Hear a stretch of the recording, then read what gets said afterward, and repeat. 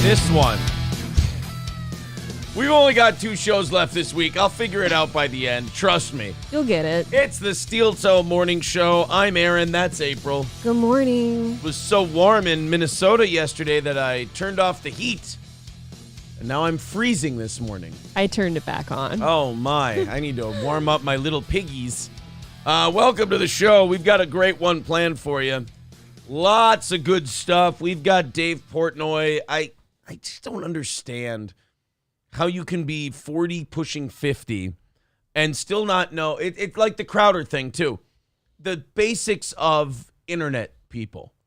Like, why are you responding to them? Why are you talking at them? You shouldn't be releasing a clip that says responding to the haters. Don't respond to the haters. They're miserable fucks. The more you don't respond to them, the better off you do. The more you respond to them, the more it looks like you feel guilty about something. It looks like you've done something wrong. Portnoy fired one of his boys, like one of his boys, like one of his longtime guys, because the guy slipped up on a live stream. The ironic part is the only reason the guy was doing a live stream in the first place is because Portnoy and his people, like the fat guy, Mintzy, that they fired, was kind of like the friend that they all make fun of. And they would all make fun of him for not live streaming his show. Oh, you do a tape show? Oh, it's so lame to do a tape show. So he did one live. He starts reading rap lyrics in his kitchen during his live stream because, and this is what happens when you don't do a show. When you decide, I'm just going to live stream and wing it. And he ends up dropping an N-bomb, quoting some hip-hop lyrics in his live stream. Not that big of a deal. He looked mortified immediately after. He was sorry. He felt bad. He's a little chubby boy, and it's always sad to watch little chubby boys get sad. And he felt he was broken up about the whole thing. And like a sociopath, Portnoy lays out, and we'll watch this later. He lays out exactly what happened, why in context what this guy did wasn't so bad, and then said, yeah, I fired him anyway. It's like, well, why'd you fire? You understand why this is fine and why this is totally okay, and yet you fired him anyway. And his excuse was, well, the billionaires who own our company now said I have to, or it could ruin their gambling licenses. Oh, really? The regulators in other states might pull their gambling licenses. Well, then you can't be Mr. Badass free speech pirate ship guy. You sold your pirate ship. You got some fancy, rims on your. You don't put rims on a pirate ship. It's early and my analogy's falling apart already. It's okay. But you get the idea. Rims on the pirate ship. You can't say I'm a big badass pirate and then put rims on your. Got a nice chrome-plated wheel now. Yeah. And then go gar. And you can't go gar and then go until somebody says the N-word. And then you go, that's, mateys, that'd be inappropriate for our ship. And we've got to terminate your contract before the regulators get to us. That's not exactly pirate behavior, Dave. Walking the plank for the N-word. Yeah, walking the plank for the N-word. Did you see the name of my new album? No. Walking the plank for the N-word. That's the name of it. I'm glad we're on the same page. Then we got more Tucker audio. People keep leaking Tucker videos, and all they do with these Tucker videos is keep showing how cool of a guy Tucker is. Like, you think of a Fox News guy, you think of kind of a straight-laced, nerdy kind of a guy. Stuffy. Sort of a wiener guy, if you're on Fox News. Some wiener guys, yeah. So, if you've ever seen Jesse Waters, that's a wiener guy. You know Jesse Waters from Fox News? I don't know Jesse Waters. He's the guy who they think is going to take over for Tucker. He's a total wiener guy. Ew. Yeah. That is a wiener guy. Yeah, Jesse Waters is for sure a wiener guy. Ugh. So, but the Tucker stuff, they keep showing new clips of him like, right? And I'm like, guy's fucking cool, man. He doesn't belong on Fox. He belongs somewhere else. Kind of want to hang out with him. Yeah, I want to hang out with Tucker Carlson. Can I get him on this show? Yeah, can we get Tucker?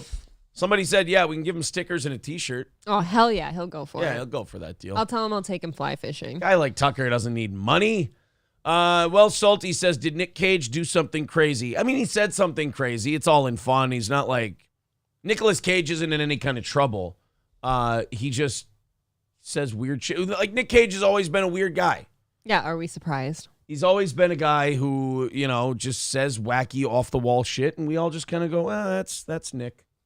That's kind of his thing. Nicholas. A little bit later, we'll also talk about the right-wing grifter people are still eating each other.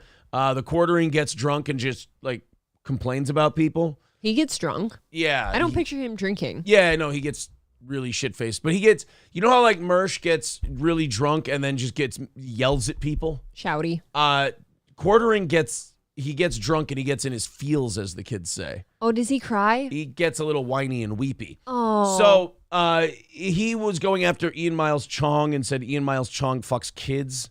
Yeah. It got weird. And Ian Miles Chong is just like some weird, creepy conservative journalist dude. But then before that, he went after Matt Walsh because Matt Walsh had a take on video games that he didn't like, and Quartering loves his video games. And then that led to Matt Walsh being like, what is this fucking psycho ranting at me about? And then the Quartering went, hey, what did I ever do to you? You shit on me for doing the video games. Oh, yeah, well, I wasn't talking about you. It's like, you fucking coward. I bet he's a Bud Light drinker. You think so? I think so. Stay away from my big wave. Something Wong says, Aaron, it's time to get yourself a new woman.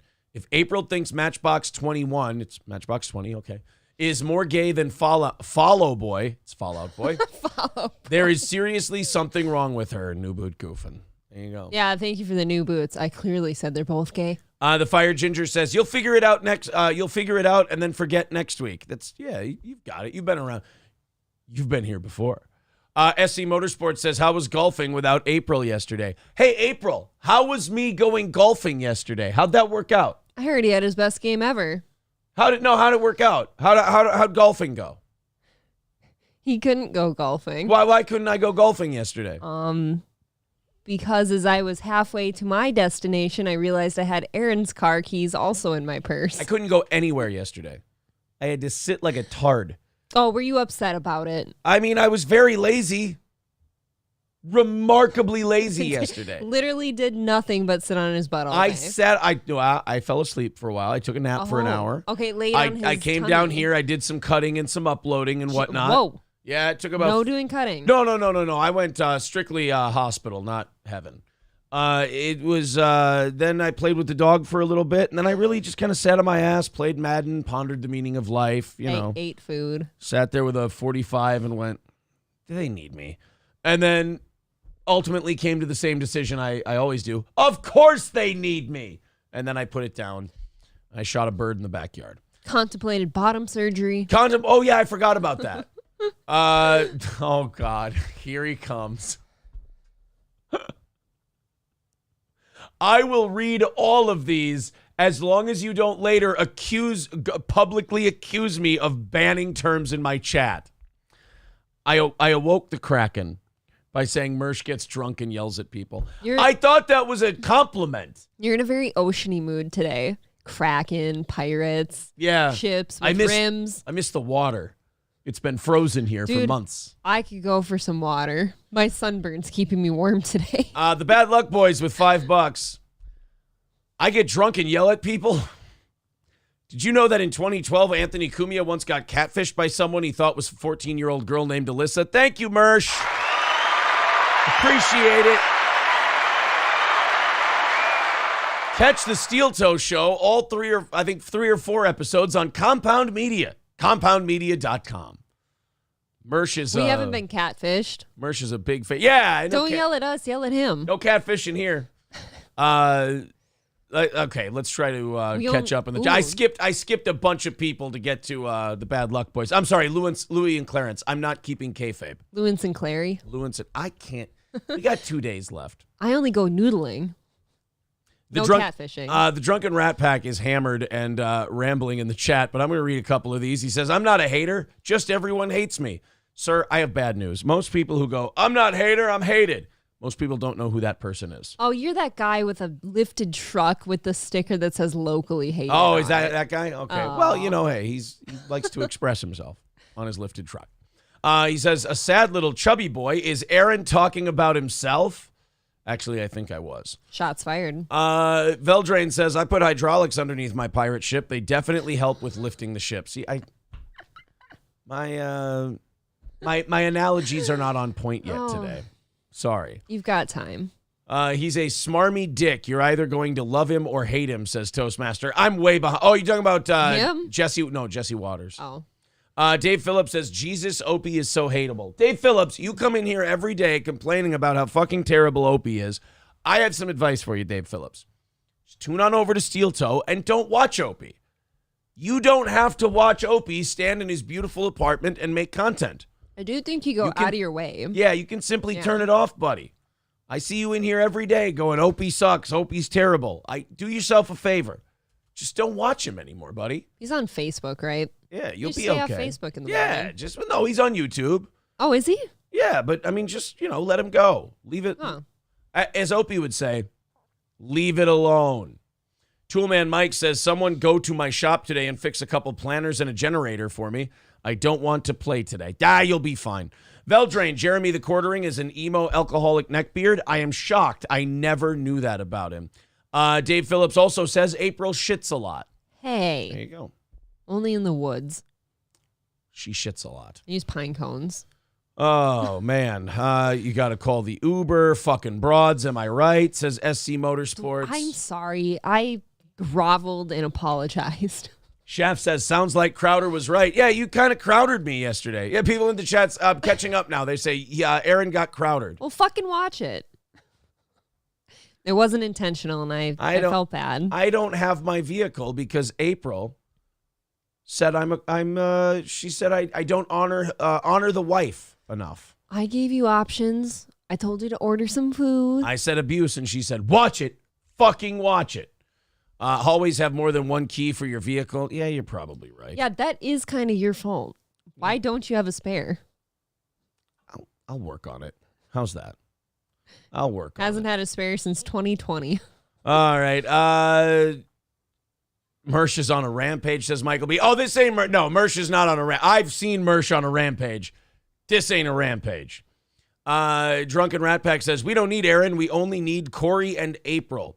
By the way, I found out what was up with Corey. He hasn't been getting my texts. Yesterday, he was on his show, and he's like, oh, Aaron said that I haven't responded to his text. I haven't gotten any. I dropped my phone in a pool, but it still works. I'm like, no, it doesn't. I texted you these days and these days. I never got those. I don't know. I don't know about that. Linguini God with $2 says, I get drunk and yell at wrestling otaku. Why? He's the one who yells at us. We could probably find some other things to do with our time, right? Aren't we supposed to be yelled at by him? Max says, you are amazing. I know. I can't help it. Stone Malone, good morning. Hello, Stone Malone. All right, ready? $5 from the Bad Luck Boys. New Crowder leak. Oh, this is good. This is good. Do you like Crowder leaks? Sure. I love Crowder leaks.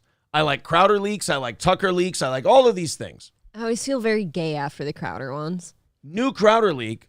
While he was married to Hillary, apparently he sent a laptop to a 14-year-old girl behind her back. Oh, wait. That was Kumia. Now, see, what did I do? I read the first one. I don't understand why the second one was next. I mean, I'm not here to judge Louis, Clarence, or Mersh. I'm not here to judge any of their technique. You're not. I'm just saying maybe that was a little overkill. Tiny bit. A little overkill. You'll still take their money, right? Oh, that could have been Meow Mix. Absolutely. I'm a whore.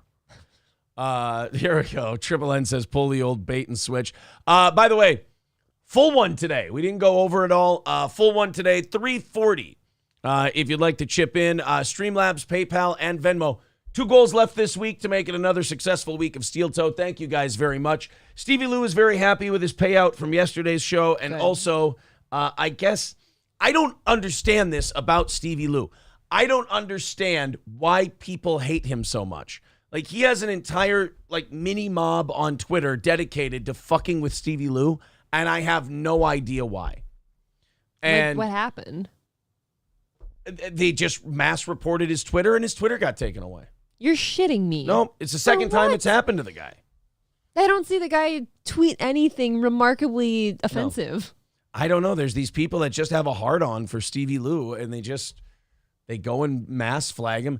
I don't know, though. I've been mass flagged people have been mass flagging us for months, maybe a year, and, it doesn't do anything. So I don't know if you have to, if it's one of those things where you didn't technically do anything worth being canceled for, but there's, technical rules that you may have broken. So if people do mass flight, I don't know how it works. I really don't. Well, it sounds pretty gay and like you probably shouldn't do that. It's remarkably gay. I know there was a guy who was on Twitter and he was bragging. He goes, look, man, I got Chad's Twitter taken down. And I'm like, yeah, that's gay. Don't do that.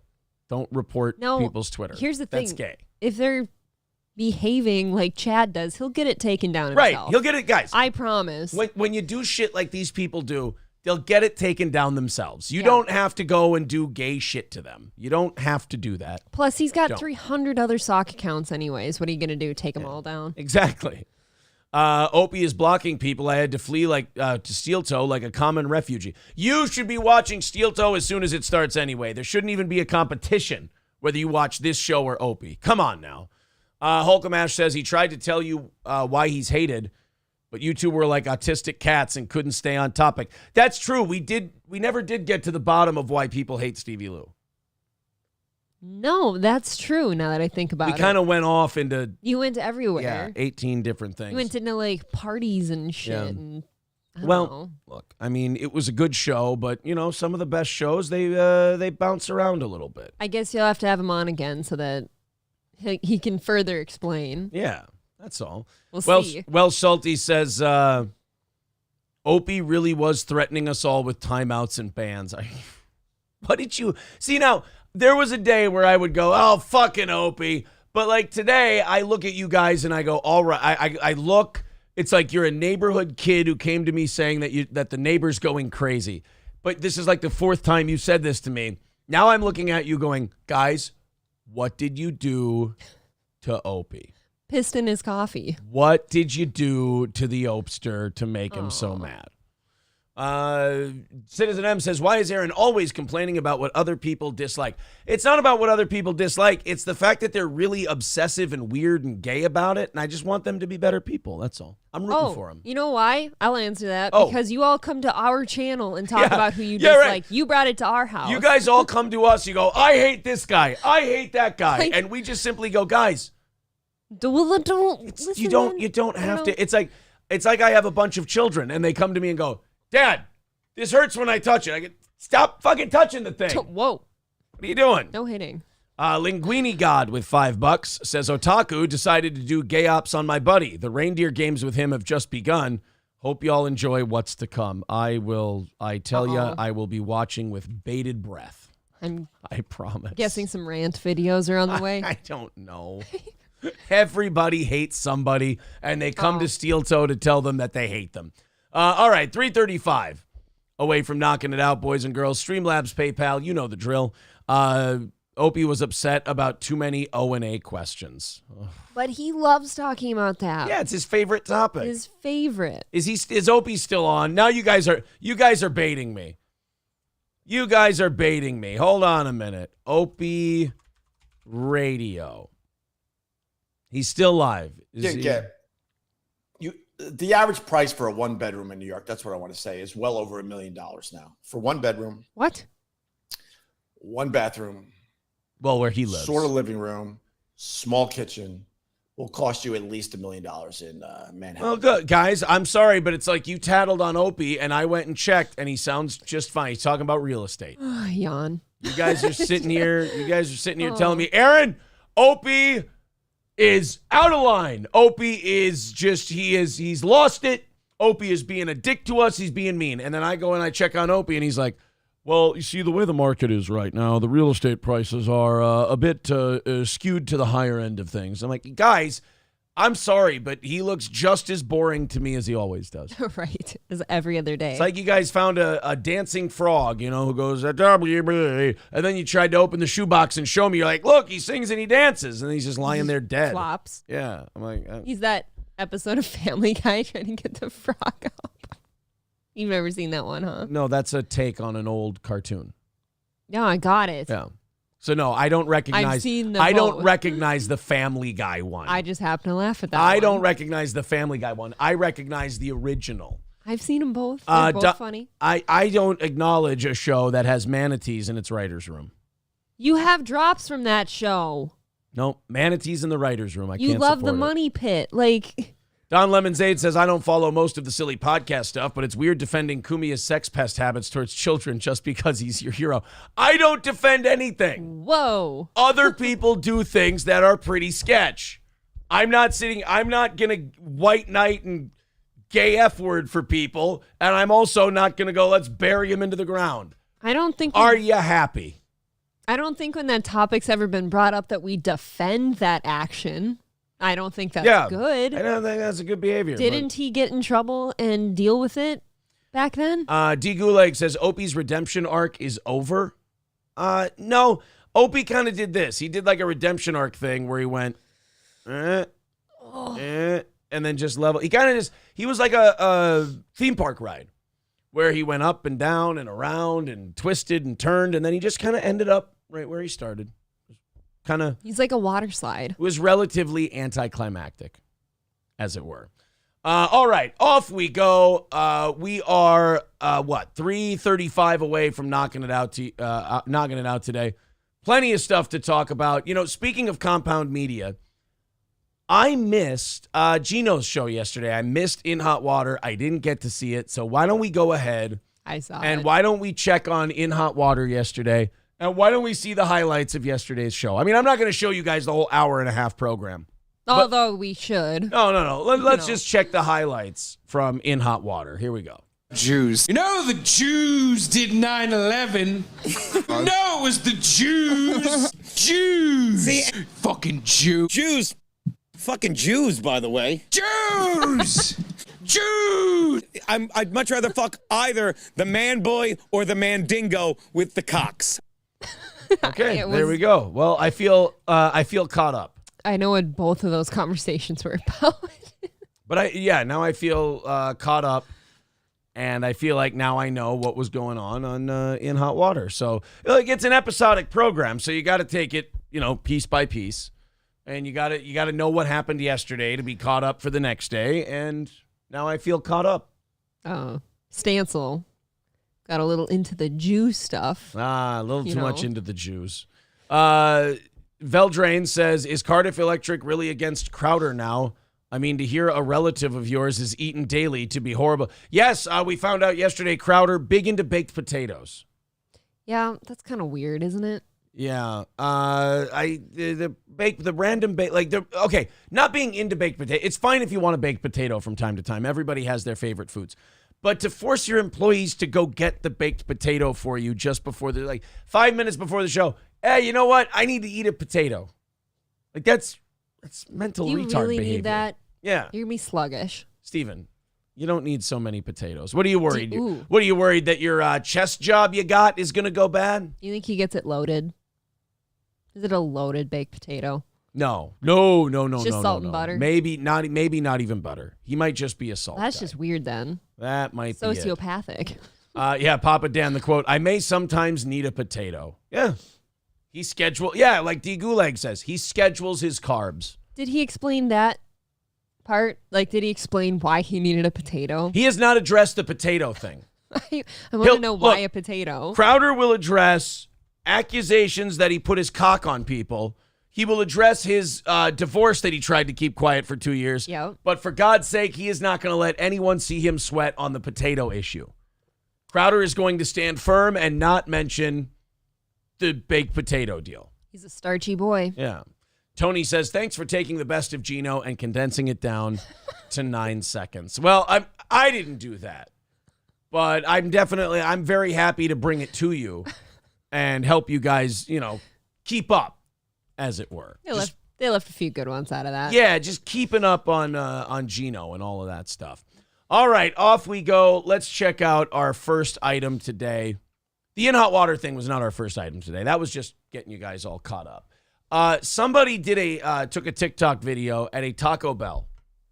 They were ordering some food at a Taco Bell. Uh-oh. And, look, fast food places are not known for hiring the most capable. No. They're not bringing their best. Some of them are murderers. Some of them are rapists. But some of them are good people. Mm. I'm sure some of them are good people. But they're not bringing their best. He unfortunately had himself a hell of a line at Taco Bell. Now, Taco Bell is one of those fast food lines that it moves pretty quick. Always. I mean, Taco Bell, they just take a diaper, they fold a bunch of shitty meat and cheese into it, and they throw a little sour cream in there, and they throw it out the window to you. Line moves quick. Goes pretty You fast. eat it quick. It comes out quick. Everything about Taco Bell is fast food to the extreme. Well, this guy was in a long-ass line at Taco Bell, and when he finally got to the front of the line, he wanted to know why shit was so far behind. What the hell is taking so long at this particular Taco Bell location? Well, he found his answer when he pulled up to the service window. Here you go.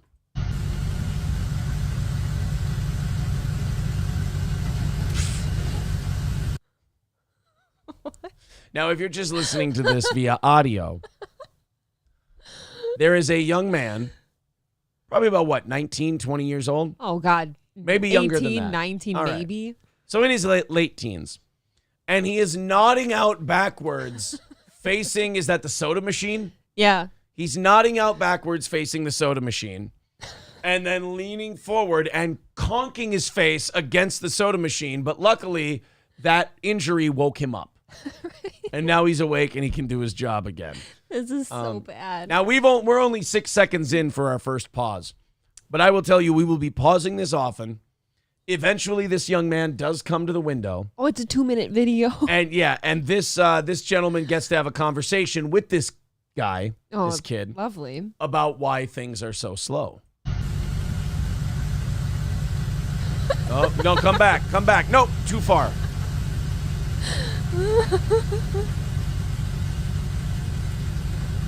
Oh, no, he's walking into the... He's like a zombie. He really is.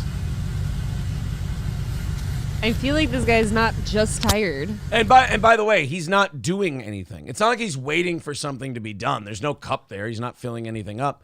He's just kind of standing there nodding out at the soda machine. He seems like he's drugged up or something.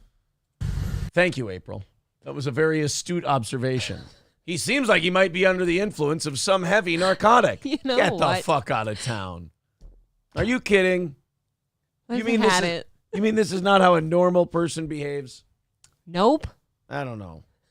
You're suspect. You're making a lot of accusations. You I hope that if this dickbag. guy decides to sue us for defamation of character, that you can back up those assertions in a court of law. Why don't you go juggle a bag of dicks? I probably could, but I'm just saying, like you're throwing around a lot of heavy accusations here, like this guy is on something. Oh, man. That to me doesn't seem like something you just kind of throw out there recklessly. Sorry, you know what? You're going to get a reputation in podcast circles as a loose cannon if you keep talking like that. You're right. He's probably just really tired. And, everybody falls asleep standing up. Sometimes you do. No, you don't. No, I bet you he's probably on drugs. I don't know why you would think he's just falling asleep. That would be kind of weird. He's clearly under the influence. This is at the Taco Bell in Niles. I'm sitting here waiting for my food. And this guy.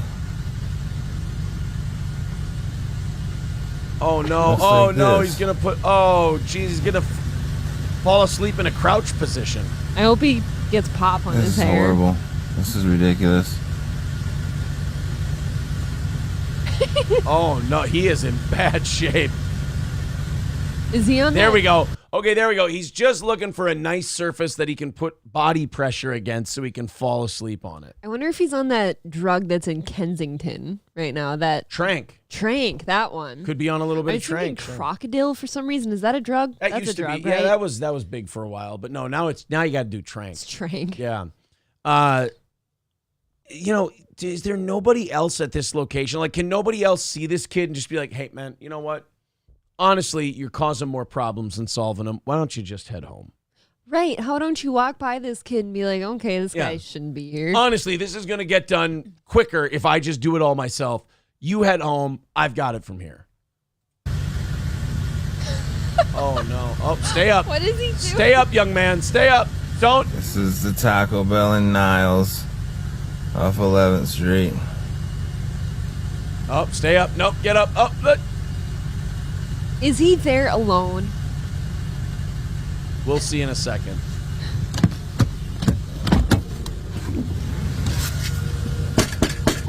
So this guy knocks on the drive-through window because he's like, okay, Yeah. Honestly, I've been sitting here for a minute. This guy's been here for at least a minute and a half. This video's been going on for a minute 18. So who knows how long he's been waiting, but there is no food coming out of that window. I feel like this guy's going to talk like Unique. You mean he might? Yeah.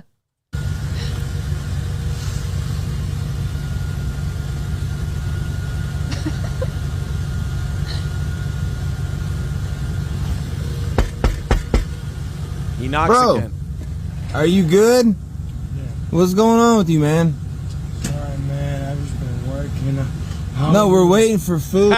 Yeah, Oh, you see man. that look on his face? That's I've been working really hard. This is Pete Davidson's former self. Yeah, this is so all the nodding off and the falling asleep in the soda machine. He's just been working too many hours at Taco Bell. See, now that makes sense. My drug accusation was really I told out you. of left field. You're going to really feel like an idiot when you hear this guy's explanation. Now you've heard his explanation. He's been working long hours. He's been busting ass, carrying this Taco Bell on his back, and now here you want to accuse him of being a drug addict.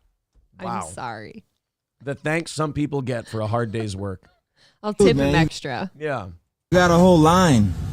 You've been sitting here nodding out at the drink machine, man. Yeah, I feel that, bro. Bro, you should probably... Yeah, I feel. Yeah, I feel that, bro. Hey, man, you're a fucking drug-addled mess. Yeah, I hear you, dude. Yeah, that's weird, right?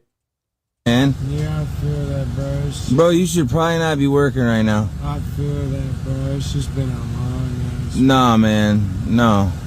What's funny is go back a little bit. Those eyes. Watch him. He almost looks edited, like he's moving in a choppy, buffering way.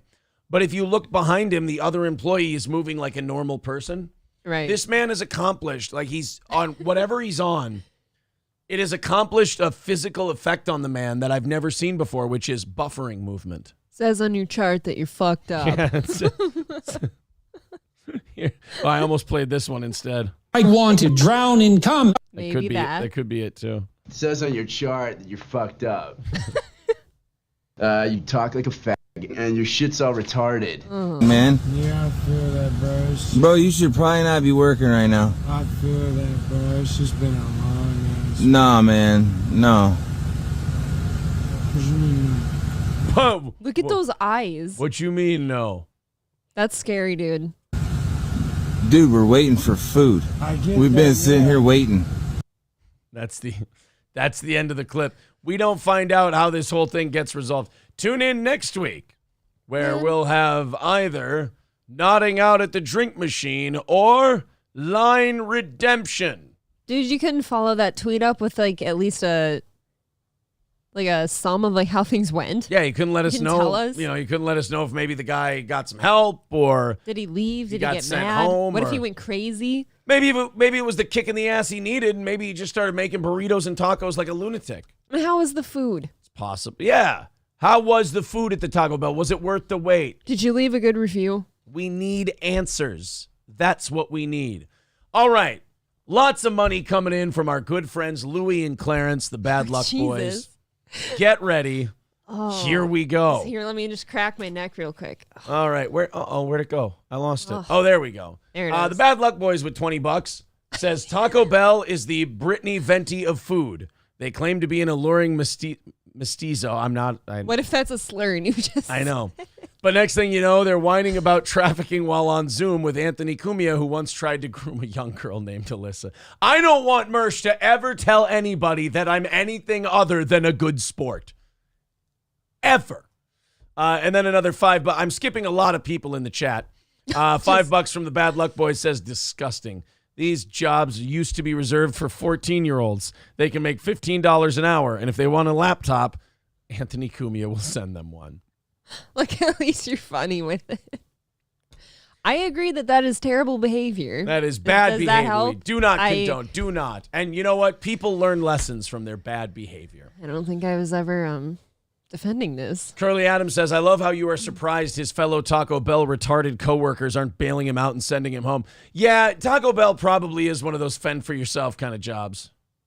Do you think so? Yeah. You still got to run a ship. I bet McDonald's doesn't put Yeah, up but with that. I don't think there's a lot of pride in it. I don't think there's a lot of people who look at the guy nodding out and going, we should all band together as a team and knock out this problem and make sure that the food is getting served to our customers in a proper No.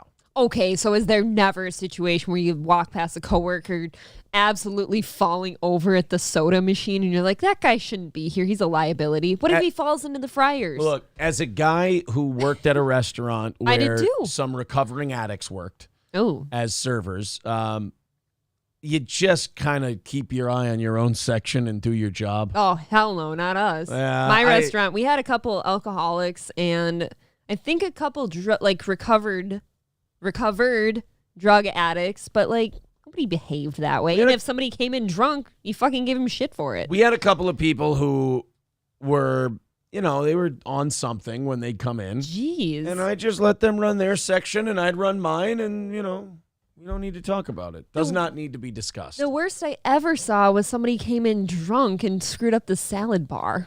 It's like, no, go home. Veldrain, renewing his membership for 11 months, says, lay off, Aaron. It's his third job. I mean, my God, look at him. That sleeve is far from finished. They look like prison tats. Dude, not good. I'm not really into the look of like people getting super tiny tattoos, but 300 of them sprinkled throughout. I never got that look. You would hate the Aryan Nation. Triple N says you could not piss this guy off. It's impossible. Now, Black and White in the chat is defending the guy, saying that he does seem seriously sleep deprived.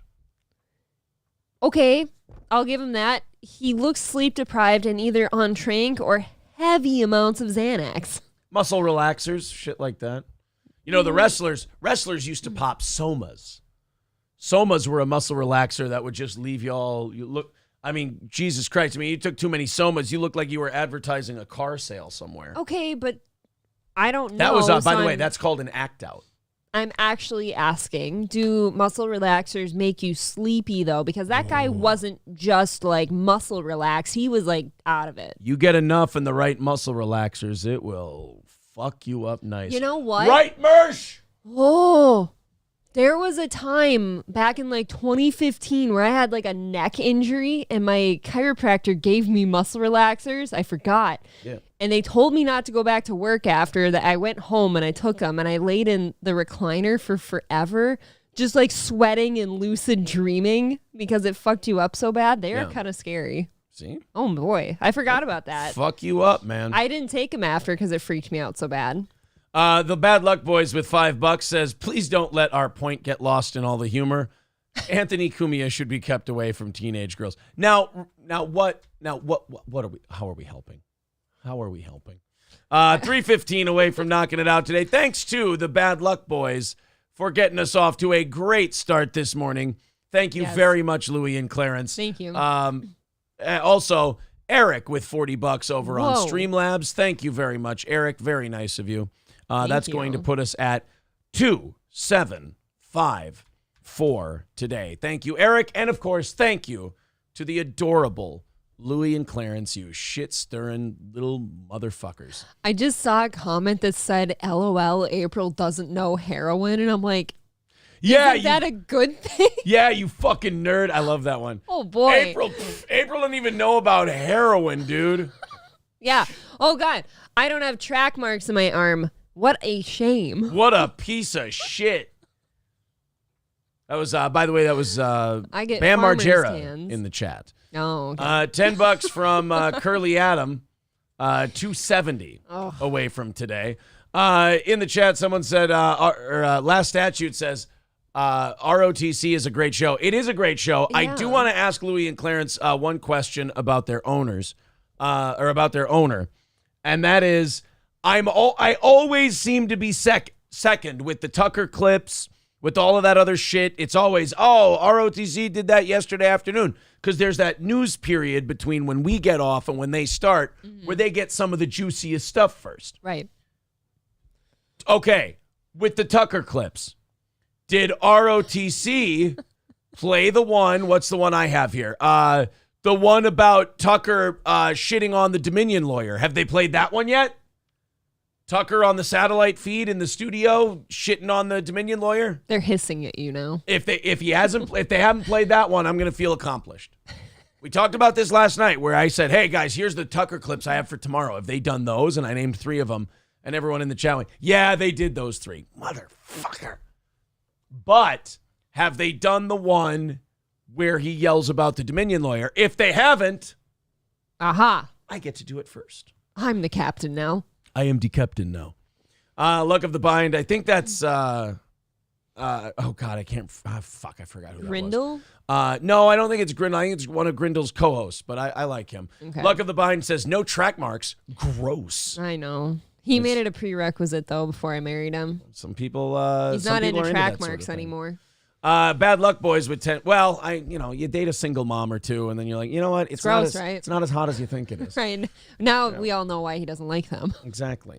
$10 from the Bad Luck Boys says Nash once said, Nash, Kevin Nash, of course, famous wrestler. The Bad Luck Boys have moved on to wrestling stories. I think this is just wonderful. Wholesome kind of. I think that's great.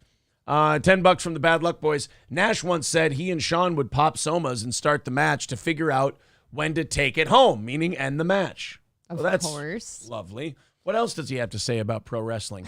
And Kumio once gathered underage girls and took them home with Kurt Love, according to Danny Ross. Now, I do not believe Danny Ross. That is a very flimsy source there, Louie and Clarence. I mean, I don't know. I think you guys are getting into some, what do you call it? You guys are getting into some specious tales there. I always get a kick out of this, too. Like, so if we're the devil for working with somebody who's probably, had to pay for whatever bad things they've done already, does everybody else, like the people on MLC and all them, do they get the same harassment about it because they've all worked with him? Let me explain something to you.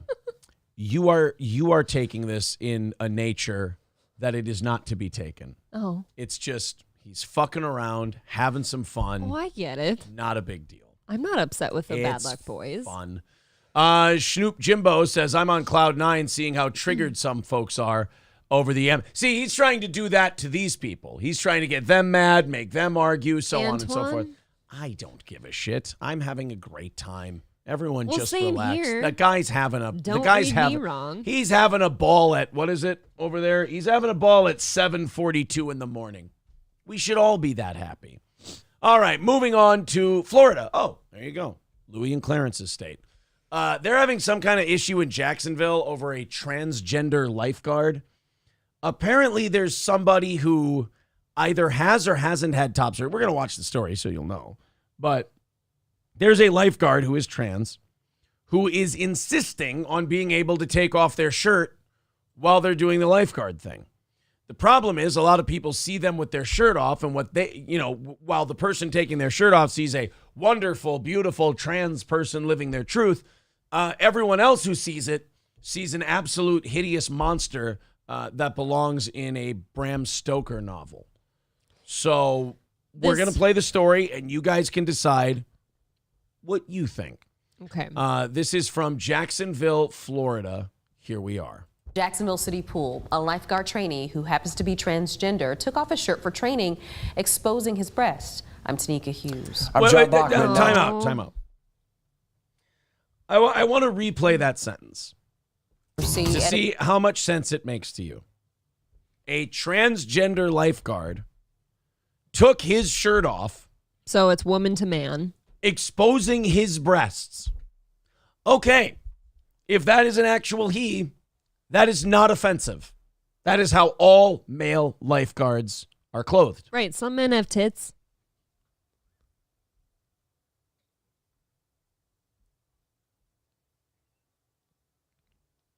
What is that look? So anyway, takes off his shirt. Hey, wait a minute. This guy's got his titties hanging out. Yeah, that's totally fine. Guys are allowed to have their titties out. That's one of those things in society. They're allowed to have their tits out. They're lactating for some reason. But this woman is saying this like it's a terrible, bad thing. I wonder why that could be. If we're all just natural and beautiful, can't we all just be naked? At a Jacksonville City Pool, a lifeguard trainee who happens to be transgender took off his shirt for training, exposing his breast. I'm Tanika Hughes. Ew. I'm John Bachman. Now Jacksonville's mayor is speaking out about this. Action News Jack's Ben Ryan is live at City Hall. Ben, they got to the mayor's statement, and the mayor said, quote, ick. Just ick. The pool will issue a response later today. That's icky. I mean, do you think this woman, I get that you have to say what you have to say to keep your job, but like, do you think this woman, when she reads that sentence, goes, I sound like a fucking idiot. I sound really stupid talking like this. I always hope they do. I don't think they do. I think they just say what they need to say. The man exposed his breasts while being a lifeguard. Yeah, that's totally fine. So why is this a controversial story? Well, because they look like woman breasts. Well, some men have more breast tissue than other men. That's, it's one of those things that happen. So why is this a controversy? All right, fine. It's a biological female, and our whole little thing that we do is completely falling apart when shit like this happens, and we're really uncomfortable about it. Okay, so important moment. When you sit there saying those things and you feel in yourself uncomfortable and like there's something wrong with what you're doing, when did we abandon that sense? When did we stop going with, okay, I'm uncomfortable, something's wrong with this? When you started being called a racist and got fired for it. See, that's horrible. Why. I feel that's another gut feeling, like we talked about those last night. New sources say that this person will not get hired by the city. Oh, somebody flunked their tryout. Well, it was going really well, and we figured, they might be really capable of saving some lives out there. But then they just started pulling their titties out, and we thought, well, we can't have this at the beach. But you'd think those would help. They're built-in floaties. And John, all this comes after a complaint was made to city officials. And when this did happen last Thursday, I was told that the lifeguard trainee was not removed from the session. However, it is unclear. Well, okay, in the defense of the people running the beach, it's not something you see ever in your life. No. So you see that happen and you go, best job ever. We can't let them do that, can we? We can't. I mean, we have to stop that. Their tits are out. And then one of them argued with the other guy. Well, I think you mean his tits are out.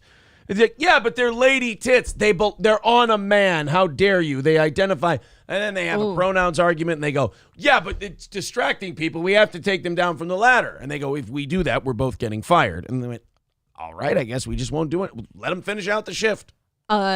Devil's advocate here. What if it's just a woman who really wants her tits out there and she's, doing the damn thing that she can get away with? This was actually this guy's face when he saw it. Whether or not they were talked to afterwards in the following days. And Action News Jax does have two sources inside of City Hall telling us that the lifeguard trainee will not be getting hired. Well, yeah. I mean, they've done studies on this. They've done research that everybody's like really politically correct when it comes to the right things to say. But when it comes to hiring and stuff, most employers say, yeah, someone comes in and they're trans, yeah, we tend to stay away from it because they tend to cause problems. They tend to, accuse people of stuff. There's a lot of drama. Sometimes there's lawsuits. And quite frankly, we avoid all of that shit when we just hire somebody else. We don't need that when we're trying to save people. Right. We don't need our lifeguard pulling their lady tits out while insisting that they're a man. And then we got people coming to the fucking beach protesting when we're just trying to make sure no kids drown or get eaten by a shark. Oh, can you imagine if that person was saving a kid with a shirt off and you just got tits everywhere? And the kid's sitting there going, no, let me die. They're like Lieutenant Dan fighting off Forrest Gump. They're like, I was supposed to die in the ocean with honor. Or they're completely pervy and they're like, best saving ever. Now look at me. I got a guy's tits on me. It's just... Controversy over a transgender lifeguard trainee for the city of Jacksonville. This individual here was coming for a position to come protect these children and these people at the pool. They came here for one reason and were denied because of another reason completely not related to it. The city says a prospective lifeguard who identified... No, it was related to it. They pulled their tits out at the beach. Right. You just...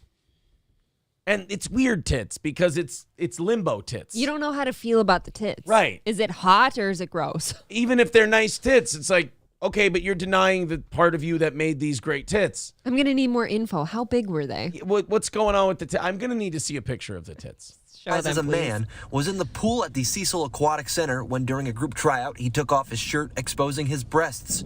There were children and... Again, with the his and the he, do you guys not feel stupid in this world you've created? Do you not feel dumb saying this? The next thing you know, they're going to be like, a female lifeguard was denied the job when she briefly exposed her penis to the... No, come on! It's not... It's the same story. Like, guys, it's happening. We don't need to do this. You look silly. They have breasts Exquisite breasts? Exquisite breasts? During the exercise, 2 sources inside City Hall tell Action News Jax the city has chosen not to hire that trainee. Cielo Sunsaray is the executive director and founder of Queer Trans Project and said it's disappointing to hear. Kids don't sexually. No offense to the gay community, but you guys got to make a divorce out of this as soon as possible. Yeah, like you're fine. Gays are fine. You guys are fine, but that other side's gonna drag you guys the fuck down. I mean, you gotta try to find an out there. Because they feel the need to dabble in shit like this that's clearly inappropriate. Yeah. Right. It's a complete disregard for everybody else. Yes. It's like their message to everyone is respect me, respect me, respect me. Okay, where's mine? And then and then when we go, hey, how about you respect us, and you don't just like really just get aggressive with the shit. You just kind of, live in a world that the rest of us live in. Well, how dare you make me conform to the, okay, so respect you, but fuck us. Okay, but if my kid's drowning in a pool, I don't want him having tits rubbed up Okay, against him. in fairness, in that situation, if the kid's drowning, I don't really give a shit if you got tits or not. Okay, I just don't want him touching my kid. Help the kid. I don't want you taking off the shirt and having your tits flopping out on the lifeguard thing while you're saying, all right, you listen to me, I'm a man. It's a little weird. Sexualized breasts, it's the adults that are making it out bigger than what it is. What is the difference if the person had top surgery or not? Mayor Lenny Kerr. It makes a difference. It does. It makes all the difference. Don't play dumb just to defend this person. Again, this is like the news people. You just make yourself sound stupid by trying to defend this. He issued a statement saying, in part, our parks and public pools are meant to be a place where families can feel safe to enjoy themselves. We shouldn't force parents of young children to be caught in the crossfire of battles over wokeism. Sunsaray believes there needs to be more education to both the city and the community. Oh, right. See, we're the ones who are all fucked up. I don't like that. The ones who have been around forever, like, we're fucked up. And all of you who had a wild hair one day and said, you know what, I think I'm a boy. I'm going to lop my tits off and take puberty blockers and all this other shit. You're right. You guys are the normal ones. We're the cavemen living backwards. We've got a lot to learn. You know what? I apologize. How many trans cavemen do you think there were? All of them. It's all sticking it in whatever hole they could find. I was Gotta like keep that. warm. Guys, we need more education on this thing that's never been a thing before. Things that have been working just fine without it. But here, let's introduce this thing and make it really complicated, although it seems very cut and dry. Yeah, trans people, it's like battle bots. Before they came along, we didn't know what a battle bot was. Now we had to learn. About the LGBTQ community. We can't move past this as a community without the proper education and the advocacy and just the basic respect. I bet you can, and I bet you do. Hold on, are you saying you can't function unless you're talking about your genitals with everybody? Hey, we cannot move on from this until you guys know in detail how we like our genitals and tits. It's like, I don't, though. I promise you I don't need to know. No, you do. And we are not moving on until I show you explicit diagrams of how this works. I'm telling you, dude, I am fine. And I don't know why you set up the projector screen in a parking lot of a Walmart. That's a little weird, too. Why don't we move this to a more private setting? Aaron, you transphobe. Are you saying that when you meet new friends, you don't talk to them about your genitals? I really don't. Mine? I don't need to know. I might cup them. I just love talking to people about my huge dick. Yeah, I might cup them, but I don't ask. No matter how much you don't agree with someone's ideals, just respect them. Yeah, I would say the same to the person whipping their tits out on the lifeguard platform. Yeah, the level of respect for me ends when I decide to pull my tits out in front of kids, right? Isn't that true? There's going to be some people who don't like that. Yeah. And this happened in Randy White's district. I spoke to him over the phone a little earlier today. He said he agrees with the mayor's statement, adding that once he got a complaint, he went to the pools the next day, saying that he saw all of the lifeguard trainees wearing shirts. He believes that was for the city, that the city did that until they could figure out their next move. Now, I think these politicians see the chance to jump on this, and it's a very populist thing, so they don't have to actually do anything. They can, oh my God, the chat going bananas here. Let's go catch up with some people. Yeah, I think that the politicians go, it's one of those things where, we're against this wokeism and we think it's terrible and blah, blah, blah. And then you go, oh, good. Well, I've got you here. You think you can cut taxes and cut a little spending? And they're like, oh, no, we're here to talk about the lifeguards. It's like, great. The Bad Luck Boys with $2 says, April, I've been on a rampage on all channels. Well, that's fair then. He's treating all of us equally. That's what I'm trying to say. Wow. Triple N renewing his membership for a 9th month says, what's with Troons always wanting to expose their mutilated body? Yeah, that's kind of how I feel about the whole thing. It's like, fine, do your thing. Make your body whatever you want it to be, whatever you're comfortable with.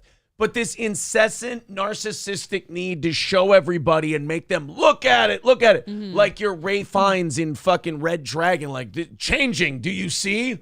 Changing, do you see? Changing, do you see? Like, I thought this was to make you happy, not to make us weirded out. Right. I just want shit to be consistent. Like if I keep using myself because this is just how it is. Like I can't just go down the street trying to educate children or other adults even on my body parts and what I like to do with them. And then I can't take my shirt off or my pants off and expose it either. I'll be locked up for that. Remember the days where we would get mad for a telemarketer trying to educate us about Tide laundry detergent? That's the anger I want to go back to. Or when the Jehovah's Witness shows up at your door. I never got mad at the Jehovah's Witnesses. I always loved them. I always invited them in. They're fucking interesting, man. What? They are fascinating people. I'm not saying they're not interesting, but you invite them in? Yeah. Oh, man, and they'd show you all kinds of... Do you not have anything better to do? Let me catch up with this, and I'll tell you some Jehovah's Witnesses stories. They're fucking wild, man. Patrick with $5 says the adults are making a big deal out of this. You know, because they're adults who think rationally, not attention-seeking mental patients. The man has a point. Right. Tigger next door says, did the man at least have big bazoombas? Yeah, they never do answer that question. Show me the picture. Yeah, let me... Damn it. Excuse me, news, but I'd like to make my own decisions. Yeah, stop telling us what that thing. Thank you very much. Bad Luck Boys with $5 says, what happened to America? Is he right? Right. Damn straight. I miss the good old days when adults were hetero predators. Like Kumia sending MacBooks to Alyssa in 2012. You see, the man just wants to be heard. He doesn't want people to forget. You know, never forget. It's like his 9/11. Right, that is his 9/11. Yeah, I think that's what it is. And who are we to judge? It's Mersh's 9/11. All right, we are 2:55 away from knocking it out today. Great pace, guys. Great work. Awesome. Thank you. Streamlabs, PayPal, Venmo, Super Chats, memberships, gifted memberships, the whole deal. Thank you. We do appreciate all of it. And a whopping 2:55 away from knocking out today and doing an extra half hour. The last statue says, stop censoring Mersh, Aaron. See, now, what you have to do, the smart thing to do is continuing to encourage me to handle it the way I'm handling it. Because if you tell me that if you make the stop censoring Mersh jokes, then what benefit is it to me to not censor him? If you're going to tell me I'm censoring him anyway, then what if I just start censoring? If anything, you have to compliment me and say, Aaron, you know, it's wonderful that you're handling this as professionally as you are. You're taking your lessons. Like Michael B says, steer into the curve. I'm a steer into the skid kind of a guy. The Bad Luck Boys says, Crowder was my 9/11. Kumia is my great reset. Oh, well, I apologize. Well, don't forget either. Okay. I'd hate to know what your Waterloo was, if that's the case. All right, on we go. Let's go into where Fairfax County. Does anyone give a shit where Fairfax County is? We don't need it for the story anyway. I feel like that's Florida. This is this is one where this man living. I'm not big into signs. I'm not big into like, oh, this is a sign that this I was bound for better things, or this was a sign that God has a plan, or this, that, and the other. You're not superstitious. I don't believe in that kind of superstition. But the fact that this police officer survived this ordeal, I'm not saying it's a sign that he's bound for certain things or that he's needed for certain causes. I'm just saying, don't waste the gift you've been given. How's that? Let's check this one out. Fairfax County Police Department dash cam video. Keep an eye on this vehicle here. Oh, really? Okay. Oh, yeah. Not Keep good. an eye on this here. So I want you to notice a couple things before I show you what's about to happen. Good on the officer for going into the passenger side. Yep, so he doesn't get hit on that side. To speak to the person he pulled over. And then, so notice that, and notice this vehicle right here that's playing the Super Troopers German music. Here he comes. Nope, I don't think, I think he might be losing control a little bit. Yeah. Oh.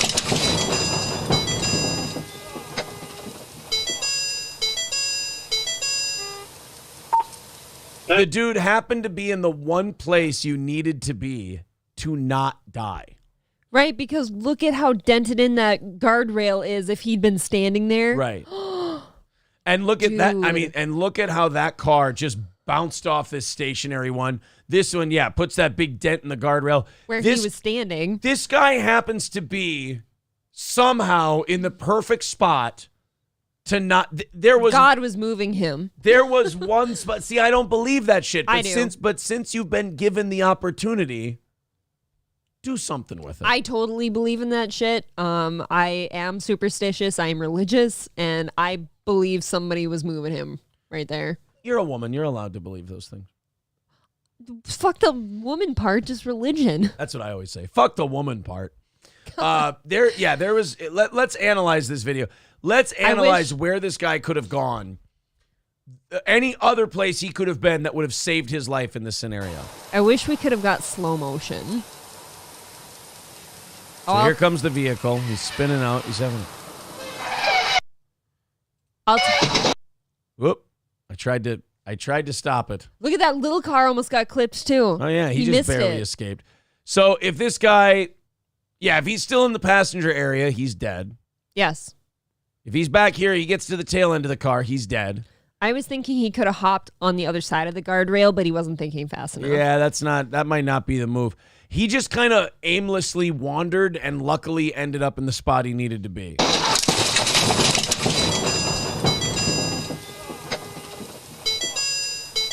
You are so moving on instinct right now. You have no idea what just happened. You're you scared. have no idea what's going on. You just know that you're just going to keep moving as long as your arms and legs are working. You're in a funky state of shock. So, I'm sure something hurts on him right now. Like his leg was bumped or something. He's not going to know till later. He will not know. That's what shock does to you. It protects you mentally. 911 Bravo. Start me rescue. Start me units. Accident. Right here at County Parkway. South after Braddock. My cruiser was hit. Driver was hit. I'm trying to check on injuries. Boy, don't you feel like an asshole for pulling them over for not signaling a lane change? Doesn't really seem like something Right. worth dying over now, does it? Was it worth it? Yeah. So they had expired tabs. I'm sure they're in the mail. Look at that Dick. mess. I just hope that's nobody's flattened head. I was just wondering what that was. Yeah. I don't know what that is, but it seems sinewy.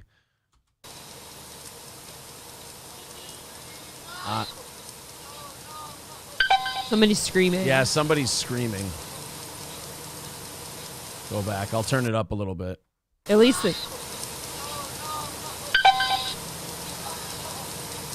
I hear no, no, no. That's usually not good. At least they're screaming means they're not dead yet. That's true. I mean, you could be silent. If someone's screaming, that means they haven't been, their lights haven't been put out. Putting on gloves, that means there's blood. Yeah, and glass. All that shit. Those won't protect glass.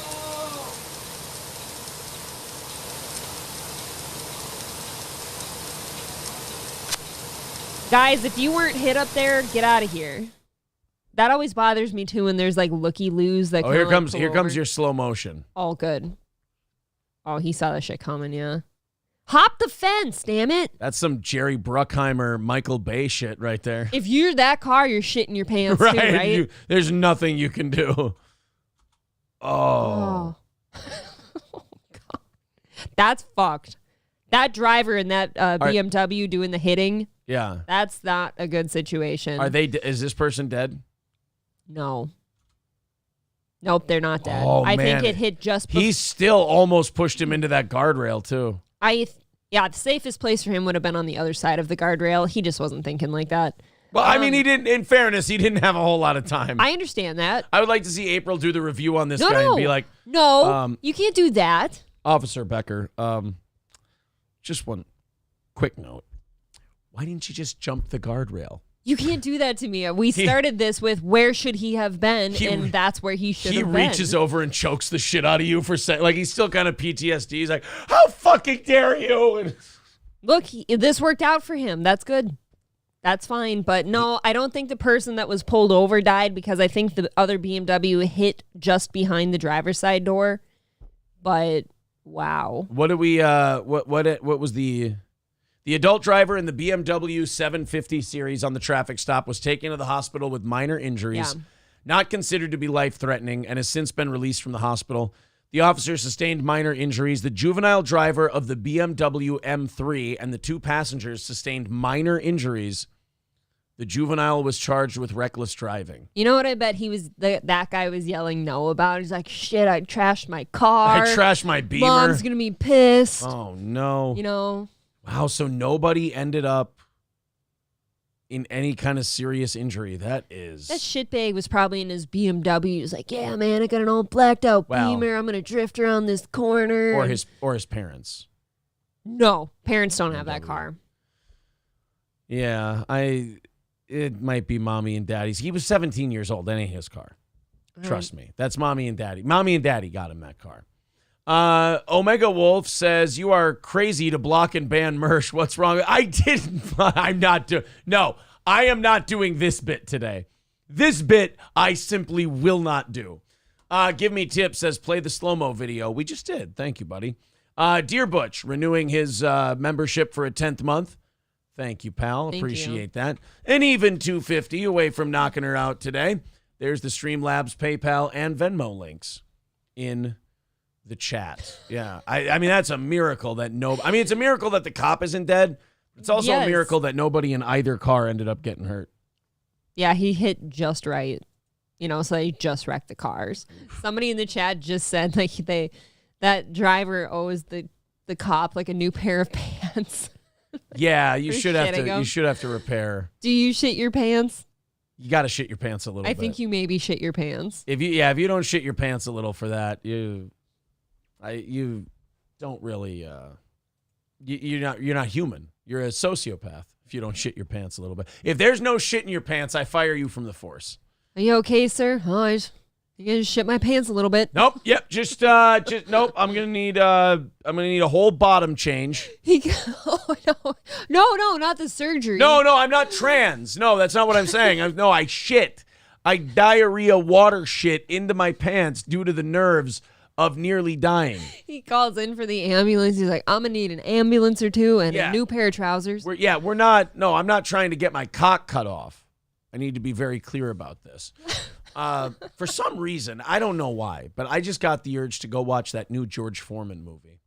It'll pass. Why don't you do it today? It'll pass. Well, when we go into this story, we'll forget. You'll forget? We'll forget all about it. Never forget. A Quincy, Illinois man was arrested Friday for having sex with a horse and being caught by Adams County Sheriff's Department deputies. You know, God, you gotta hope he was pitching, right?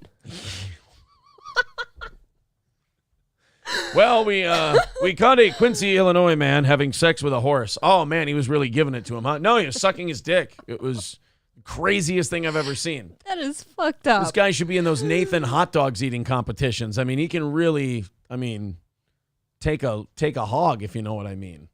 My God. Never seen anything. We didn't even arrest him right away. We were so taken aback by the whole ordeal. I mean, you just see the visual of it, and you just think, wow, you freeze for a second. Oh, my God. It's remarkable. We were like Margie seeing the guy go into the wood chipper. We didn't even grab our gun right away.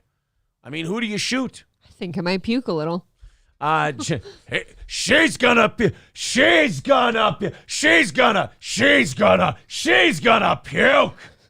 Do you know how big those things are? They're pretty big. Almost as big as mine. Hung like a field mouse. Wow. You, this guy. Wow. Hurtful. I wouldn't be with a field mouse. Right. That's right. I can't have that in my life. Ron Stoppable says, how do we know the cop wasn't jealous of the guy, which led to his arrest? Look, there's a lot of corruption in police departments. We know about all of this. There's, I don't know. There's a lot of questions to be answered in a story like this. You are correct. Can't have anything nice in Illinois, huh? No. Jack R. Blank, 39, of Quincy, is charged with unlawful sexual contact with an animal, a Class 4 felony punishable for between 1 and 3 years in the Illinois Department of Corrections, and criminal trespassing, a Class B misdemeanor. Can't we drop that one? Watch. I bet you they get him to plead guilty to the criminal. Like, prosecutors are such shitbags. Oh, and really? they like their stats. They like their conviction stats. Yeah. I bet you this guy pleads to the criminal trespassing. They drop the unlawful sexual contact one. Just so they can clear this one off the books, just so they don't have to hear it in a court of law. They have and enough to deal with. They can get their conviction and they can move the fuck on. I'm not kidding. I bet you they end up doing that with the guy, especially if he has a clean record. Why are we not charging the horse for assaulting the man? I mean, the horse did. That is the thing about a lot of these stories. The animals always get off scot-free. Right. Nobody ever sees them as the villain. I mean, what if this horse was really giving it to this guy? What if he really made that guy gag? I'm not saying that's what happened here. I'm just saying, what if? What if? April waited till marriage like Crowder to her everlasting regrets. Oh, that actually, have you ever thought about that? People that wait until marriage to sleep with someone, you're really rolling the dice there. Right? Yeah. You don't know. You have to sin. What if you got a whole roast beef sandwich down there on your lady now, and you've got a whole, like I said, a field mouse, situation going on. Now you guys have to figure that out for Christ's love. Field mice, ironically, they're satchels bigger than their piece. Well, it's great that you've done the research. Welsh Salty says Pio Mai had it coming. You do not fuck Pio Mai. You leave him alone. You leave Pio Mai alone. No cream pies for Pio Mai. Pio Mai did not deserve that, but you know what? Ralph learned. He fucking learned. Boy, he was a shitbag in Sopranos. He was a shitbag in The Matrix. His name was Ralph Blank, but that horse wasn't shooting blanks. All right. Now he's pregnant. Mr. Approachable got us a clip. We got to check out our clip before we get to the rest of this story. Do we, though? Yeah, you got to check out the clip. I don't think so. Do you know how big those things are? They're pretty big. Almost as big as mine. Hung like a field mouse. Wow, what a piece of shit. What a piece of shit. Did you see your face? That's just... I saw your face. I'm going to sue you after the show. Watch it. I'm going to... Watch I'm it. going to sue you for defamation of character. I will get you pregnant and make you handle dangerous chemicals. Just while trying to give a dying dog medicine.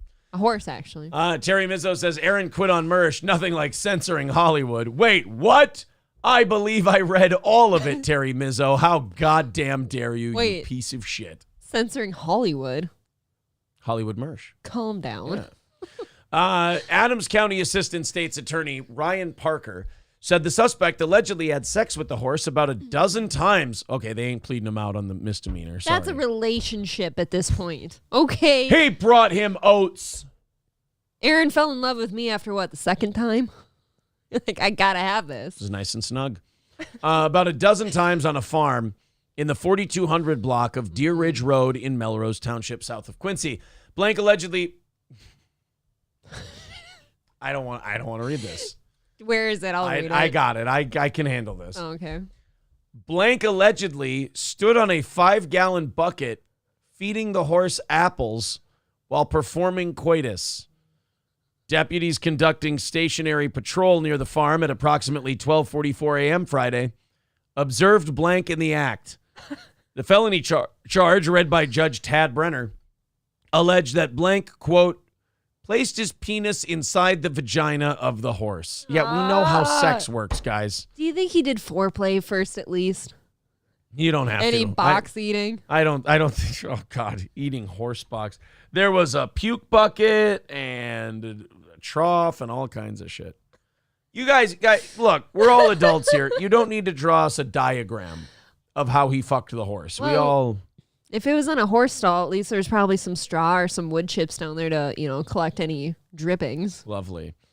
Parker asked for $2,000 bond. Assistant Public Defender Sarah Lucy requested $1,000 bond, saying Blank is on disability and received $1,000 a month from that, and his rent is $700. That leaves precious little for food. Well, I'm sure the horse wouldn't mind him sharing a stall. Yeah, he needs to buy apples for that poor horse. Right. Jeez. After rent and apples, Your Honor, how's this man supposed to feed himself? Horse pussy is not as nutritious as you think. There was no horse cock involved, so. Lucy also said blank suffers from heart disease. Well, you shouldn't be fucking a horse if you can't take the, the Yeah. pitter patter. Haven't you seen the TV commercials? Ask your doctor if your heart is healthy enough for sex. Yes. And expressed concern about dizziness.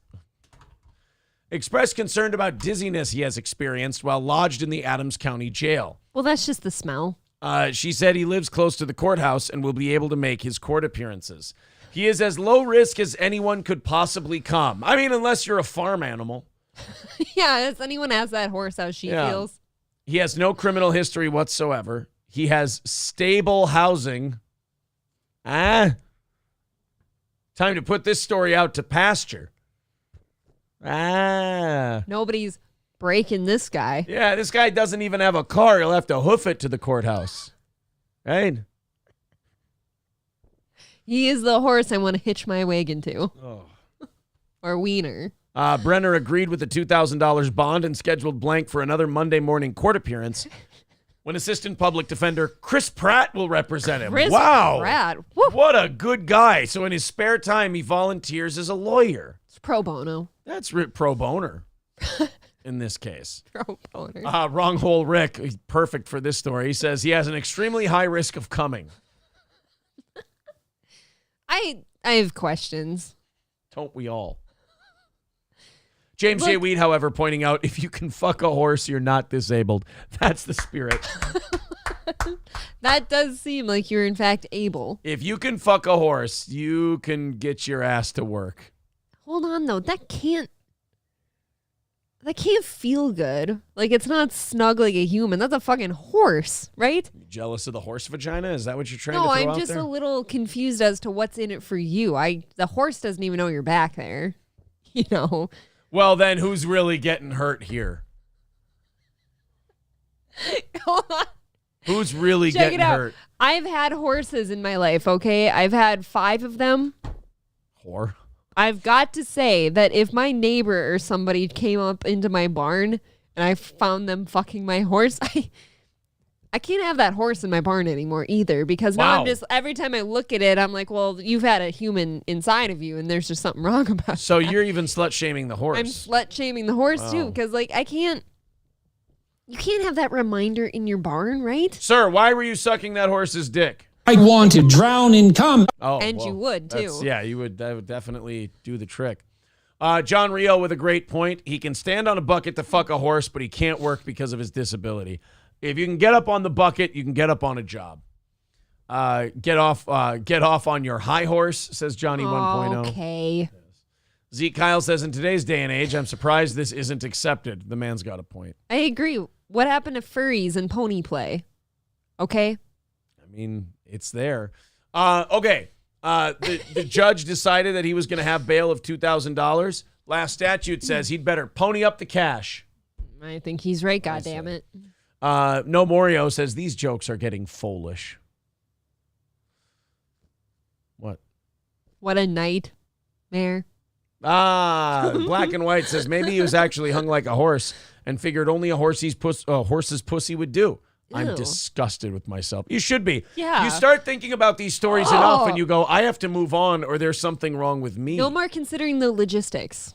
No. Liquid Chicken wants to know, did the horse shave first? So you've clearly never seen a horse pussy, sir. Aaron Fucks, April sounding like Vince McMahon says, oh, April has had horses all right. Hey.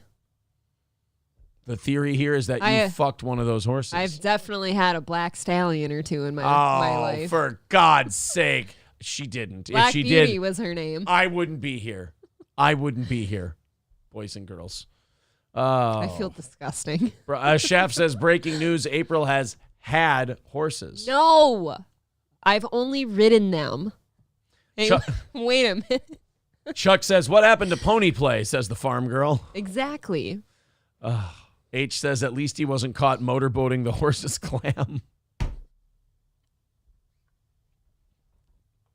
I mean, it's always good to look at the positive, right? Your whole face gets sucked into that thing. Come on. Omega Dreads Gaming Channel says, why does this sheep keep following me? All the cops wanted, Trucker 18-wheeler says, this is for this man to quit horsing around. Hobo Chili Recipe wants to know, did the horse have an OnlyFans account?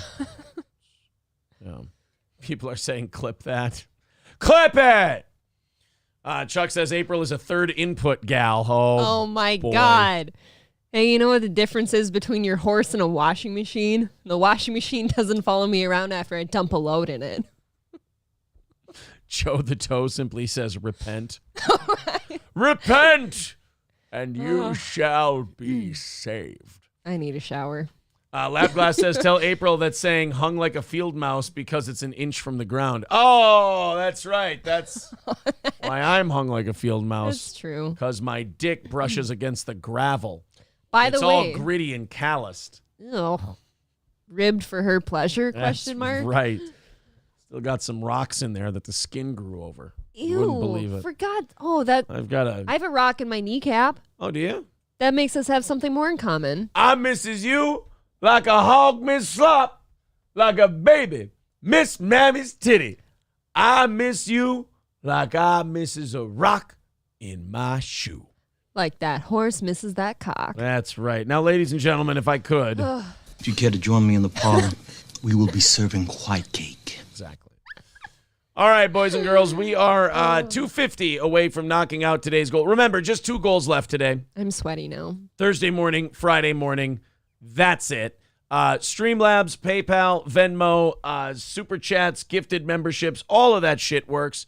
Streamlabs, PayPal, and Venmo take less than 5%. YouTube takes 30%, but it is more convenient. Your call completely. If you feel like chipping in a few bucks, 250 away from knocking it out and doing overtime today. Thank you for keeping Steel Toe alive. We appreciate it. So let's get under 200 by the end of this hour, and let's get to 200 likes by the end of this hour. The likes, of course, good for the algorithm, and I'm a complete whore, so why not?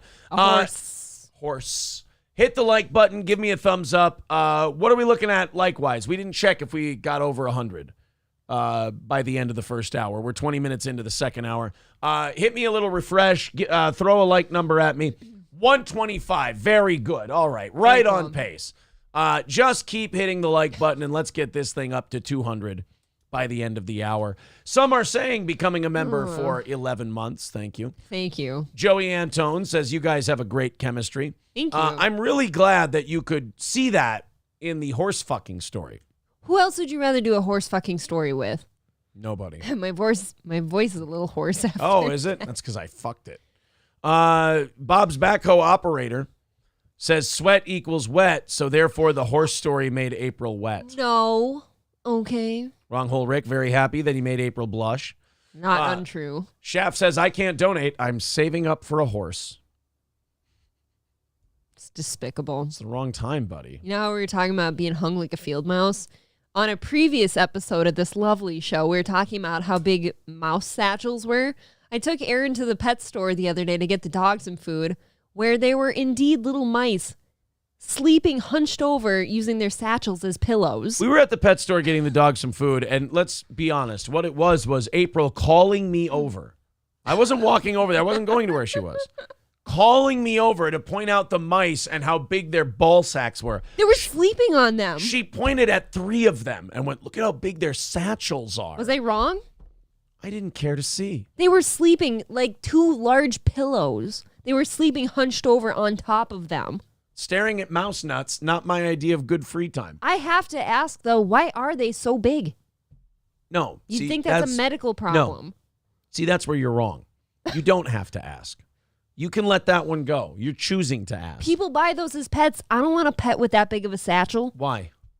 It's scary. Okay. Do you want to wake up to that? You don't hold it or anything. It lives in a cage its whole life, and then it dies one day, and you teach your kids about death. No. You buy the mouse, and you take it home and put it in its cage, and now the kids are asking, why has that got such big pillows behind its butt? You say it's got butt pillows. It's got Perfect. airbags. Yeah. Mr. Tony Soprano gifting a membership to Eddie S. Thank you very much. Thank you. Mr. Tony Soprano. See, it was the Pio-My thing that got him. He's like, I gotta gift one. Wayne Chambers says, April, what is wrong with you? That is the question. I grew up on a farm. You I'm tainted. You stare at mouse nuts. Pun intended. Yeah, you stare at mouse nuts, you're fucked up. That's just No, I happened to be looking at the guinea pigs, and then I walked past the mice one day, and I thought there was like a tumor on the mouse, and I happened to notice, they've all got tumors. Okay, that's fine if you accidentally see one mouse nutsack and you go, oh, that's a big nutsack. But then when you actively go and look and point out 3 or 4 more. There's 30 of them in the cage. And you stared and you inspected each one of them for giant balls. I challenge anyone to walk past the mouse enclosure at their local pet store and tell me they don't see it too. Challenge not accepted. That's because I'm right. Whitney Chapman with $5 says, I'm impressed all it took was apples. Yeah, I mean, the guy was very suave. He was That is true. He's very convincing. I've been kicked in the head by a horse for lesser things. It's all starting to come together. The staring at mouse balls, the kicked in the head by a horse. No, that was an observation. You're surprised her eyes don't just roll around. It was in an observation. In the socket. My beautiful blue eyes will do no such thing. And she was kicked in the head by a horse, and now she stares at mouse cock. I was declared dead for all 30 day. seconds. Well, there you go. And then when you woke up, you're like, I really need to see if mice have giant dicks. I actually was kicked in the head by an all-black horse. Is that a hate crime? No, it's just that we know that horses sometimes have a tendency and are more prone to violence for different reasons. All right, guys, let's get into the Tucker stuff. We've got Tucker clips, and boy, do we have Tucker clips today. So somebody who used to work for Fox News must have really not enjoyed working for Tucker Carlson. I mean, just because the personalities in front of the camera are conservative doesn't mean all the people working for Fox News are conservative. I mean, they need a job just like anybody else, right? A paycheck. Well, there's a satellite feed from Tucker that he sends into Fox News. And some people recorded things off of this satellite feed, like things he would say before they went on air. And they have now started leaking these to Media Matters. And you're thinking, oh boy. We got Tucker when he thinks he's not being recorded, and this could be the end. That's dirty, by the way. It is, but they're saying, oh, he's been fired from Fox now. They see he's vulnerable. They're releasing all this hidden footage. This could get pretty bad for Tucker. Well, so far what we've seen, Tucker's actually a pretty cool guy. Yeah, it's actually a lot cooler off the air than he is on the air. So we're gonna play a few clips from Tucker Carlson, what's been leaked to Media Matters, left-wing website, looking to come after Tucker. And I got to say, I'm confused that they released this stuff. Number one, he's already fired. That was my question. Why do you need to get Tucker when he's already been gotten? I think maybe they just don't want anybody to hire him. Maybe, but he's going to be if he's going to be hired by anyone, it's either going to be something he creates, so this won't matter, or he's going to be hired by an internet company which doesn't care about shit like this to begin with. So they just want numbers. Yeah. They released some stuff on Tucker. Number one, he's already fired, so I don't know what good this does. But number two, none of it makes him look particularly bad, so I'm confused why Media Matters thought it would be a good idea to release this. It's like they're feeding me my favorite candy, but they think it's gross. Yeah. So they're like, do you see how gross this is? Well, here's a clip of Tucker talking about the Dominion lawsuit and the deposition he had to give for the Dominion lawyer. Well, that was a week, I'll say. Holy shit. 10 hours. That slimy little motherfucker sitting across from me. Oh, I don't see a problem here. He's just a normal guy. Right. Oh, God, that was fun, huh? He had to do a deposition, and he's like, that slimy little motherfucker sitting across from me, a stupid piece of shit. slimy little motherfucker sitting across from me. Oh, you're the best. And I wasn't talking about you. It's just the opposite. He's giving me a complex. No, I'm not. What do you mean? Because you've never been this affirmed in your life? I bet. Thank you, Alex. Have a happy weekend. See you, man. The amount, it was so unhealthy, the hate. Thank you, Teresa. The hate that I felt for that guy. I mean, thank you, Todd. He's thanking everybody. He's being very polite. Yeah, he's being very nice, and he's even talking about how, look, the hate I felt for that Dominion lawyer was unhealthy. It's not right. Like, Tucker seems very in tune and, like, self-aware. We're learning in these leaks, because, like, those text messages he sent where he's like, yeah, white people shouldn't be stomping out. That's not how white men fight, blah, blah, blah. And he's like, I felt so much hatred for the guy being stomped out. But then I was like, that's also a human being. You know, he's you shouldn't wish harm on a human being just because you disagree with him. That's not right. So I had to bury that feeling and realize that was wrong. And now on this one, Tucker's like, oh, it's really unhealthy how much hatred I felt for this dude. Like, he just seems like a really in-tune, self-aware guy. He practices self-reflection, which is something I would say today a majority of people lack that skill. Okay. You know what? Maybe that's why Media Matters finds him so alarming and hateable. They're like, wait a minute, self-reflection. When we reflect on ourselves, we see ugliness and darkness and despair. How dare this man reflect on what he's thought and done and go, maybe I went too far. Right. They see him as like a pretentious asshole. And by the way, since when is calling a lawyer who's suing your boss a slimy motherfucker a bad thing? Isn't that what everyone does? Yeah. Aren't you more concerned if he doesn't say that? Right. Yeah, the Dominion lawyer was grilling me. Nice guy. Nice guy. No, I kind of want to go out for a drink with that one. Yeah. I never feel that way, you know, because I don't put myself. I don't want to feel that way. I think it's wrong. It's bad. It's totally bad for you. Listen to that. But that guy, I mean, he triggered the shit out of me. I love him. This is a great clip, and he was just saying, "Look, I don't like feeling angry. Yeah. I don't want to feel angry. I never feel angry." That's good. Tucker is a multi-millionaire. Never has to pick up anything ever again, ever in his life. And he talks like a normal guy. I will say this is remarkably common. Yeah, this is a very healthy individual. What Media Matters is leaking to us is a very healthy human being with a really good head on his shoulders. Who's very polite and thanks his staff. Yeah. Where are you now? Where do you live? Now if it says the N-word. I mean, the amount of times I had, first of all, fuck you on my lips, it's like, it was unbelievable. Suggesting that I was cheating on my taxes? Really? Oh, absolutely. Oh, absolutely. So where are you domiciled? Where are you now? Do you own a home there? I was like, no, I do not own a home in Maine, which I don't, by the way. There we go.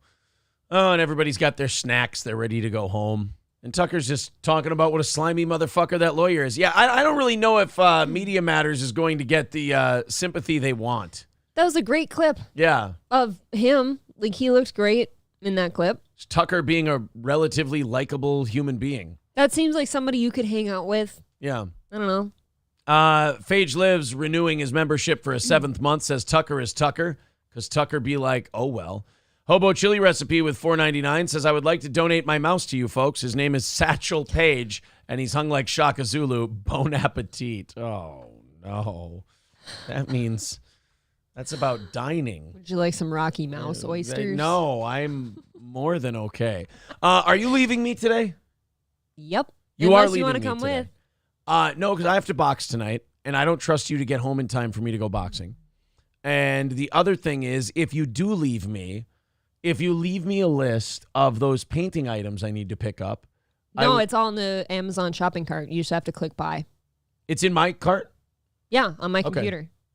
Well, then it would be on my phone, too, if you're logged into my account. That should work. Maybe I'll pick those up, and then maybe I'll go take myself to the George Foreman movie. I don't see why not. Because you don't really want to watch the George Foreman I would have watched it with you, yeah. But it's not like I'm not going to feel like insulted if you didn't bring me. Maybe I'll go to the George Foreman movie. You can have yourself a little drinksy. Well, I will say that yesterday was extremely boring for me, so I need to find a way to entertain myself. Did you miss me? I missed- Aaron's bored when I'm not home. I missed April, and I don't think we're going to have time for a lot of breakfast or anything like that. Yes, we are. Oh, I thought you were just taking off right away. So basically, I raked for 8 hours yesterday. Now today is all Me about too. my dad and I taking. No, wait, I did the same thing. Really? Yeah. Did you help the neighbors or something? With what? Raking? Oh, raking. Oh, no, we did something totally different. Okay, go ahead. Oh, no, today is all about like taking the trailer around, picking up the piles and taking it to the compost site. You see, and my dad needs to be off work to do that. So I've actually got a healthy chunk of time this morning.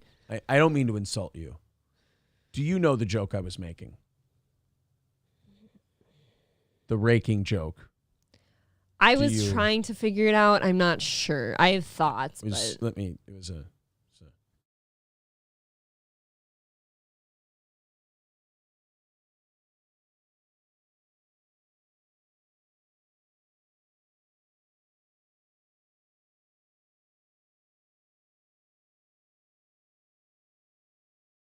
and that whole thing. So that's what I was talking about.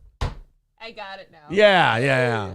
I am so sweaty this morning. I don't know what is wrong with you people. I have sunburn. I'm hot already. Make it stop. I was at a vineyard graping. Yeah, I got it. With your feet. King Kong Dong says, Aaron, I'll come with you to Foreman. I love King Kong Dong. King Kong Dong's awesome.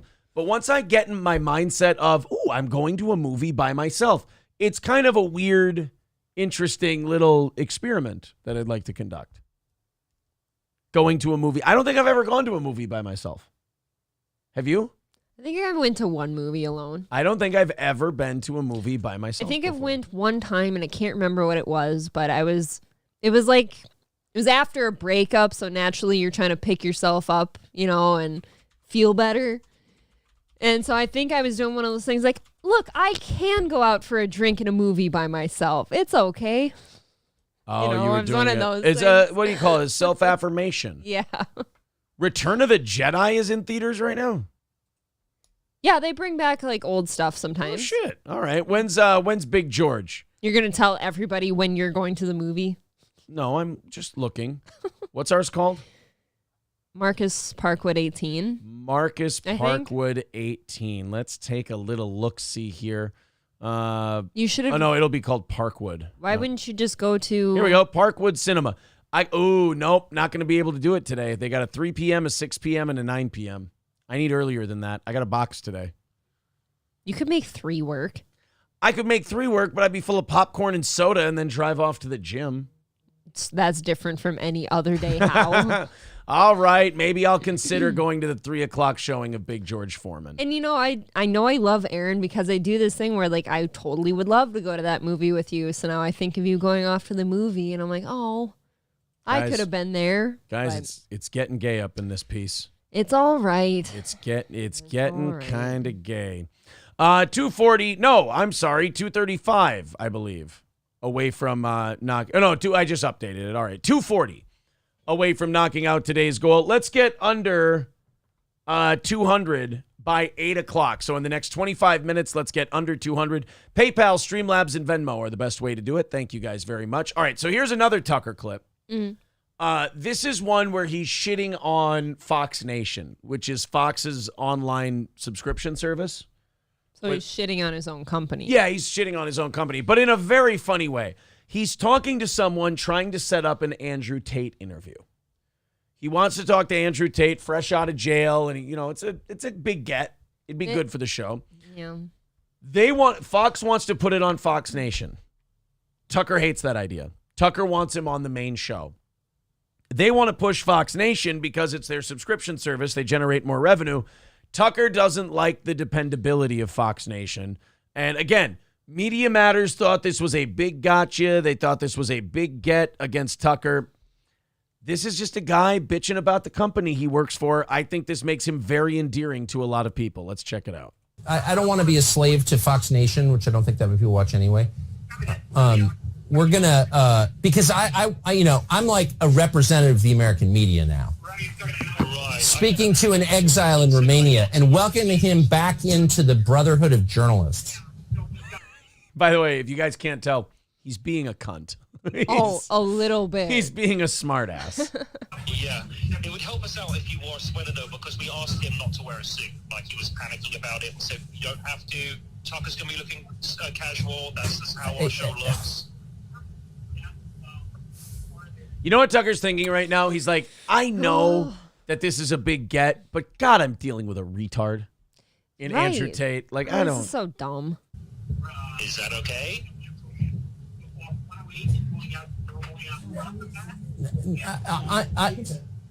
I mean, this is airing on the nighttime show, and I want it to look official. I don't want it to be like bro talk. And I, you know what I mean? Yeah, but the majority of it, like if we go like 45 minutes, it's going to be for Fox Nation. But nobody's going to watch it on Fox Nation. Nobody watches Fox Nation because the site sucks.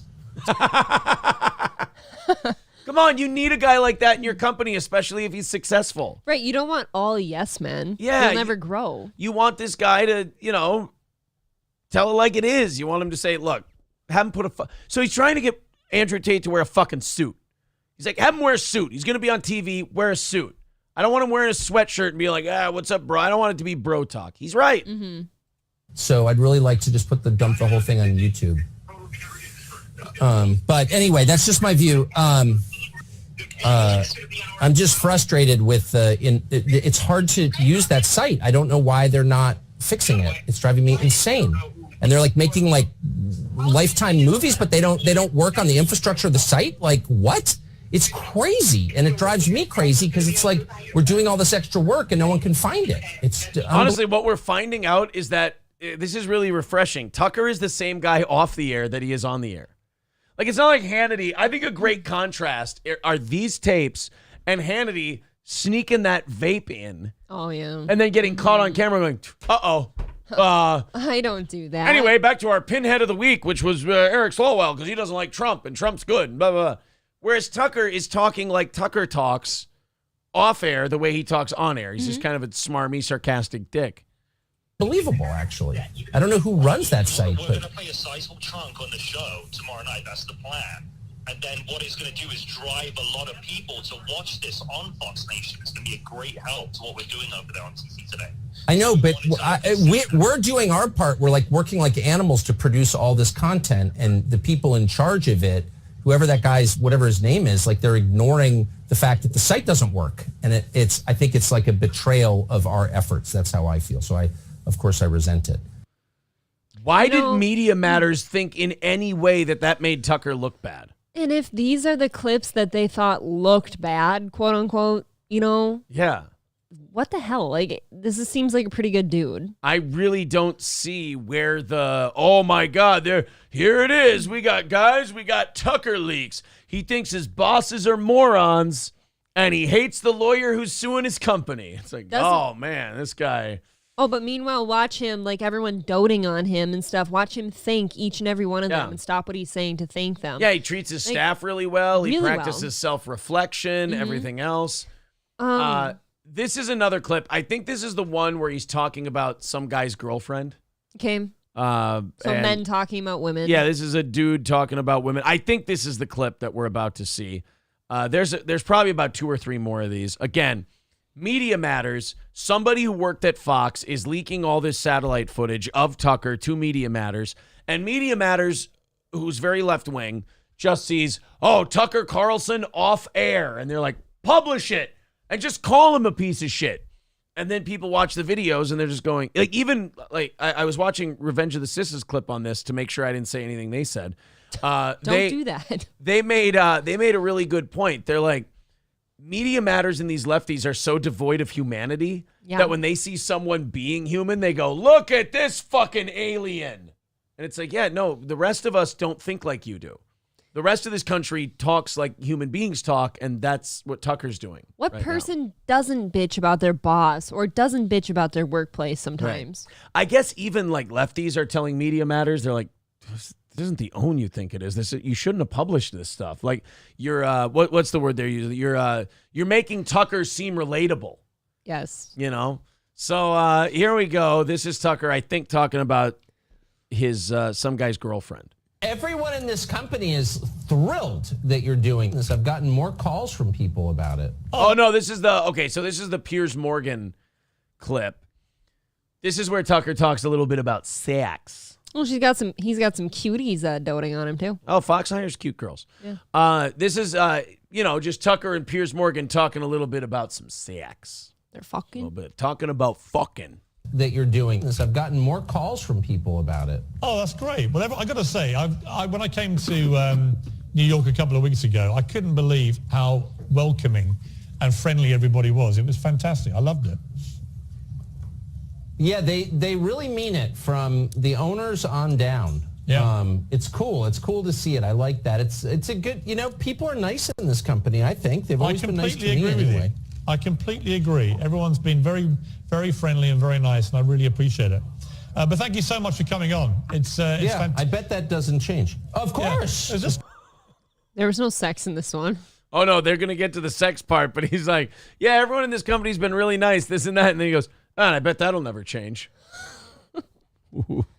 Great to have you on my show. I mean, I've been on yours enough times. It's great. I think it's totally cool. So let's doing something. If we're going to talk about sex, I'd love to hit some of the fine points of technique.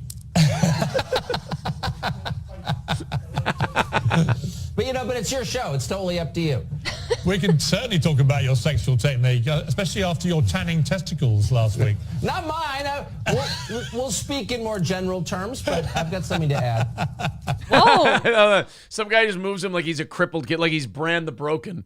He just kind of moves him over like that. I really dig this, actually. He's got hot girls to fuss over his hair. Yep. And he's got big, muscular Steve Austin-looking dudes to fucking move him across the room. All right, Tucker, you piece of trash. We're gonna take your chair. What? We're gonna move it to the side. What? We're gonna fix your chroma key. What? We're gonna move you back to the left. What? And then we're gonna move you back to the right. What? And then we're gonna center it on that little camera there. What? You piece of trash. What? We're gonna take in the wheelie chair. What? We're gonna lock them some bitches down. What? We're gonna say action on the camera. What? You're gonna talk to Piers Morgan about fucking. What? About sex. What? What you do with your dick. What? Your tallywhacker. What? Your pecker. What? Your schmelz. What? Your hog. What? That big old horse cock.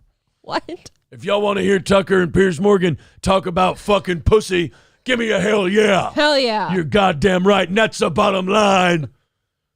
Because your stage manager said so. All right. So that's Tucker and Piers just talking about sex. Again, I don't know what Media Matters thought was bad about that clip. Sex, because it's taboo. Yeah, I'm not really understanding what Tucker said in that clip that makes him such a demonic piece of shit, but no tanning testicles. I guess, yeah, I don't know. There's some other clips that Media Matters put up. Yeah. This is the Tucker Piers Morgan one. All right, this is the one where he talks about his post-menopausal audience. This one's really funny. I like this. And probably not untrue. Oh my God, the Fox News audience is all on Social Security. He's not wrong at all. This is another one. Media Matters released and went, look at how Tucker talks about these people. Why don't they just draw devil horns on him and have smoke coming out of his ears? What's really fascinating about them releasing this clip is Tucker would probably go, Media Matters, if you just would have called me, I would have said the same thing openly to you. Oh, yeah, you want to accuse me of saying these things? How about I, double down? Right. A little. You wouldn't? Okay. I'm not, you know what? I'm not qualified on that score, I will say. I thought his girlfriend was kind of yummy. Just kidding, in case this is being pulled off the bird. By the way, the bird is the satellite. The satellite that transmits his thing back to Fox. Face. Yeah. Pulled off the bird. Yeah, the bird. Hey, Media Matters for America. Go fuck yourself. That's the first thing I want to say tonight. Second thing is, totally kidding. I don't even know what his girlfriend looks like. And if I did, I would not find her yummy. Hey, you know what I heard, Aaron? Yeah. I heard that the bird is the word. You know what I heard? What? Now, there are plenty of tards out there living really kick-ass lives. That's all. Just want to make people feel good. Oh. Yeah. Polite of you. You're welcome. So, Tucker, I love how Media Matters publishes the video where he goes, I bet you somebody's going to pull this off the bird and send it to Media Matters, which is a Svengali-like prediction because it ends up coming true. And he preemptively tells Media Matters to go fuck themselves. Yeah. And Media Matters goes, he called a girl yummy. We'd better put this one up. He's a monster. Fuck him. He's not gay. Right, because in the progressive world, complimenting a woman's looks is evil and terrible, and you shouldn't do it. So I love it when people like it used to be a thing like old men could like say, "Oh, sweetie," do this or like call you something nice, like a little pet name when they're talking. You like to the old sweetie. You like. I love it. I love being called sweetie. You like shit. You enjoy light, old school verbal harassment from older men. Yes, I do. I don't know what it is with me and older men, but you absolutely. You like mild verbal sexual harassment from elderly people. Well, now you're making me sound bad. Well, no, But yes. Yeah, you like to be. I like the old school way of mildly verbally sexually harassed by elderly gentlemen. Well, when you put it that way, that's just. I got to walk it back. I don't like sexual harassment. I don't have any way to put it. That's what it is. This is the clip where Tucker talks about his quote post-menopausal audience. I like this one too. Again, Media Matters puts up these clips and goes, "We've got them." I watch them and I go, I liked them before. I love him now. I like his studio. Well, I feel great. You know, I can never assess my appearance. I wait for my postmenopausal fans to weigh in on that. My IFB. What? They want to control me from afar? Okay, I'm putting the leash on. You can. Fuck it, we'll do it live. He did the O'Reilly. That's funny. He did the Bill O'Reilly thing. He did the O'Reilly.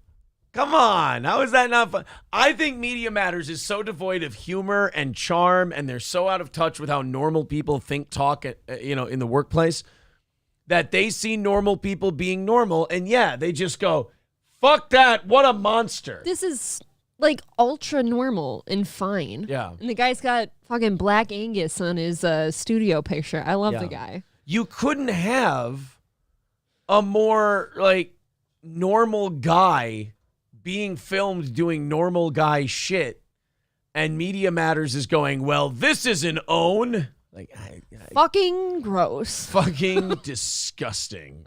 Despicable. Yeah. Black and White says, impressive. Let's see Don Lemon off air. Oh, yeah. Can you imagine? He comes on to people at bars and tells them to grab his dick. Right. He grabs his dick and goes, here, you want to smell my dick? That's what Don Lemon does. Aaron does that to me, too. That's it true. does happen. But I don't do it in public. I'm not a monster. Only at Red Lobster. Yeah, like if Tucker Carlson goes on there and he goes, I'm waiting for my post-menopausal audience to tell me, fuck it, we'll do it live. People are like, oh, how dare he? But yeah, Don Lemon goes, you want to smell my dick? And people go, Don Lemon, he's a card. That's just progressive. Yeah. Matt Melt with $4.99 says, if these are the clips that are supposed to make him look bad, I want to see the good ones. He seems awesome. I know. Right, that's what I was saying. I want Media Matters to show me the ones where they're like, no, we can't release those. He looks too good. Matt Field says, it's May the 4th, hence Star Wars in theaters. Oh, God. If you fucking say it, I swear to God, I'll commit a felony live on the air. Say what? And you don't know what kind of felony I'm going to commit. Wait, say what? Good. You really don't know? No. Okay, thank Christ. But what? Yeah, you're wearing your Star Wars shirt. He didn't want to acknowledge it all morning. You're avoiding it like the fucking plague. hate May the 4th for that Why? reason. I love Star Wars. Why can't you lean into Great. anything? You know what? I love Rocky. I don't celebrate Rocky Day. You talk like him all the time. That's how I honor the man. I can't wear a shirt. Chrissy Mayer once referred to April as a little treat, says Scarface. She did. She called you a little treat? Oh, she's a treat too. I mean, what let's was be the honest what was here. the context here? I don't need to tell you. Oh, just calling people little treats. I love sweetheart, sweetie, treat, like any of that old school shit. That's fun. So I really like that. Chrissy is sexually harassing women and getting naked at airports. I'm for it. Shameful. Shameful behavior. You know what? If I had to see naked people at an airport, I'd like it to be Chrissy and Keanu. I'm standing firm on that take. Roots Calhoun is on my shit list. King Kong Dong is on my shit list. Where's the rest of them? Why is Crowder hosting Steel Toe today? Oh, because I've got a long sleeve shirt on. Yeah, why isn't this here? I don't want to be. What are you doing? Making it tighter, like. Oh, hold on. Let me, there we go. Now I'm like Crowder. Hold on. Pull the bit. Here. There we go. Oh, yeah. Oh, yeah. I'm a real man. I can't let a woman tell me what to do. She can't even have a car. I'll kill her if she fucks with my dog. All right, let go. You kind of look like him. Starting to get constrictive. You smell good. Thank you. I appreciate that. I showered last night. Fucking swag. King Kong Dong with $2 says, Aaron may... I have to read it. He's giving me money. Aaron, may the 4th be with you. And also with you. Suck my white ass. Look at this shirt, though. Suck my butthole. It's a good shirt. I like it. It's say. very vintage. Last statute says, you even lift, bro? I do. I do, bro. Thank you. 235 away from today's goal. Guys, let's knock that under 200 in the next 6 minutes. And, let's get to 200 likes in the next 6 minutes. Let's have the likes and the goal pass each other like ships in the night in the next 6 minutes. Everybody hit the thumbs up. Where are we at? Are we close? Have I been pumping the likes enough? We like he the pumps his steroids. That's right. We got to get the algorithm going in here. 163 for likes. Hit the thumbs up button. Everybody right now. I want to have no excuses. I want everybody taking a second and hitting the thumbs up button. D. Gulag says we're already at 167. All right, keep her going. 33 more likes in the next 6 minutes. And also, let's get under $200 for today's goal in the next 6 minutes as well. I'd prefer a good Streamlabs, PayPal, or Venmo run right now. Guys, let's get wildly irresponsible. 10, 20, 30, 40 bucks at a time. I mean, let's get disgusting and depraved and awful and so remarkably generous that your family members question your sanity. And let's knock that under 200. Oh my God, we're already at 180 likes. Keep her going. Keep the thumbs up coming. And let's go to 200 in 5 minutes here. On we go. Ohm says, give me shekels. There you go. We'll call them shekels. That'll make us feel more comfortable. We're inclusive here. Yes. MSNBC, so the Tucker thing, not going well for Fox.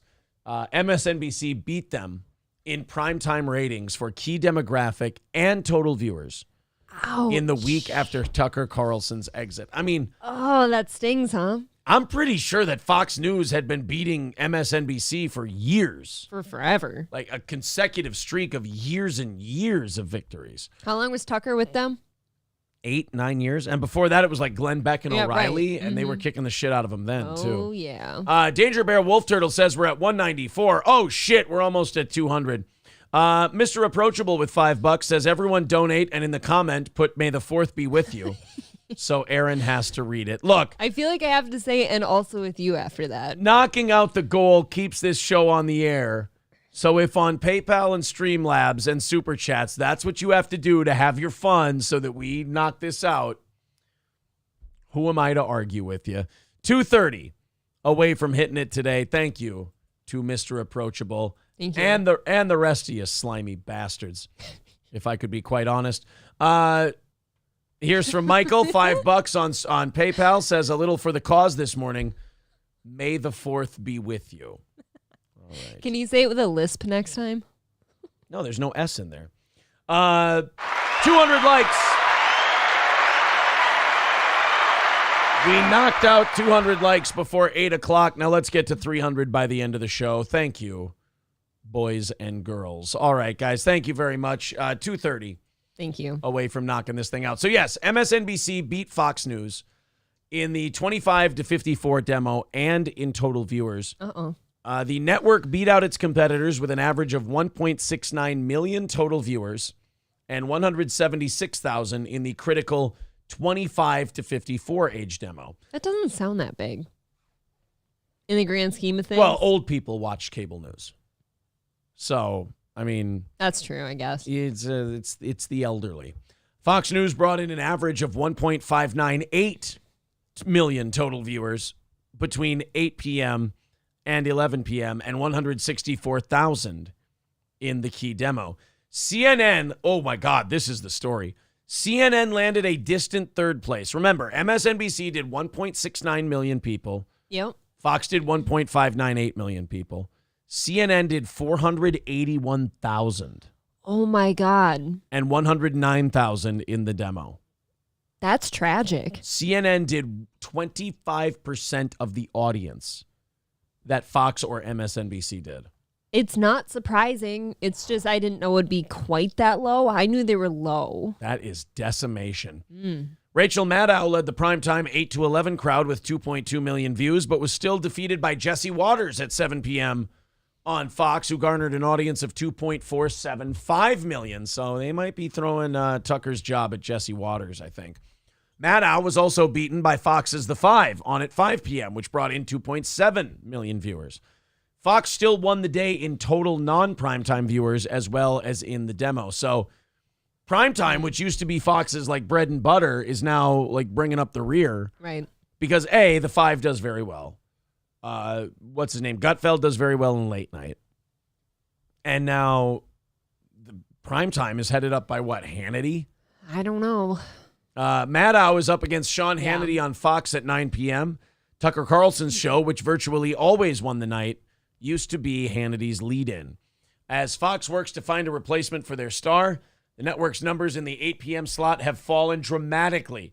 eating into some of Hannity's formerly valuable lead-in. Carlson was abruptly dismissed, blah, blah, blah. We know the story, the whole thing.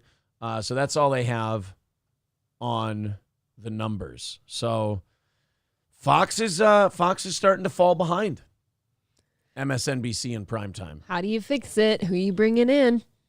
Can't bring back Tucker. He hates you now. Yeah, Tucker. You ain't bringing Tucker back. And especially if part of the settlement with, oh God, why can't I think of their name? Dominion. Yeah.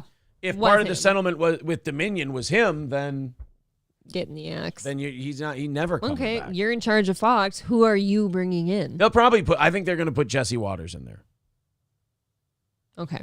I think they'll probably put Jesse Waters. He seems to be doing decent numbers, so they'll probably throw him in. H says, breaking news, Dylan Mulvaney was caught dressing up like a horse and eating apples. Oh, boy. $2 from Ryobi says the 4th of May is fucking gay. There you go. Well, there's one man's opinion. It also rhymes. Good job. Guy Sartell says they should bring in Steel Toe. We do great. I would love that. Just got to make sure my voice hangs in there. That's all. You'd be fine. They'll get you everything to take care of that throat. That's true. Look at all those people they have. They'll get you some throat coat. Yeah, just to take care of all that stuff. Chris says they'll bring in Keith Olbermann. I'd fucking watch. Are you kidding? They bring in Olbermann, I'm watching. I don't know who I want to see in there. Thank you to Jacob with $20. Let me check my Streamlabs, make sure there's no comments with some of these.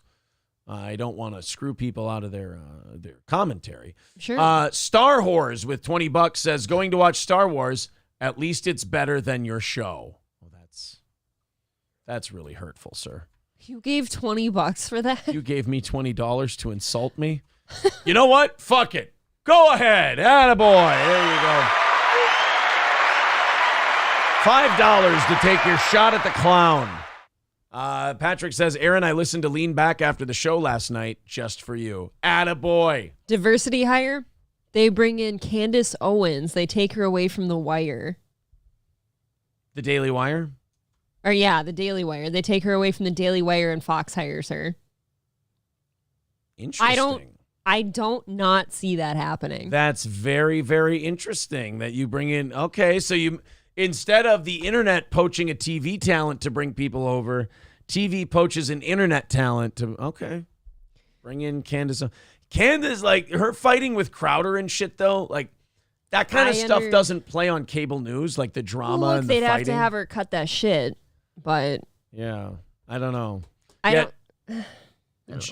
Johnny 1.0 says, hate me with your money, baby.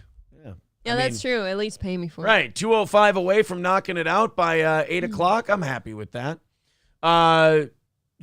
Chad legitimately just inked a deal with Fox News for the coveted lead-in to Hannity's spot. Damn it, he got it. He and his 350 viewers at a time just sneaking by. Ohm says, Corey recorded a new K-Cuck show and hides it behind a 6 Patreon strong wall. Did he really? Yeah, I was talking to Corey yesterday in his chat. He says he's not getting my text messages, but that's not true. I told him you got to do more YouTube stuff. You got to get your channel monetized. You got to get the watch hours in, and then you can't. If your whole model is, I don't know. It seems odd. Like, don't do a show on YouTube and then lock it behind a paywall if the paywall is low. Like, you build up the paywall by giving away free content. You give away the free content. You go, hey, guys, if you like what we're doing, here's our Patreon. We do bonus content over on Patreon. Like, we just do a Patreon because some people wanted an audio version of the show, and that was extra work for me to do that. So I went, hey, if you guys want to throw us $5 a month, we put an audio version of the show up here on Patreon. You can get it there. And like 40 people do it. And it's, thank you. That's very nice. I appreciate the support. Patreon.com/Steel Toe Show. But we have, the show is free. You can get it anywhere. You can, watch it on YouTube. But if you want the extra audio version, there's the Patreon option. But you don't do the Patreon until you've built up you got to get monetized on YouTube. That's the big one. You got to get monetized over there on YouTube. No, he got to 1,000 viewers, but he's got to get the the watch hours up. Well, look, like I have no problem with Corey. Like I said, I No, was of sad course to not. see him go. He's a friend. I don't buy the I'm not getting your text messages thing because I dropped my phone in the pool. I have him on Snapchat, and he's always updating his shit on there. If you can do Snapchats, you're getting text messages. He claims he didn't. That's not true. See my text asking him to do the show on Wednesday. I wish We'll he see. would just say like, I don't like you or something instead of that. I disagree with you. I don't think that's the case. I don't think it is either. I just don't think that he's also not getting your text messages. It's possible. It's possible. We got to do this Dave Portnoy thing. Corey will undoubtedly join the Dabbleverse, says Chuck. I don't think so because on our show he doesn't like didn't that like shit. that. Yeah. Corey's the guy who was always, I hate drama and I don't like that. And then he dipped his toe into it after he left our show and he found out that it's not fun. And what Corey did was he put himself on the same level as these nobodies. Don't do that. Like, if you address them and you do shit with them, even if it's a back and forth, you're telling it, what it does is it tells everyone, oh, we're the same. We're like on the same level. Whereas I always say, look, you got to look at the numbers and the statistics and the data. You look at the social blades, the subscriber numbers, everything else. We blow these fucking idiots out of the water. So you don't do stuff with them. They don't deserve a back and forth with you, Corey, because you're higher on the card than they are. Like, this show's higher on the card than all those shows. So what we have to do is we have to go, well, look, we're Hulk Hogan. We're up here near the top of the card. We're not going to feud with fucking Aldo Montoya. Like, that's not, it doesn't do anything for me. But, he's always, like, with the chat and everything, he's always been very aggressive, and he doesn't want anybody saying anything bad about him. So he's, he'll attack it and get after it. And it's like, you got to learn to let some of that shit go. Let's go to the chat and see what they think. We've thrown some things out there. Sure. I want their opinion. I love making fun of Corey's co-host, Tom. Excuse me, Tom. I call him Lame Gillis. I like Tom, too. Says Wrong Hole Rick. Tom's a good guy. I like Tom. April, Take Me to the Lake, says that's good. You guys are keeping him accountable. Ooh, I don't think. I'm not trying to keep Corey accountable. I'm just saying what I would do if I were in his position. If I were in his position, I'd be trying to get those YouTube view numbers up, get monetized on YouTube. But then again, that may not be what he wants to do. Maybe he wants to only do it as a hobby. Then okay, here. He wouldn't give a I shit. will amend my statement about the text because I don't believe he's not getting them. I wish he would just say then, no, I don't really want to co-host. No offense. The last statue says Stevie Lou took out Corey. I know that he fought with Stevie Lou and Ski Mask because Stevie Lou and Ski Mask were teasing him about numbers. They were like, Corey's like, I beat you to 1,000 subs. And they were like, yeah, but we got monetized first. And then they started So that fighting. beef was real? I thought that was kind of a... Well, Stevie Lou on the show yesterday said it wasn't real on their side, but That's they what I think thought. Corey got worked up. I don't know. Derek Chauvinist says Corey deserved what he got. He thinks his worth is as inflated as his BMI. See, now that seems mean. Mean-spirited. Yes. But it is Derek Chauvinist. That is what he does. That's true. Laughing Lion says, where can I buy a horse fleshlight? I don't know. Ask that guy in the jailhouse. He'll tell you. Oh, apple scented. Wrong Hole Rick says Corey lies to avoid social interactions. I know people just like him. Corey's never lied to avoid a social interaction with me. That would be saying I didn't get your messages. I mean, if that's what he's saying. If that's not true. Mark Atkinson says, is the Corey Adam that's always sucking Chad's balls and Chad's chat an imposter or trying to turn you against him? No, that is a fake Corey Adam. Yeah, there's definitely fake accounts. Corey Adam would be Corey Adam comedy. Yeah. If he were showing up in a chat. Jorge de Guzman says, good day, Steel Toe Morning Show. I was trying to find a gift for my wife on our anniversary this May 10th. Do you know a perfect gift for a 34-year-old woman like her? What would you get a 34-year-old woman? A necklace. A pearl necklace? And that. Chuck says, Steel Toe is Hulk Hogan. I like you, Aaron, but let's get realistic. Steel Toe is more Disco Inferno or Norman Smiley. No, I think the people who do stream sniping are more Disco or Norman Smiley. How about this, Chuck? We won't go to the top of the card with the Hulkster. Steel Toe is, Raven, perhaps. Or, I'm trying to think of United. DDP. There you go. We're DDP. I don't mind that. We don't work That's with fine. Norman Smiley or Disco Inferno. It doesn't make any sense. Let's continue on here. A lot of people in the chat chipping in.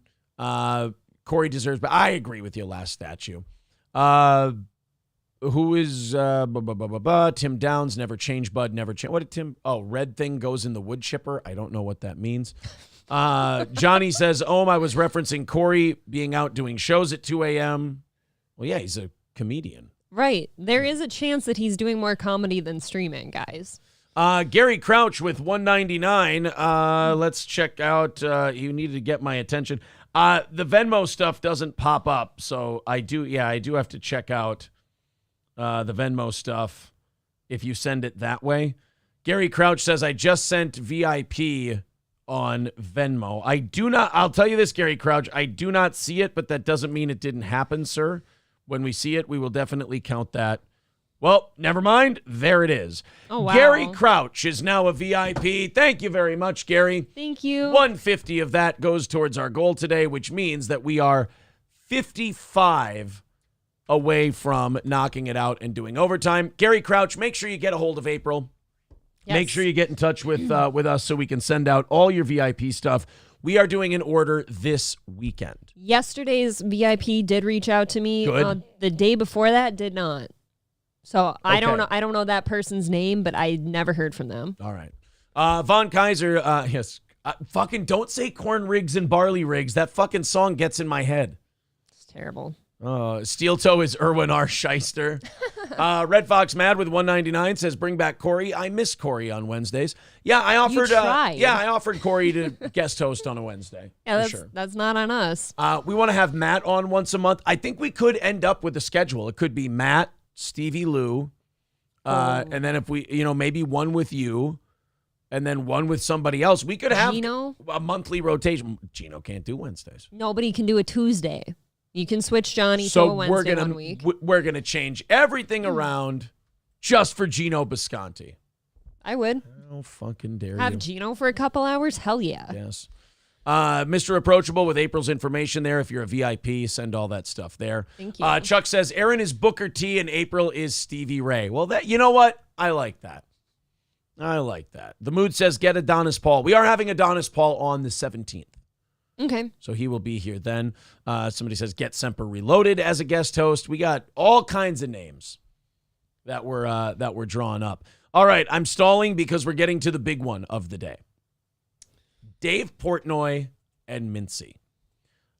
Dave Portnoy fired his longtime buddy. I say buddy, but it was really more of like a guy they just teased and kind of bullied and treated like shit. This guy Mintzy, who was kind of a fat, baby-faced, blonde guy who would do wacky shit for Barstool, kind of a stunt boy vibe. Okay. With this Mintzy. And he would do a show for Barstool, and he would tape it. And they always gave him shit for taping it. Why don't you live stream? Why don't you do your show live? You got to do your show live. Don't be taping it, you fucking pussy. Well, he decided to do one live this week. I think on Monday. He went for it. When Mintzy did his show on Monday, I'm going to see if we can find, shouldn't be hard to find the clip here. When Mintzy decided to do a live show on Monday, they had him reading rap lyrics Oh, no. from his phone. And Mintzy did the following. Get some yayo, double up, nigga. What you need. Get some. You can see immediately when he said it that his he face, panicked. Yeah. Get some yayo, double up, nigga.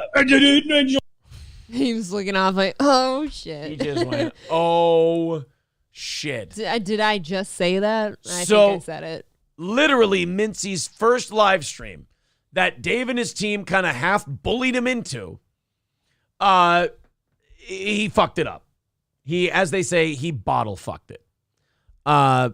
Well, now what ended up happening was yesterday we have Dave Portnoy calling one of his gay-ass emergency press conferences. You know how I've been saying the last few days? Like, boy, I just don't hear about Barstool as much as I used to. Right. You Yeah. know, I don't really hear much about Barstool or, I you know, don't- Dave Portnoy. You used to hear of them, even in the peripheral. Right. You used to hear about them once a week, once a month, somewhere around Even there. if it's just on Twitter, you heard they did something. Yeah. Now, I really don't hear much about Barstool or about Dave Portnoy. So Dave Portnoy had to call an emergency press conference because Ben Mintz, or Mintzy, they'd made a decision on him. Let's go ahead and play this clip from Dave Portnoy, and I will get incensed and enraged, and hopefully you will too. Okay, emergency press conference time. Bad news. This sucks. So today we had to fire Ben Mintz, the artist. Stop. No, you didn't. You made it. I hate this had to shit. Look, you had to fire Ben Mintzy if he got charged with SA or a murder. Okay? Right. Then you have to fire him. I get it. He's hurt somebody. He's done a terrible thing. He's doing drugs on your live stream. There's nothing you can do. Had to fire him.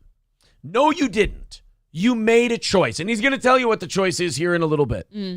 And I don't think Dave Portnoy regrets his choice. He's going to do this thing where he tries to play this as, oh, poor Mintzy. Or, well, then don't fire poor Mintzy. But my hands were tied. He's going to try and make that excuse. Artist formerly known as Ben Mintz. It stems from his Wake Up with Mintzy. Ironically, finally got to do him live. And he was rapping lyrics to a rap song, reading the words off his phone. And he rapped a racial slur. He turned white as a ghost. You could tell instantly. He's like, oh my God, what did I do? It's like a Ron Burgundy moment. He read it. He knew he fucked up. He's been super apologetic, like in shambles, basically. So in the first 40 seconds of this video, Dave Portnoy lays out the case exactly of why this Mintzy shouldn't be fired. Right, you said he felt bad. He was clearly ashamed and embarrassed instantly. He's ashamed. He's embarrassed. He felt terrible. He turned white as a ghost. He's been apologetic endlessly for the past 48 hours. Okay, then what are we talking to each other for? We're done. We're done here. Wash your hands of it. Move on. Good luck next week, Mintzy. We'll be on tape. Yeah, maybe just don't read rap lyrics. We're not going to be live next week. We're going to have Mintzy recorded forever and ever and ever, and we're going to keep Ben Mintz on the platform. Now, remember, if the name Mintzy sounds familiar to you and you're not a Barstool fan, this is the same Mintzy who tweeted out some of Alex Stein's stuff and said, oh, he's really funny. I've known Alex for a long time. I think they went to school together or something. Like, oh, I really like Mintzy, or I really like Alex Stein. He does really good stuff. And Dave Portnoy, like, publicly fucking bullied the kid for just complimenting Alex Stein because Dave Portnoy is so butthurt about Alex Stein busting his balls. Does not like him. Doesn't like Alex Stein. Almost fired Mintzy for that. Like, basically made the guy beg for his job. He does on social media. He seems like the type of man who would fire someone just because I don't like that shirt you're wearing today. Right. And I don't like that. So Dave almost fired him for the Alex Stein thing. Now he's explaining in the first 40 seconds, Mintzy said the N-word. It was on a live stream. He was reading rap lyrics. He went white as a ghost. He felt terrible. He's been nothing but apologetic. He just screwed up. It happens.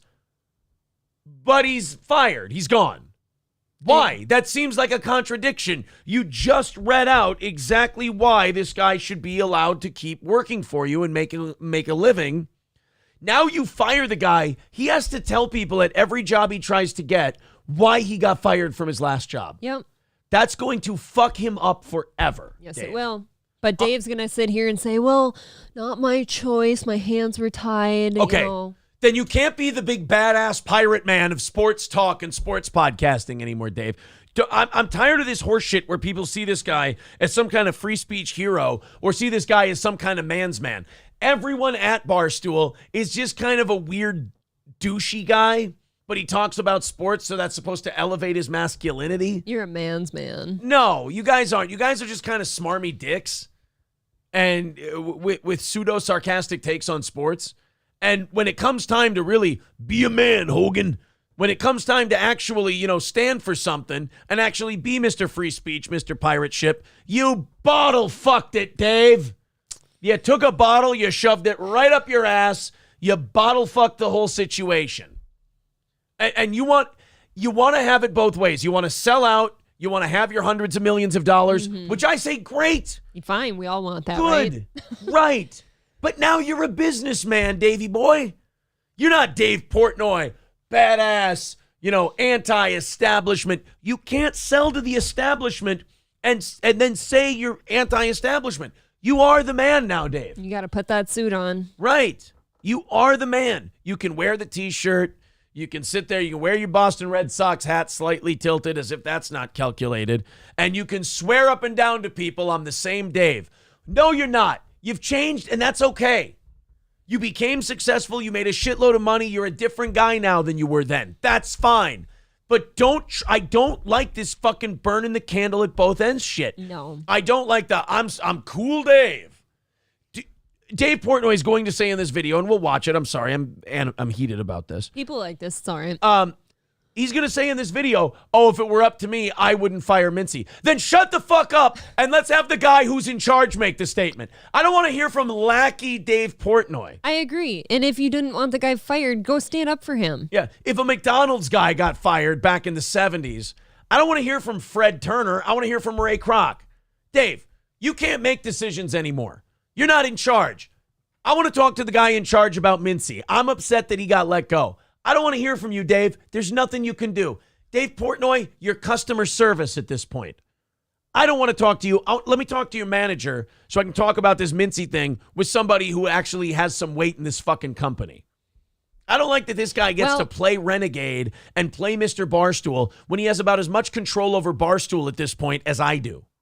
What I don't like about this is that he is at least the face of Barstool, though. Like, when people hear Barstool, they only think of Dave Portnoy, in my opinion.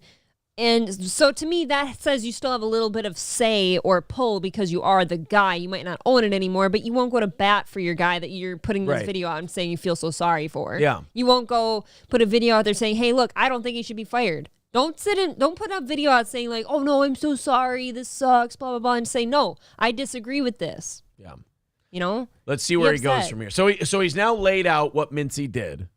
And I think anybody who watched the clip was like, there's no way he meant to do that. He's just not the brightest bulb to ever come down the pipe. And he just screwed up, and he knew he screwed up. And there was no hatred behind it, no nothing. Still awful, but not my wildest dreams that I think I'd be sitting here being like, we had to fire Ben Mintz. Penn felt differently. And Penn Jillette should not have an opinion in whether or not Ben Mintz has a... I'm just kidding. Penn is the gambling company that owns Barstool, if you didn't know. So he sold his company. He started his company. And when you have your upstart company, you can be a pirate. You can be a rebel. You can say, fuck you. You can't tell me what to do. Ruffle some feathers. We're Barstool. We're pro-free speech. Don't sell to Penn and then act like you're the same guy. Because you're not. You can't go to bat. They won't even let you go to bat for your friends. They won't even let you go to bat for a guy who's been nothing but a loyal soldier to that company for years while you guys tease him and taunt him and treat him like an errand boy and a stunt boy. He has been a loyal soldier. He has been a ride or die for Barstool from day one. But the minute Penn said, excuse me, David. Yes. Guys, I've told you it's Dave. Yes, David. Do me a favor. The weird, fat, chubby kid, cut him loose. Well, it's your guys' company. You do it. No. See, we gave you a lot of money. We own the company now. We get to direct your marionette strings. Go fire the weird, chubby kid that said the N-word. Sure. Well, I don't agree with that. Yeah, it doesn't fucking matter, Dave, if you agree with it or not. We own you. I also hate that people get fired because something optically looks bad now. Like, we said a word. He didn't say it with, like, malicious intent towards somebody. He wasn't being nasty. He accidentally said a word. But that's so, like he said, oh, it's so awful. It's not that awful. He said a word, and he said he was sorry. Okay, but now we fuck up somebody's entire livelihood over it. And also, this is really interesting. I don't like that. You talk about rules for thee and not for me. So Ben Mintz said the N-word in a live stream when he was reading hip-hop lyrics. So Penn is not okay with that. Penn needs to really cut that off at the quick because it's a character issue that could reflect poorly on a gambling company that's heavily scrutinized. Okay. How about the fact that multiple women have accused Dave Portnoy of doing things with them sexually that they claim they do not consent to? Oh, that's clearly not as bad as saying no. the N-word. Okay. Oh, okay. Thank you for letting me know that, because I thought that this Ben Mintz thing was a whole reflection on Penn, bad for the company thing. I just wanted to know if they felt that same way about women accusing your lackey, your toady, Dave Portnoy, of maybe doing some things with them that weren't consensual. Can't prove it, but you can prove that Mintzy said the N-word on a stream. Okay. Well, great. And I'm stunned by it, and I've been fighting tooth and nail, as has Erica, as has Dan, to keep Ben and say this is the wrong decision. See, now that makes you look even worse.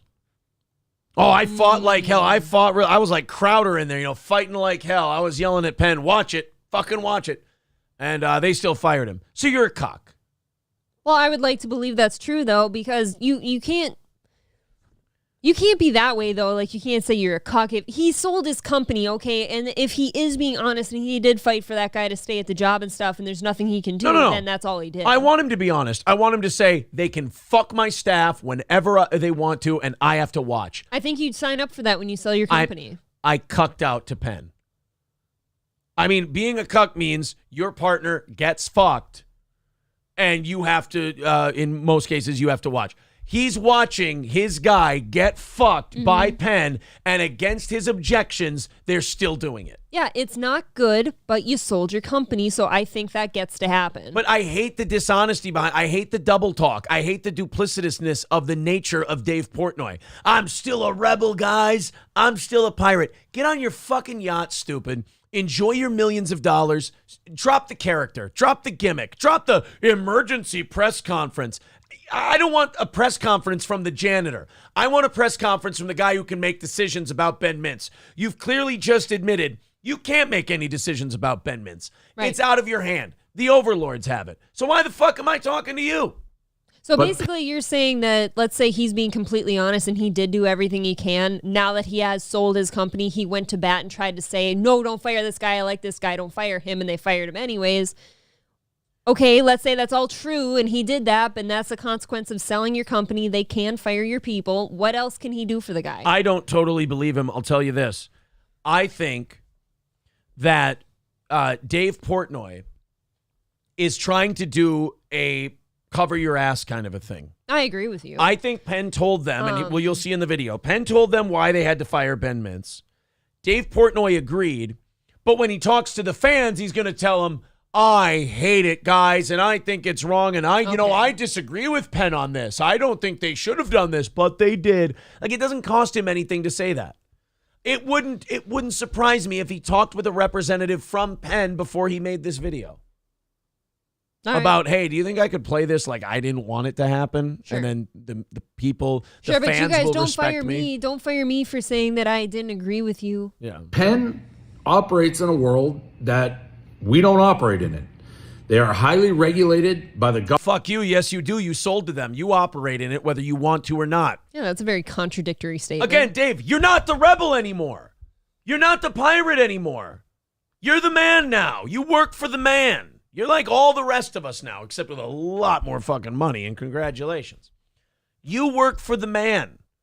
They're like, oh, they don't live in the world we live in. No, bitch. You live in that world. See how they just took your boy, like Negan, and they just plucked him up and beat him over the head with a baseball bat, and you had to sit there and watch it, and there was nothing you could do? You're in that world whether you want to be or not. Right. If I had a show and I sold it to Disney, I'm a Disney man now. I've got to be on the side of Disney. Okay? Yeah, you don't get to do this thing where you're part rebel barstool guy, but you're also owned by Penn. No. You're owned by Penn.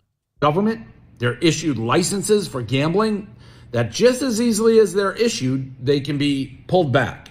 And for anybody who has followed any of the states and Penn trying to get legalized and things like that, one thing's clear. A lot of people hate my guts. They fucking hate me. This is not going to help, Dave. Right, you've made yourself very hateable. Yeah. And now you've made yourself hateable to the people who like you. Because this Mintzy guy, it's not like he's one of these dumb pricks on Barstool who's like an arrogant chode douchebag. Mintzy is this poor, lovable, sad sack, chubby kid. Who's goofed on. Doing a stream. He gets goofed on. He made an honest mistake, and you guys are just raking him over the coals for it, just fucking him. And then doing another insult on his way out of going, well, I didn't want to, and I swear I fought for him. Yeah, Opie said he fought for Anthony, too. We know how that went. Right, but then on the backside, he's also said, well, that was the best day of my life. Look, this is Dave Portnoy. Oh, yeah, I fought for Mintzy. Oh, yeah, when was the part you stopped fighting for him? Oh, as soon as they said this could affect me in any negative way. Well, then I said, well, I did what I could. What do you do? They hate Barstool, and they look for any lever, any excuse, anything to cause problems for us and pull the licenses. Oh, you mean like SA allegations, which is way worse than saying the N-word on a live stream? Totally. You're still By the there. way, saying this is contrary to popular belief, it would seem, but saying a word like the N-word doesn't physically harm anybody. And I don't even put that under the category of saying the N-word. He read rap lyrics quickly, and he read the word. Okay, well, let's fucking throw that aside and just say what people are seeing, and he said the N-word. It still doesn't hurt anybody. Penn is convinced, and they've been very clear, Penn, since they took over. It's a zero tolerance policy moving forward. You can't do stuff like this. Boy, guys, doesn't that sound like a rebel? Doesn't that sound like your free speech badass Dave Portnoy? He's using words like zero tolerance. He's using can't do that kind of stuff. Oh, man, isn't this your badass champion? Fuck you. Zero margin for error. Ugh. You know what you're talking like, Dave? You're talking like a suit. See, people are like, Aaron, he sold his company. That's my argument. I know when I clip this out, people are going to, Dave Portnoy fans are going to go, you don't understand. He doesn't run Barstool anymore. No. You don't understand.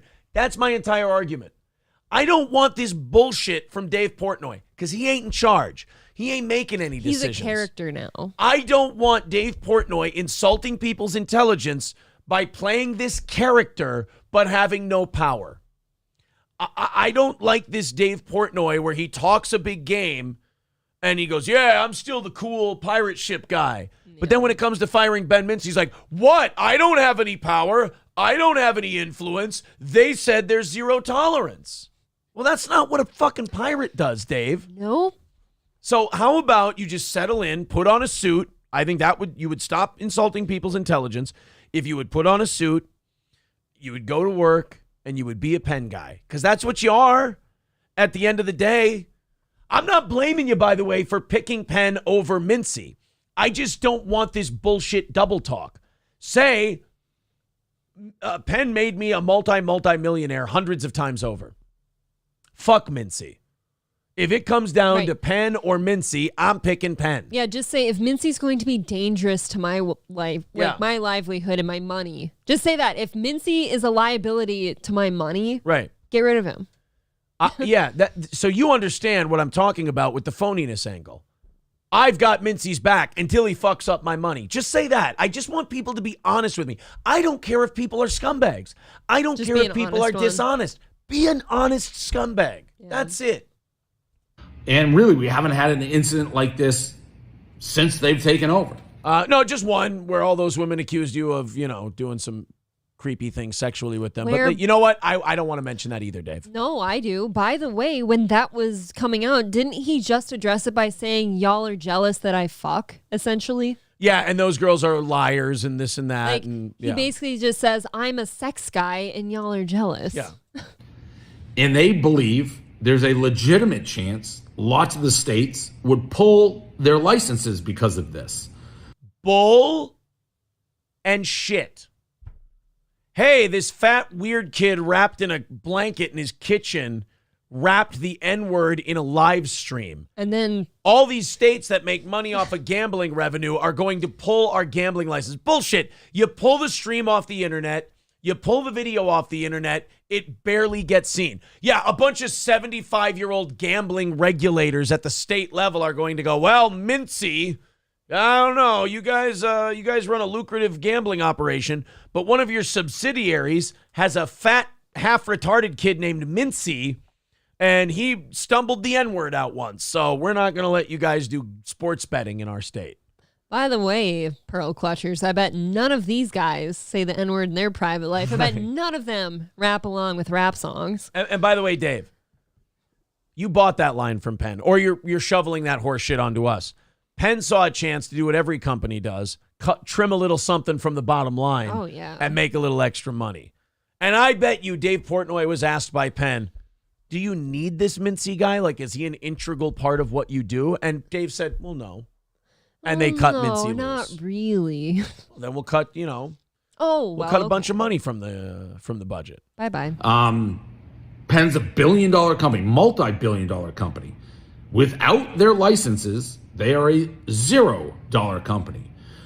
Investors, families, employees, thousands of people, they feel it's their job to protect all of this. And the only answer is to fire Ben Mintz.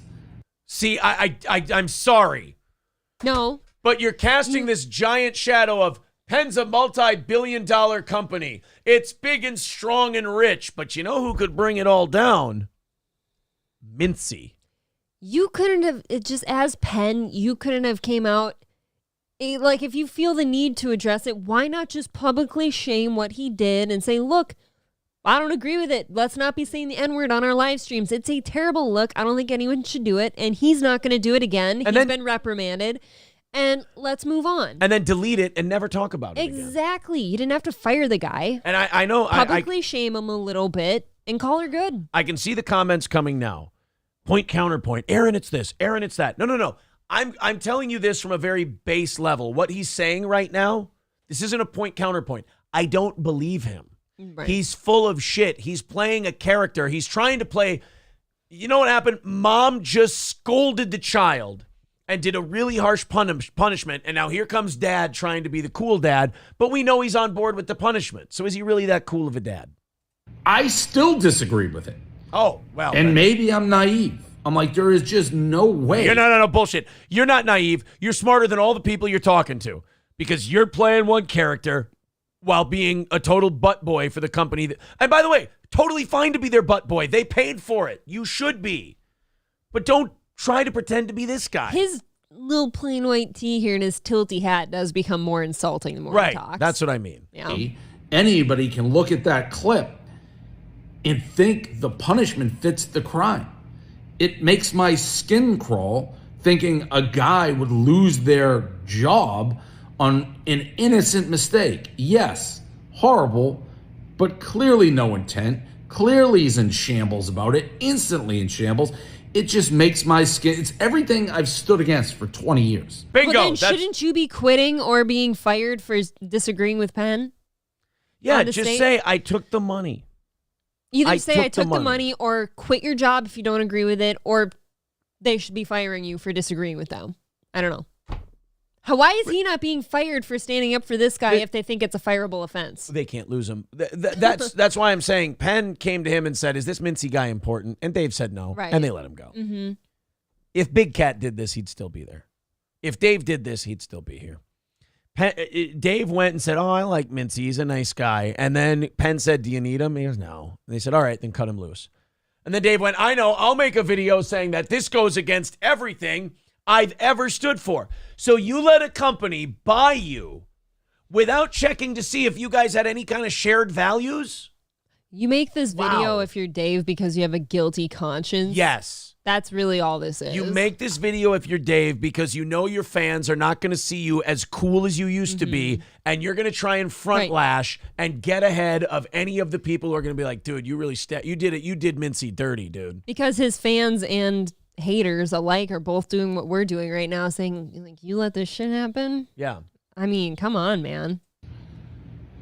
And I told Penn, and I told Jago, you risk alienating. You're fighting to save, the Barstool brand to use. There may be nothing left to protect if you go through this. But again, Penn's a multi-billion-dollar company. We're a small part of it. And they think the whole thing was at risk. Bottom line is this. I hate the decision. I don't agree with the decision. But it's not my decision to make. And when we sold Barstool to Penn, we knew what came with it. We knew the guard lines. We knew. Yeah, but that's not how you pitched it to all your fans. So you're saying that you knew that they weren't going to allow any of this free speech stuff or any of this renegade rebel boy shit that you guys used to do. You knew that these were going to be, as you say, the guard lines, which is fucking stupid and not even a thing. But you knew where the line was. But you didn't tell any of your fans about that because your fans would have went, wow, you're soft, motherfucker. Wow, you guys really bitched out on this sales deal. So you're saying you knew where the lines were. You didn't tell us that this was a line. Okay, but that would also be like insulting our intelligence. So you know there's lines when you sell out to big corporations and stuff. You know that. I just don't think he ever thought he'd be in a position where one of his guys Right. would be fired for saying the N-word. He thought he could take the money and still do Barstool. He's finding out Yeah, you can't, that's and what he's I'm- trying to wash his hands of it. Yeah. When no, motherfucker, you put this all in motion. You couldn't do what Ben Mintz did. We knew it was a regulated industry, and we knew if somebody went beyond the guardrails after they purchased us, these decisions on how to deal with it would be Penn decisions. And it's not just Jay. Oh, Portnoy has deleted like tweets where he criticizes some gambling thing. He's deleted the tweets because Penn talks to him and goes, "Dude, you can't do that. You can't shit on gambling. You can't shit on sports betting. You can't do anything like that." And he's deleted tweets in the past. Yeah, because you know Penn what? told You're him right. to. Mm-hmm. Don't sit here and be fucking Mr. Renegade and Rebel. You're a suit. Jay, and by the way, I love Jay. I trust Jay. I think Jay and I think about the world very similarly. Did Dave's jaw hurt after he sucked all of these different dicks and then his neck hurt? Oh, I got to suck Mintzy's dick real quick. Oh, got to suck Penn and Jay's dick. Back to Mintzy's dick. I don't agree with this decision. I love Jay. I think he's great. Mintzy shouldn't have been fired. He really put the whole company at risk. Head on a swivel. You're Jesus right. Christ, Dave. Do you have whiplash today? He should do his next video with a neck brace on. He really is king of like, he wants his cake and eat it, he wants to eat it too. Like, he can't pick a side. You have to kind of pick a side when you sell your company, I think. And to me, I would have no problem with Dave Portnoy making this video if he just went, I sold my company. They get to call the shots. They think their licenses are in danger. Barstool will be fine without Mintzy. We move on today. It was Penn's decision, and I stand with the company that bought us out.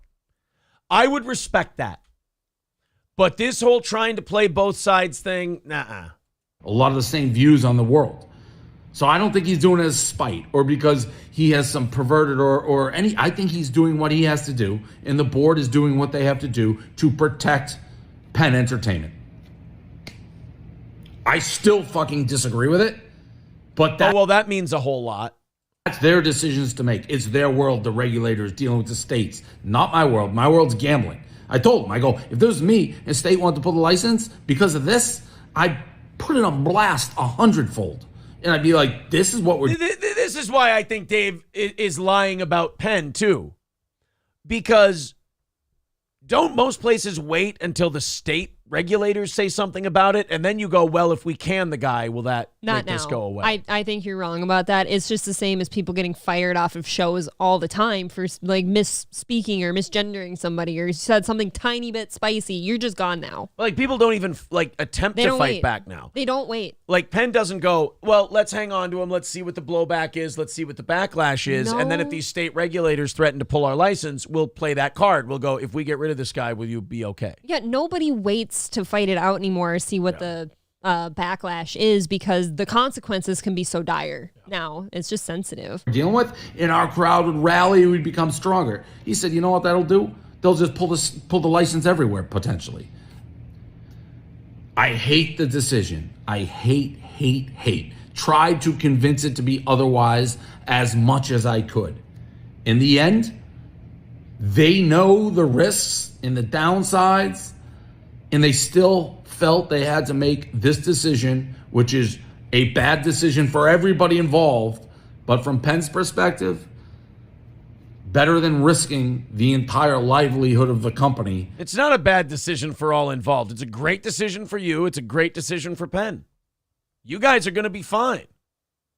By the way, the comments of this are just, they're all shitting on Dave. Unique. I gave Ben the pass so you can hire him back. Unique gave him the pass. He's fine. That's funny. Barstool is no longer yours, Dave. What an embarrassing moment for you. You are an employee now, kid. Back to the paper route. That's my position 100%. Astuli was rational and expressly loyal because of what the brand represented.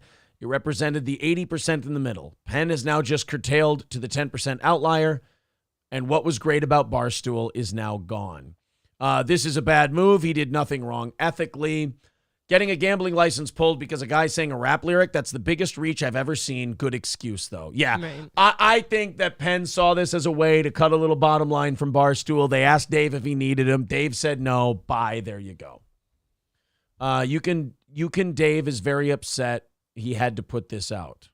He meant to say you can tell. Okay. Time to boycott Barstool just like Bud Light. Moral panic. We are destroying lives over words. Stand up or keep bending over, one person says. That is the saddest thing. You can now say it completely... Words in general, in my opinion, no matter how harsh they can be, are technically harmless. Yeah. Like, they can't physically cause harm to you. The old give them power. We will, yes, you are giving those words power. You are wrecking lives over them. Viking with $5 says, so Penn cares about Mintzy singing some rap lyrics, but not Portnoy choking out an Insta-thought with a telephone cord.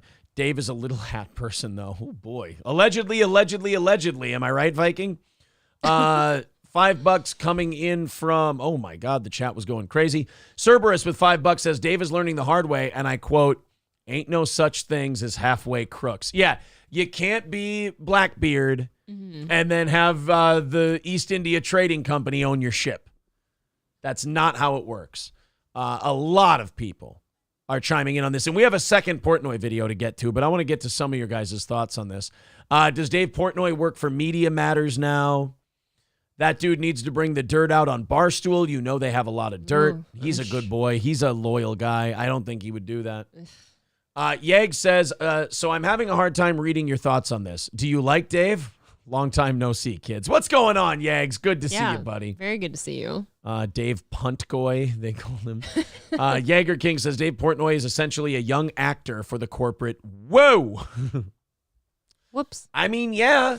That's my whole take on it, is Dave is putting on a minstrel show for his overlords. I don't think he should have put this video out there. Like, just don't put one out. If you don't think he should have put that one out there, wait until you see the second one. There's a second one? Yeah. So you know how he got people all riled up?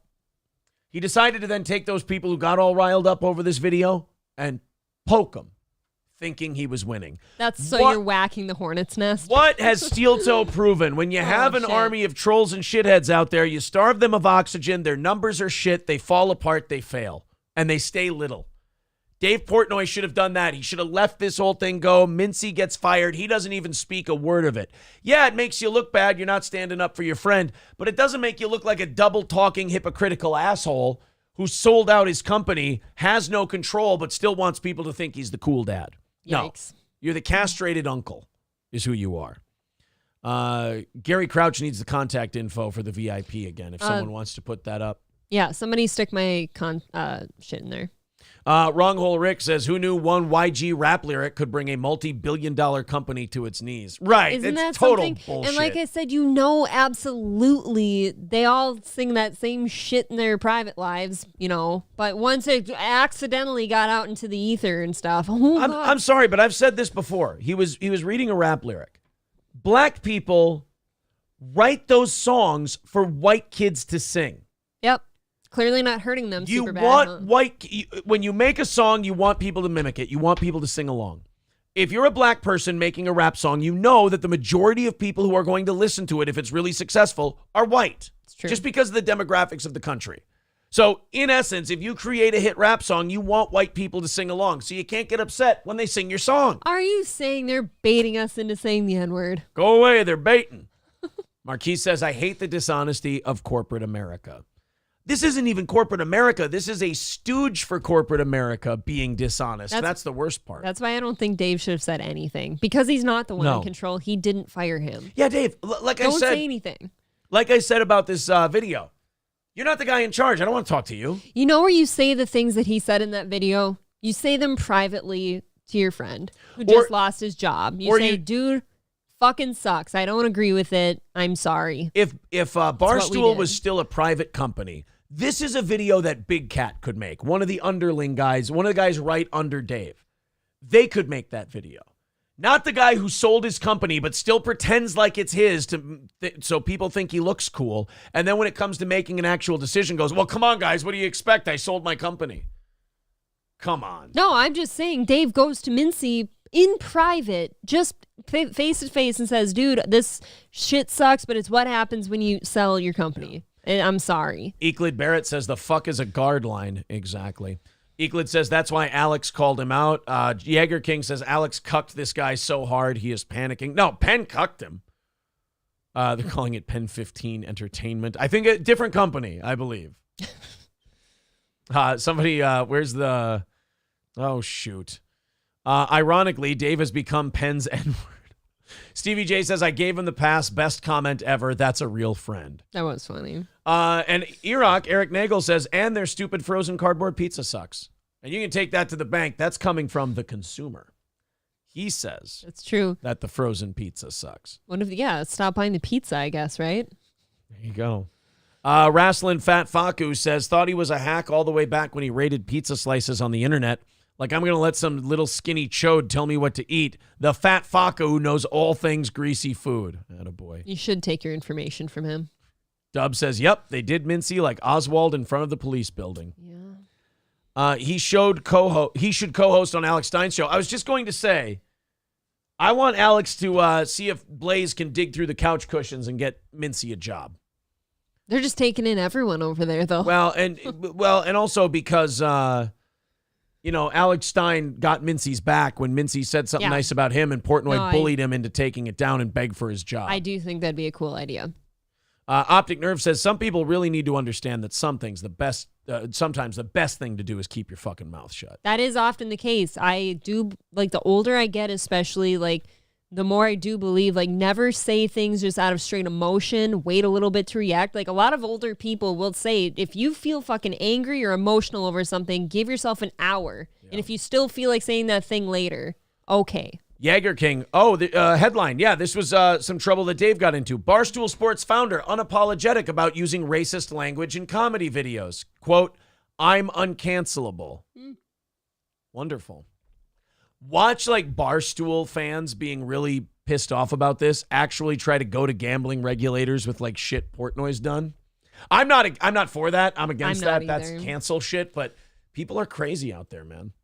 People can get a little nuts when they feel like they've been fucked with. And I think Barstool fans do indeed feel like they've been fucked with. So let's go ahead and check out. So Dave got all this hate for the video. And he put out another video on Twitter. And by the way, not tone deaf at all to do it on the lake where your boat is. He said, this message is to everyone calling me a sellout. Yeah, great point. Eric says, Dave also sells a line of Cape Cod yuppie beachwear. Okay. It's ridiculous. Man. That's good. Katie Kidney says, stop addressing shit. Just shut the fuck up. Just like when Aaron won't address him jerking off the dog. Exactly. What? You've got some explaining to do. I don't know anything. I wondered why Gordy always goes to you first. Starving of oxygen. Danger Bear Wolf Turtle. Now I'm glad I yelled sellout when he was at Inky's here in Toledo rating their pizza before going to a Mud Hens game. I hope that shitbag heard me. Yeah, so Dave Portnoy then decided, and you guys can decide if this was a good idea or not. He decided to respond to the haters, which in this case, the haters means everybody who saw what he did to Mintzy. This is his message to everyone calling him a sellout. I would have advised Dave Portnoy to just shut the fuck up. Yeah. You did enough damage with the first video. Anytime you decide to keep talking about the thing, it's usually not going to help. Nope. We've learned that lesson. Take a cue from politics. When the guy who's behind yells and screams and asks for debates. The guy who's ahead just keeps on going about his business. You stay the course. Right. That's it. That's how we beat all the people that we've beaten now the last few months. They had to scream for daddy's attention. They didn't get it. Dave Portnoy is giving them daddy's attention. This is going to fuck him up. So I get every Tom, Dick, and Harry since this Mintzy thing. Be like, Prez, you're a sellout. You're a sellout. Hey, Prez, you sold out. See, now that's a common mistake. Do the wacky voice for them. No, Dave, they're making cogent points that you keep acting like this is still yours. Mine, I, we, I, mine. It's not yours anymore, motherfucker. It's Penn's. You just work there. I feel like the only way you can wrap this specific video up here is saying, yeah, I am a sellout, and this is the shit that happens. Just wait. But I don't like that he's, going with the, oh yeah, I sold out angle. Yeah, but you don't act that way.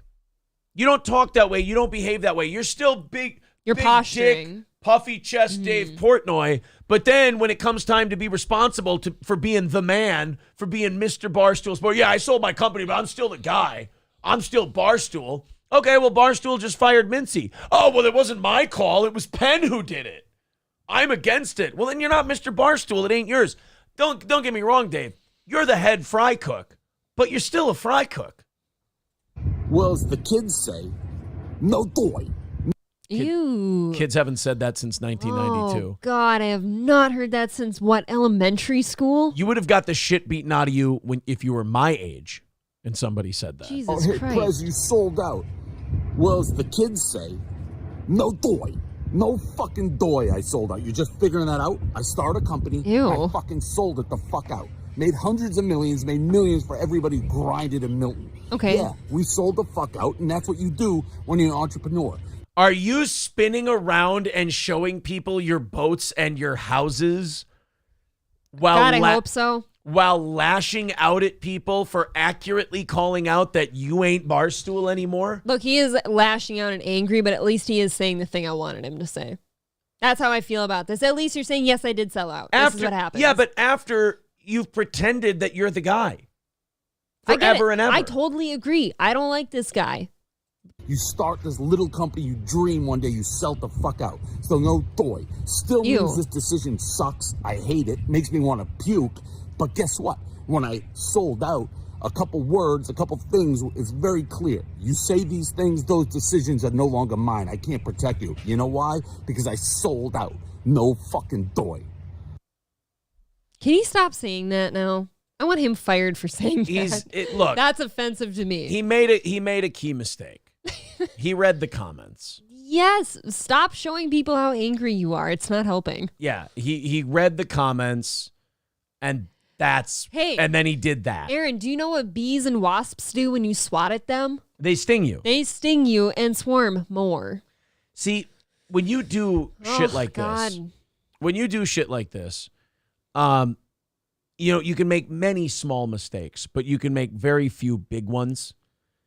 This Mintzy thing is a small mistake, but he's trying to turn it into a big one because every time something like this happens to Barstool, whether it's Alex Stein or it's this Mintzy thing, you lose a few people. Yeah, you do. You don't lose a lot. It's not going to kill Barstool. Barstool's not going to be over. Hashtag No. RIP Barstool, anything like that.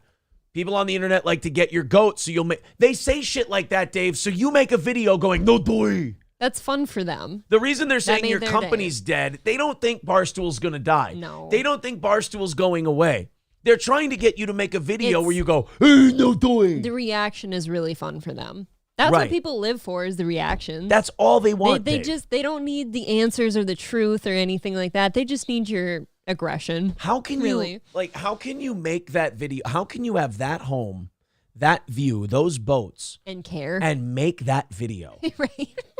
That was 45 seconds that you weren't firing up that boat, turning on a movie or some music that you like, and taking a cruise.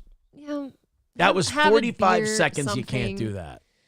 Yeah. People are, let's go. Oh boy. There's some of these that are really fucking brutal. He's dressed like he pulled over his 10-speed to film this. He pulled a Zumach. That's kind of true. Entrepreneur. Hobo Chili Recipe says, I kind of want the apocalypse to happen so people like this could see that money is not going to help them. He's dancing, and next he's going to go fiddle on the roof, says Roots Calhoun. Do you think his neighbors heard him sitting out there yelling and kvetching? Like, oh yeah, the sports guy's on coke again. Mad Max Mardigan, I went to school during the 80s and 90s. We'd have punched you in the face for saying that shit. Yeah, exactly. What I thought. White Rex, who the fuck says no doy? D Gulag, he has Opie and Chad vibes. A little bit. I could see Opie saying that. Yep, I could see Opie saying no doy. Kind of like when you guys tear into someone, but if they come at you with something offensive, you guys curl up in a ball and fucking cry. All you internet people are cringe. Oh, no way, you're so wrong. We just said, no, you win. If you're going to talk about our family, we're not going down that road. I don't think that's curling up in a ball. As you can see, we're still here. But sorry we didn't take the bait that you wanted us to That's the same take. guy that always criticizes me or you, but whenever we have a kid's take, and he's like, oh, what about families? But then when we say our family is important to us, oh, what? Here's the thing with No Way. He wanted something out of us. He didn't get his way. We did what we wanted instead of him, and he's still upset about it. Relax, buddy. Just have some fun. It's too bad. Roots Calhoun says he's starting a porn company. His first film is called The Diary of Anne Stank. Now that just seems like you went out of your way for that one. Mark Stevens says, I just tried the no doy line and they didn't laugh, and now I've been shot. Oh, damn it. I think you should give that one a try in public sometime. No doy. Like, oh, sir, would you like mayo on that sandwich? Well, no doy. No doy. Yuck. I hope they spit in your sandwich. Well, you know what? I would hope they do too. Right, otherwise you have to question them now. Yeah, now I'm like, dude, I just said no doy and you didn't assault me in any way, shape, or form. What are you, gay? You go, no doy. Oh, shit. Well, there you go. Please stop. Let's go to NFL Lass Steins with $20. Says, April can make fun of me. We know your anus is also sunburned. Enjoy those pine cone wipes. Absolutely. Hashtag thank you. I enjoy the prickles. Thank you very much. I'll be shameless. Then also $25 on PayPal from Casey. Thank you very much. Thank you. And $3.50 from Jared. Says, am I one of the few black people on this planet that doesn't care if someone says the N with the GA? Not like he said the N with the ER. Also, may the 4th be with you, Aaron and April. God. And also with you, sir. Oh, there we go. Let's knock 25 off of there. Let's knock 30 off of there. Thanks, guys. Because Wayne Chambers with $5 says, when growing up, I didn't dream about building something just to sell it. I wanted to be the next best thing. Look, I actually, aside from the no doy thing, and the fact that he only did that because he got trolled into doing it. Yeah. I agree with the sentiment. He should have said that at first. When you started, look, guys, he should have calmly explained in the first video, look, guys, when you sell your company for a lot of money, you don't control it anymore. Barstool isn't mine. I'm sorry if I gave you the impression that it was. I work for Penn. I take my marching orders, and Mintzy had to go, and there was nothing I could do to save him. There you go.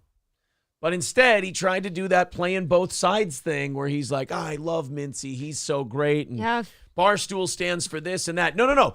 You don't get to say what Barstool stands for anymore.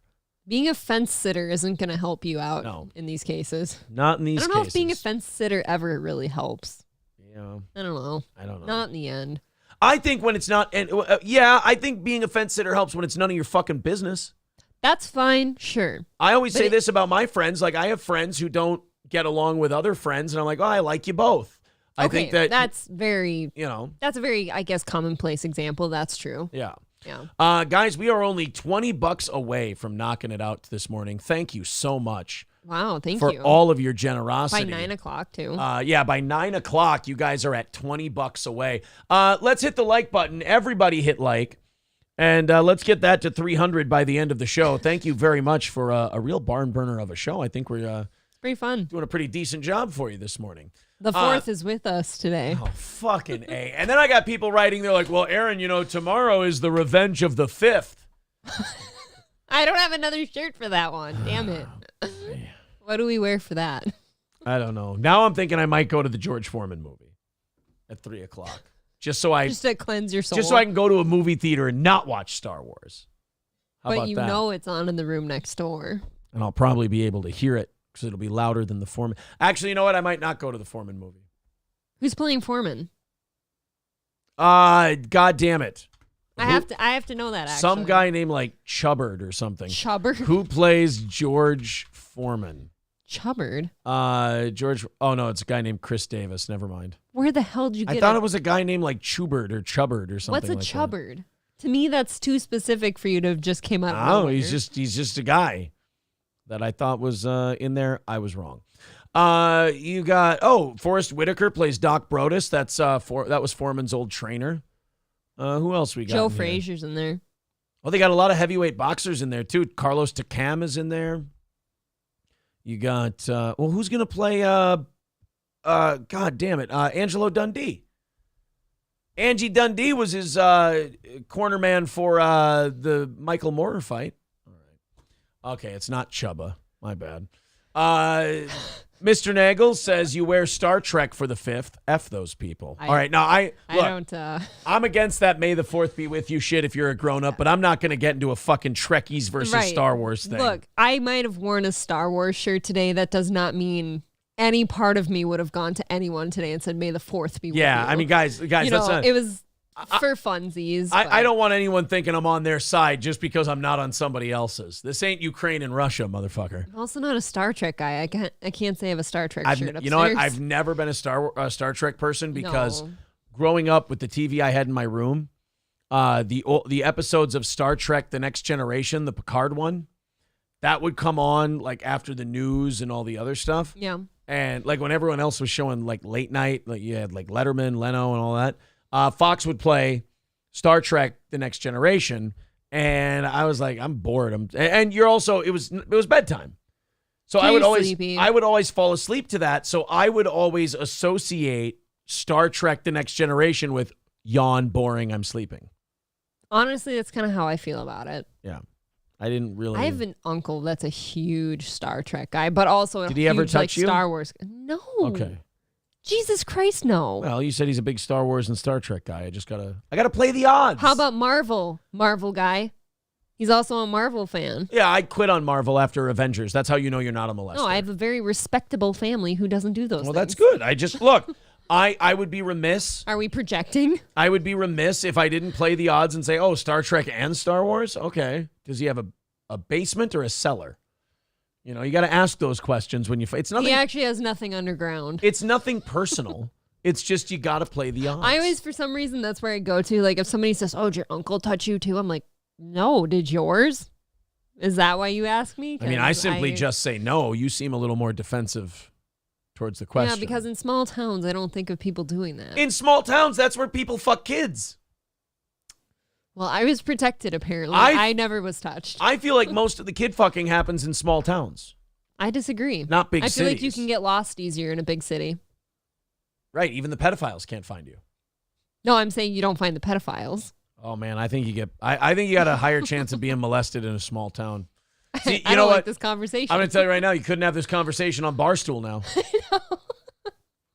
Barstool wouldn't let you have this conversation. All right, you guys want to watch some of these righty internet people tear into each other? Is it my birthday? Yeah, so this is like the ultimate whose fucking side do I take? This is difficult. Matt Walsh was fighting with the quartering 2 days ago. I think Matt Walsh is kind of a goof. Am I the only one? And I think the quartering is really a goof. That sounds like nap time to me. It does. It does sound very...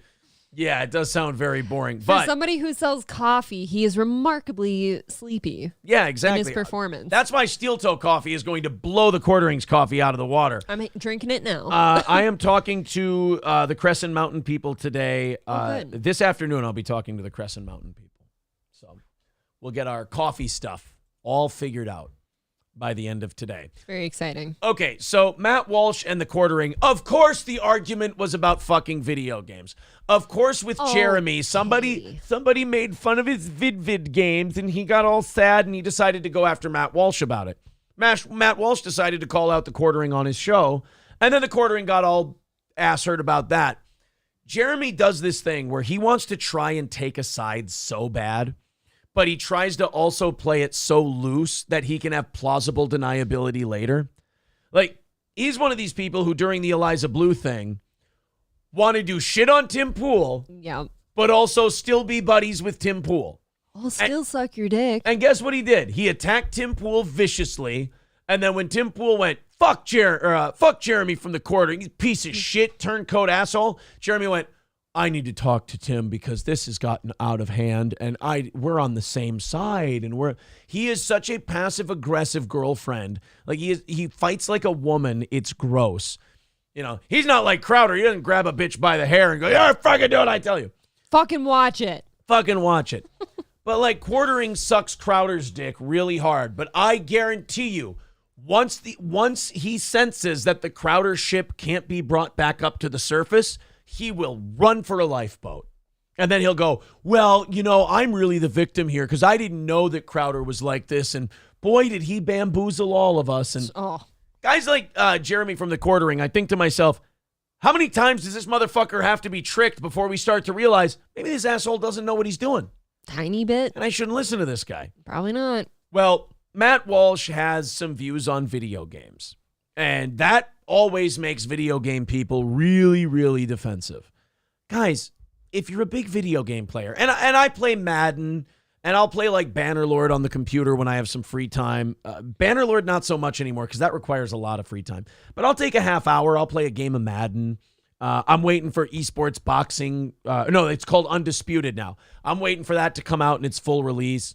I'll play stuff like that. Red Dead Redemption was cool. I played Red Dead Redemption 2. I but that one. If people go, oh, people who play video games are fucking lame and you should go outside and do this and that, I don't get mad at those people. I'm like, yeah, you know what? If you're playing video games, you're not exactly being active. You know, how cooped up did you feel yesterday? Yeah, I felt really cooped up yesterday when I had nothing to do but play Madden. Exactly. So, but people like Jeremy, they take it so seriously and they're so into their video games that God forbid anybody criticize it because then I'm going to come after you. We all have hobbies that we know are kind of lame and that people make fun of and we go, yeah, we laugh along. We go, I'd rather not tell people about my hobbies because they all think I'm a hick and boring and stupid. So Jeremy decided to go after Matt Walsh for like a 3-year-old take Matt Walsh had on video games. So then Matt Walsh decided, you know what? I'll take my way bigger audience than Jeremy has and I'll fucking bury this retard. And then when Jeremy does the thing that he always do, which is, why would you attack me? How do you even know I was talking about you? So on. Just that weak pussy ass shit. That obvious thing where somebody's clearly talking about this person, but I never said your name. How do you know? Well, okay. Jeremy was being a pussy about it. Come on. Matt Walsh, of all people, was the alpha male. That's how you know you're a pussy. Matt Walsh alphas you. This is what I mean with stories like this. I don't know whose side to take because they both suck. Both make you feel gross. I'll just enjoy the show is what I'll do. Sure. But like Matt Walsh then alphas you on his show, and then you pull back and go, what? What did I? No, you either hit back or you move on. You don't sit there and do the, oh, poor me, I didn't even do anything.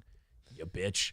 Let's watch Matt Walsh, his clip on Jeremy, and then we'll see Jeremy's response. The right's weird obsession with disavowing video games, anime, and social media is why they will never appeal to most of Gen Z. The base is literally dying off, and most of the voices in the community are actively refusing recruits. Okay, the Republican Party and conservatives are not going to fall off because they're shitting on video gamers, you fucking weirdo. No. They're going to die off because the Democrats brainwash kids better than Republicans do. I mean, they both try to do it, but Republicans don't do it as well as Democrats do. The video games, please. Jeremy, liberals think that video games are creating mass shooters, and Republicans think video games are gay. There is no party for you people to go to. That's why you sit in a room and play games. This is an example of a big problem of mine with like Twitter is like, this seems like a thought you might have had to yourself, but then suddenly for some reason you thought the whole world needed to hear it. And how is this motherfucker talking about what appeals to Gen Z? He's like us. You're a millennial douchebag. You don't know anything about these people. I don't know anything about these people, and I don't care to. But here's Matt Walsh's take on what Jeremy had to say. Well, with all due respect to Jeremy from the Quartering, I think it's safe to say that I have recruited more people into conservatism than he ever has or ever will. I do sometimes, I have to admit, get a little bit tired of hearing lectures on effectiveness from people who are far less effective. Sometimes you don't need a 30-minute steel toe piece to take someone apart. Sometimes it's just 30 seconds and it's just, you cut the jugular and the guy bleeds out. That was pretty to the point. Yeah, and Matt Walsh, and look, again, I don't like Matt Walsh, but yeah, a lot of college kids do listen to what Matt Walsh has to say about trans people and shit like that. And they do become Daily Wire fans and they do become Ben Shapiro fans. So he is right. It is out there. I don't think anybody watches Quartering's soft, non-analytical, non-decisive takes on issues. I don't think anybody watches the Quartering and go, whoa, guys, look at what crazy thing this guy did. Excuse me while I boringly analyze the exciting thing this guy did. I don't think he's turning anybody. The Quartering has the consistency and flavor of tofu. Yes. There's fucking nothing there and it's mush. Yeah. You know. Exactly. Well, this was the response from Jeremy. Jeremy then went, "Wild take, Matt. I am not conservative, nor have I ever claimed to be recruiting for them. Comparing our numbers is weird." Time out. Wait a minute. Aren't you the one who threw the first punch at this saying, how are you going to recruit younger people? How are you going to recruit this and that? Yeah. The numbers are dying off. How do you attract these people? You did talk about numbers. You did talk about conservatives recruiting new members. Don't sit there because you got clowned in front of more people and then go, I didn't say what I was insinuating. You were not mentioned in this tweet. It was about the right. That's why I didn't say Matt Walsh. Seems kind of sensitive. And, wait a minute, and pointless infighting. He contradicted himself in his own fucking tweet. Not only Look at that. Here. Wild take, Matt. I am not conservative, nor have I ever claimed to be recruiting for them. Seems kind of sensitive and pointless infighting. Yeah, got it. Wait a minute, Jeremy. I thought you weren't in. Even when this motherfucker tries to be rebellious, he's too big of a pussy to do it. Well, not only that, but like, I don't know. Matt can respond to that because he is talking about conservatives. Right. And he is one. So Quartering goes, I'm not in your group. But then when he wants to play victim about getting insulted by Matt, he goes, Matt, this is infighting. Well, which one is it? Are you not part of the group? Or is it infighting? Which one is it? Yeah, I guess to not contradict yourself there, you could have said pointless fighting. Right. He says, I'm not interested in infighting, but I am allowed to respond to this nonsense. Best of luck, Matt. Daily Wire is doing great things. Nobody is questioning that, but this feels like a stretch. Dude, Matt Walsh was trending for his take on video games. You commented on it. Mm-hmm. And then he smacked you in the face for saying that. Then you're like, what? How do you know I was talking about you? Because bitch. He's the one who put the take out there. You know? Wow. And am I a little confused about the Quartering then? I thought that Jeremy had always postured himself as right-leaning. Is that not true? But when it came time to face the music for what he said, he backed out like a little bitch. That's what he always does. One person wrote to him, everyone knew who you were talking about. Come on, man. Right. And then he felt the need to respond to that too. He's responding to all of Look at this, this, guys. He responds to everybody. Buddy, if you think you were right, or even if you don't think you're right after reading what you said, maybe don't address this shit. He's fucking responding. You don't have to everyone. respond to everybody. Yeah. So they were fighting. Then I guess Jeremy from the Quartering, I don't know if he deleted this tweet or not yet. He's like Zumach. He'll delete a lot of because that a always lot of tweets. That always looks not guilty of whatever thing was said.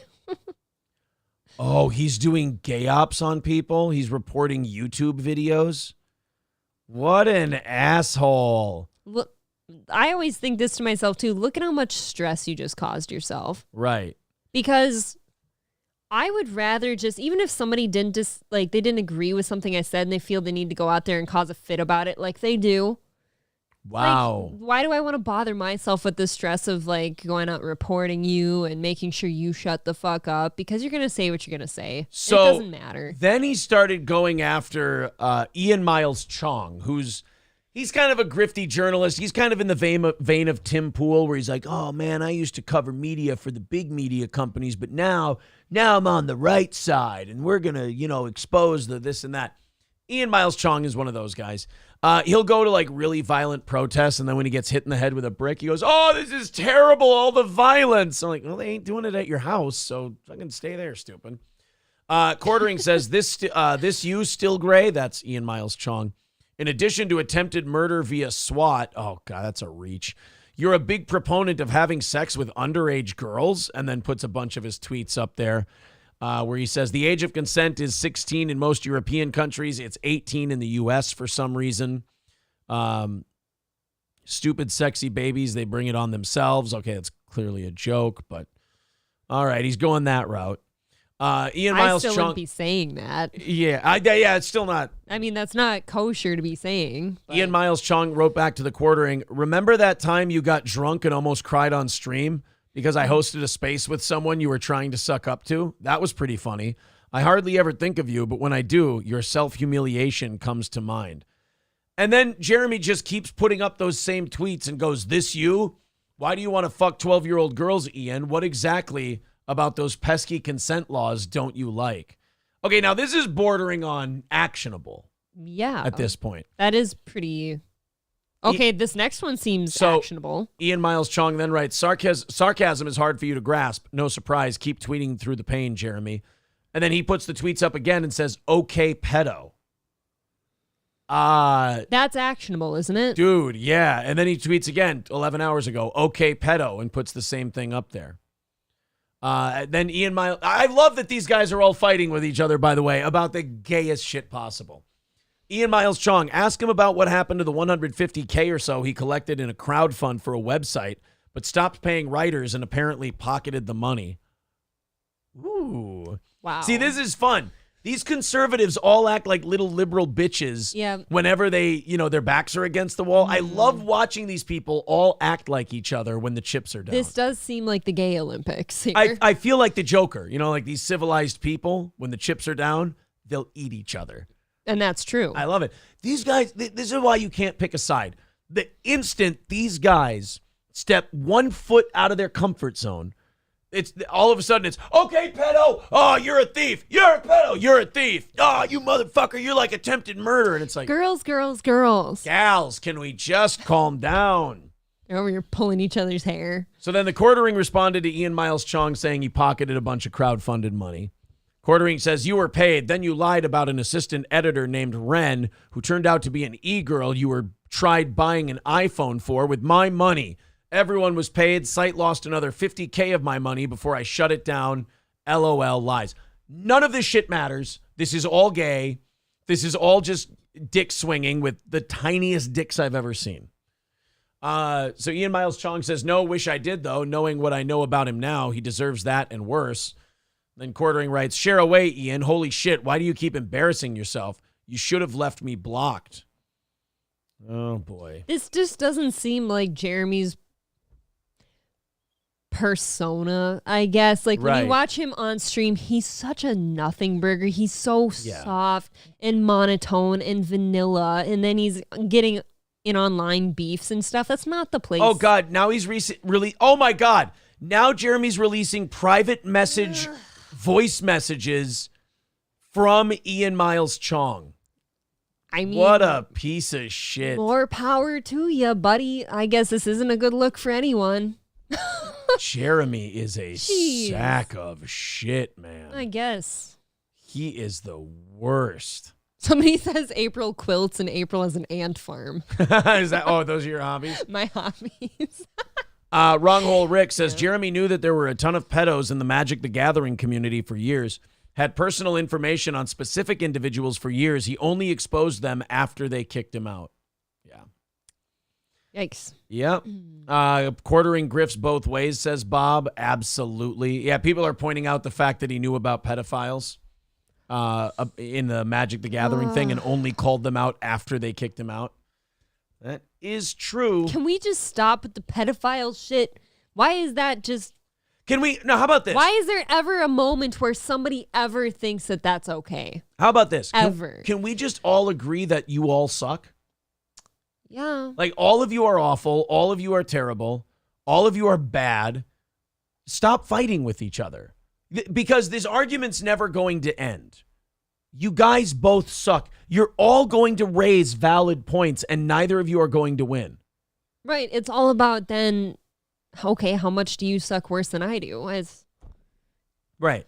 Do you want to spend your time this way? I hate to be that person. You get one life, and this is what you're doing. Allow me to answer that question. Yes, they do want to live their life that way. I don't. I want to go do my boring gay hobbies that people would probably laugh at. I want to do my shitty little show. I want to go do my boxing. That's my big hobby. Yeah. I want to maybe play a little Madden at the end of the day, and then I want to fuck.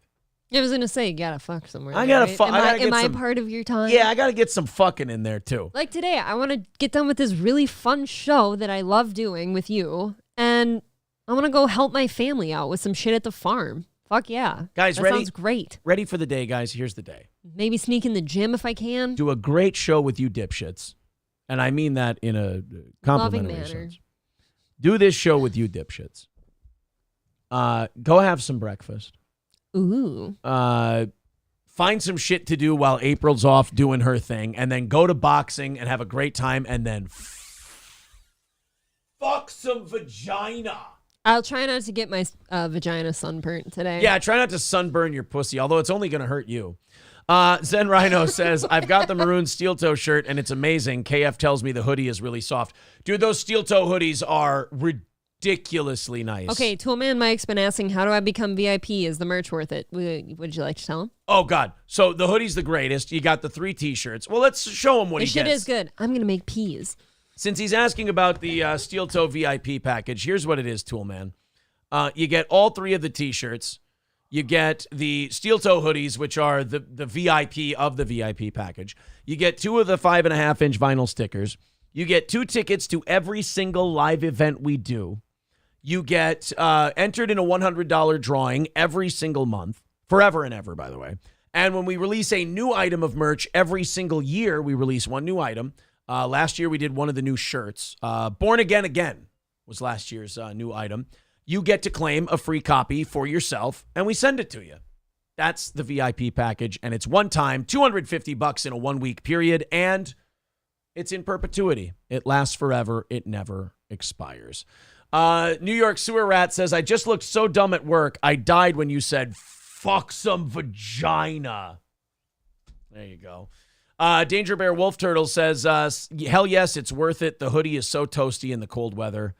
I love it. Gary Crouch says, sent you an email through your Facebook page. Hope that works. Me too, Gary Crouch, but you're here quite often. If we don't end up getting anything from you, we will get in touch with you. We're going to get your contact information, and we are sending you your VIP stuff. Guys, speaking of our live events, the Steel Toe 9th anniversary party. Zen, if you could grab that link for me, if you're not too busy, I would appreciate that. The 9th anniversary party is at Stoney's in downtown Rockville, Minnesota, Saturday, August 12th. Now, we are over half sold out for our anniversary show that is still over 3 months away. So very, very cool. Thank you guys very much. If you're a VIP, contact us to claim 2 free tickets. There's the Eventbrite link in the chat. Get your tickets to the comedy show, which is going to feature Gino Bisconti and the lovely Keanu C. Thompson, Johnny K, myself. April will be there. Oz will be there. We also have the cornhole tournament in the afternoon. It's going to be an all-day drinking affair to celebrate 9 years of Steel Toe. You can come by for free and celebrate with us. To be in the tournament, it's $10. I believe it's $20 for the comedy show tickets and $25 for the comedy show and the cornhole tournament. Get it at eventbrite.com. There's the link in the chat. Zen Rhino's got it for you. That is how you can get tickets to the anniversary show at Stoney's. Oh, by the way, tonight, it is Thursday, right? Tonight is the return of Bike Night at Stoney's in downtown Rockville, Minnesota. Bike Night is back at Stoney's. You will enjoy it. They've got Heavenly Hogs Barbecue as the food truck out there. You guys are going to love that too. Get some drinks. Bring your bike. This weekend, they'll have live music.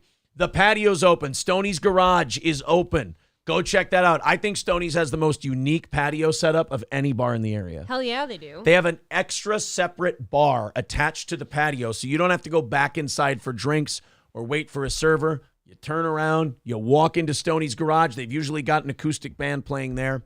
It's really awesome. That Heavenly Hogs food truck, by the way, they were at our last year's anniversary party, I believe. They are fucking delicious. What's that thing I had? It was called the... I don't know what you had, but I had like pork rib mac and cheese or something like that. Okay. And it was so fucking good. And All big right. portions, too. Toolman Mike says, if you don't say my name right, I'm taking it back. It's Toolman Mike, is it not? Uh-oh. Toolman Mike. Oh, because I read his PayPal name. Well, thank you, That's buddy. why. That's 2 VIPs today. Toolman Mike is a VIP, and that's going to mean that we are... Hold on a minute. I got to do my math. Somebody stick my info. $100 into tomorrow's goal. So we are only $250 away from knocking out our goal for the week. What? I'm bashful right now. What's that? I was looking for the VIPs messages, but I had a friend of mine who's never listened to the show before say, "Hey, I popped into your show for a few minutes today just to listen and see what it's about. And she's like, you sound really good on there. Well, isn't that very nice? I'm super bashful right now. Nothing does that to me. What did they say about me? I didn't read the whole message. It's probably just awful. Better say nice things. All right. Kyle W. says, I need a hoodie too. Well, let's go. Let's drop a link in there for you guys. Wow. I feel there you go. Weird. Do you ever get that? SteelToeEntertainment.com/shop. Of course. Compliments are nice. Phage Lives gifting 5 tier 1. I'm going back to Twitch days. Isn't that fun? Gifting 5 tier 1 subs. Phage Lives gifting 5 Steel Toe memberships. John Rio, Ima Richard, Calvin B, Jake Posh, Bone Cold Fleas Austin. Holy shit. Where's Bone Cold been? Working. Oh, that's right. I forget. Well, that means he's here, right? Yes. What's up, buddy? We got an hour left in today's show. That puts another $10 down on tomorrow's goal. So that means we are at 2. You guys are only 240 away from being through the week already. Thank you very much. I'm bashful right now. What, 3 or 4 VIPs this week? 3. No, that's 4. Okay. So that is 4 because we had Devin yesterday. We had Gary and Toolman Mike today. And then Tuesday with Johnny. Somebody was a VIP, I believe, or Monday, and they didn't message me. Okay. Well, make sure you get a hold of April because we do need to hear from you. Well, guys, I got a little bit of bad news. We've been making fun of people today. We've been having a great time with all of that stuff.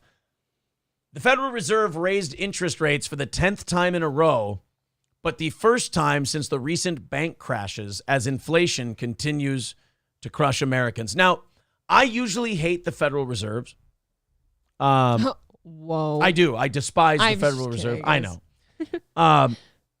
But like the Biden administration is so fucking bad that it's like, how do I explain this? The Biden administration is so bad that I'm looking at the Federal Reserve as a father figure. Like it's a father figure that beat the living shit out of me. Sure. But the person who took their spot is now burning the house to the ground. And like while the other person hits me with a belt and a wrench, at least I had a roof over my head. Right. So you're grading on a curve and the curve keeps getting uglier and nobody's there for you. Exactly. So the Federal Reserve is raising interest rates because they're trying to curb inflation. If you have lower interest rates and money is cheaper to access, it means that there will be more money out there, right. Which if you have too much money chasing too few goods, you get inflation. So they're trying to make money more expensive to bring down inflation. Unfortunately, housing prices are still crazy high and the cost of goods is still crazy high. Gasoline. So the American people are sitting here going, all right, the interest rates are crazy, so money's really expensive right now. But the price of shit is also really expensive right now, so it's a double whammy, and it's choking the life out of the economy. But you can't keep making this money so fucking cheap, or you're going to get even more inflation. It's an impossible scenario. It's ugliness. It's desperate times. I feel like you just feel like you're in a state of desperation at all times. Kane J says banks have lent money out at 3% and now rates are higher. Of course they're going to fail. Oh, wow. LM12 says bank stocks are being halted today. This rise in rates is going to wipe more banks out. Right, because they're getting payments from people at money they lended out at 3%. But if their prime borrowing rate is at 5% in order for the bank to get more money, if you got 3% coming in but 5% going out, you can't stay alive. No, sir. At that number. Not profitable. Somebody says, and don't forget just giving money to other countries. Oh, yeah, shutting down the economy and printing money, that fucked up inflation. We have how many goddamn problems here? But let's send billions and billions of money to a country that we supposedly don't have any stakes in. I mean, other than the money laundering, right? That's why I said supposedly. Yeah. Kyle W. says robbing Peter to pay Paul. Yeah. Yep, that'll get it done, right? This is kind of that, it feels shitty to say, but it just kind of feels like that the bathtub is draining out of water and we're just circling. And nobody's there to catch us. No. There's no strainer in the bottom. I'm getting some interesting... We want to get off of this as quickly as possible, right? Because we're not financial experts and we just kind of let people... It's depressing as shit. We're not financial advisors. And I just got a really interesting note here from Redbird. 191 Redbird says, Crowder is live with the chat disabled. LOL. Oh, yeah? Crowder on Rumble has been... And by the way, you know what his Rumble deal is? What is it? He does his second hour live on Rumble. So he gets to do the first hour of his show live on YouTube, live on Rumble, simulcast. That's how he's fighting big tech, by the way. Big, terrible, big tech YouTube. Yeah. Big, terrible, big tech YouTube. Crowder is doing the first hour of his show there. He's putting clips up there. And he does the second hour of his show exclusively on Rumble. So he's not full of shit at all. But also, his chat on YouTube and Rumble has just been fucking him hard. I mean, just holding him down. The comments are terrible. It's not surprising. And now, apparently, someone says Crowder is now live with the chat disabled. So you can't even write to him. Uh-oh. There's your other guy, Devin Carroll. He did message me. Okay. I did see it, buddy. I just didn't open it yet. He says, $9.99. April, I sent you an Instagram message yesterday about my VIP. Should I message Nope. somewhere else? He's Thank good? you. You're positively okay. And, buddy, you don't have to super chat that. You could have written that in the chat. But thank you very much. That's very generous. You're cool, and I appreciate you. Thank you. D. Gulag says, it's always pre-recorded. Oh, okay. So Crowder's not actually live? Oh, that's no fun. Then why even disable the chat? Right. Why would you disable the chat if you're not even live? Like, the only reason you disable the chat is so you don't see it and it doesn't fuck you up. Right, it doesn't screw you up. Yeah. Sidetrack you. So Send you into a fit of rage. A fit of rage where you just yell at everyone, watch it, and you put your dick on everyone's shoulder. You're not committed to anything. Yes, you're not committed to anything. How do you honor the man? I don't know, pay my Walk taxes? the dog, bitch. Mow my lawn. Fucking watch it. Optic Nerve says, well, no doy, but I bet that chat is hilarious. Yeah.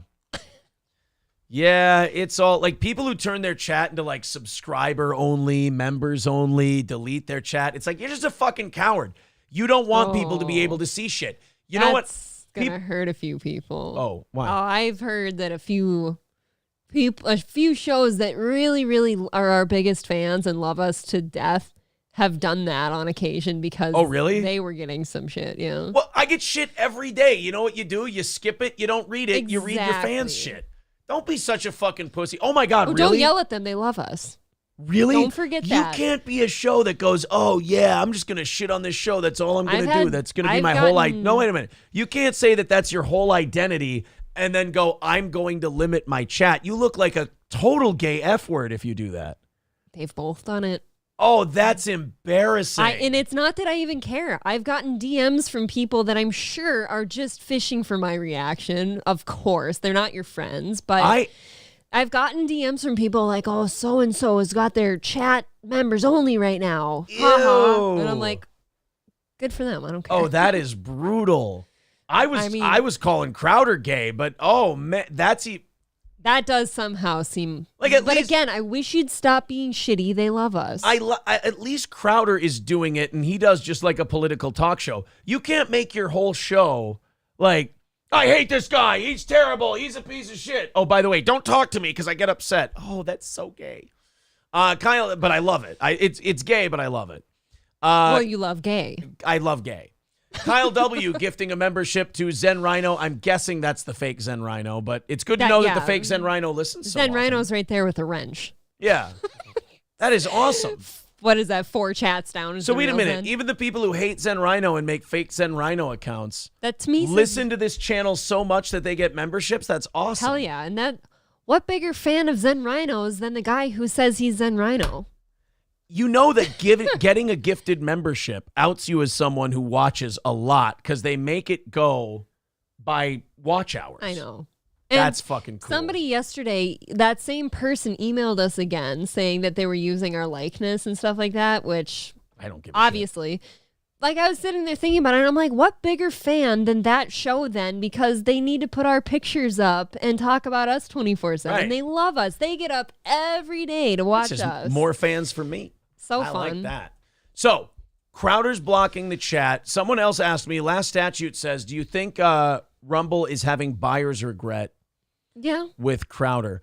You know, I think so. I don't know if they'd be able to afford like a Tucker or anything like that. So I don't know if they necessarily regret it. I mean, he's brought a shitload of people to the platform. they might stay on Rumble and watch other stuff. You know who I bet is probably pretty happy that Crowder's melting down the way he is?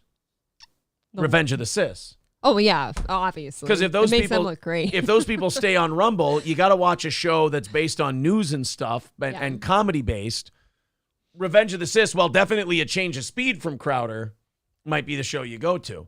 But as far as buyer's remorse, I don't know. They have Dan Bongino, they have ROTC, like they have some shows, they have some exclusive guys. And Crowder's still got a really big audience, and a shitload of people are talking about him right now. And when a lot of these people are talking about Crowder, you have to say Rumble. So you're still in the conversation. I don't know. Which is true. Yeah, I don't know if they have buyer's remorse on Crowder, unless they could have taken some of the Crowder money and offered it to Tucker and maybe made that play. They didn't know Tucker was right getting the axe, though. Yeah, exactly. So I think you're right that if they knew Tucker was getting the axe or the Blaze knew and all that shit, they might have, saved a spot for him. Then they might have, but I don't know. We'll see. I think it's too early to tell if Rumble has buyer's remorse with Crowder. You're gonna have to see. You're gonna have to wait to see how many people he loses. Like I was on Social Blade the other day, and Crowder was down like 60,000 people. I think. Well, that might not be much to him. Or not that down sounds to. He like was a lot. down 60,000. Okay, down 50,000 subscribers in the last week. That's not a lot when you consider he's at 5.88 million. I guess drop in the bucket. Yeah. I'm projecting because to me 60,000 would be like, ouch. Right now he's lost 60,000 in the last 30 days. Well, if that trajectory stayed that way, that's not good. Yeah, but you know how long it would take to whittle that away? You're still going to be fine. You're getting the money. Yeah. I don't know. I think Crowder will be all right.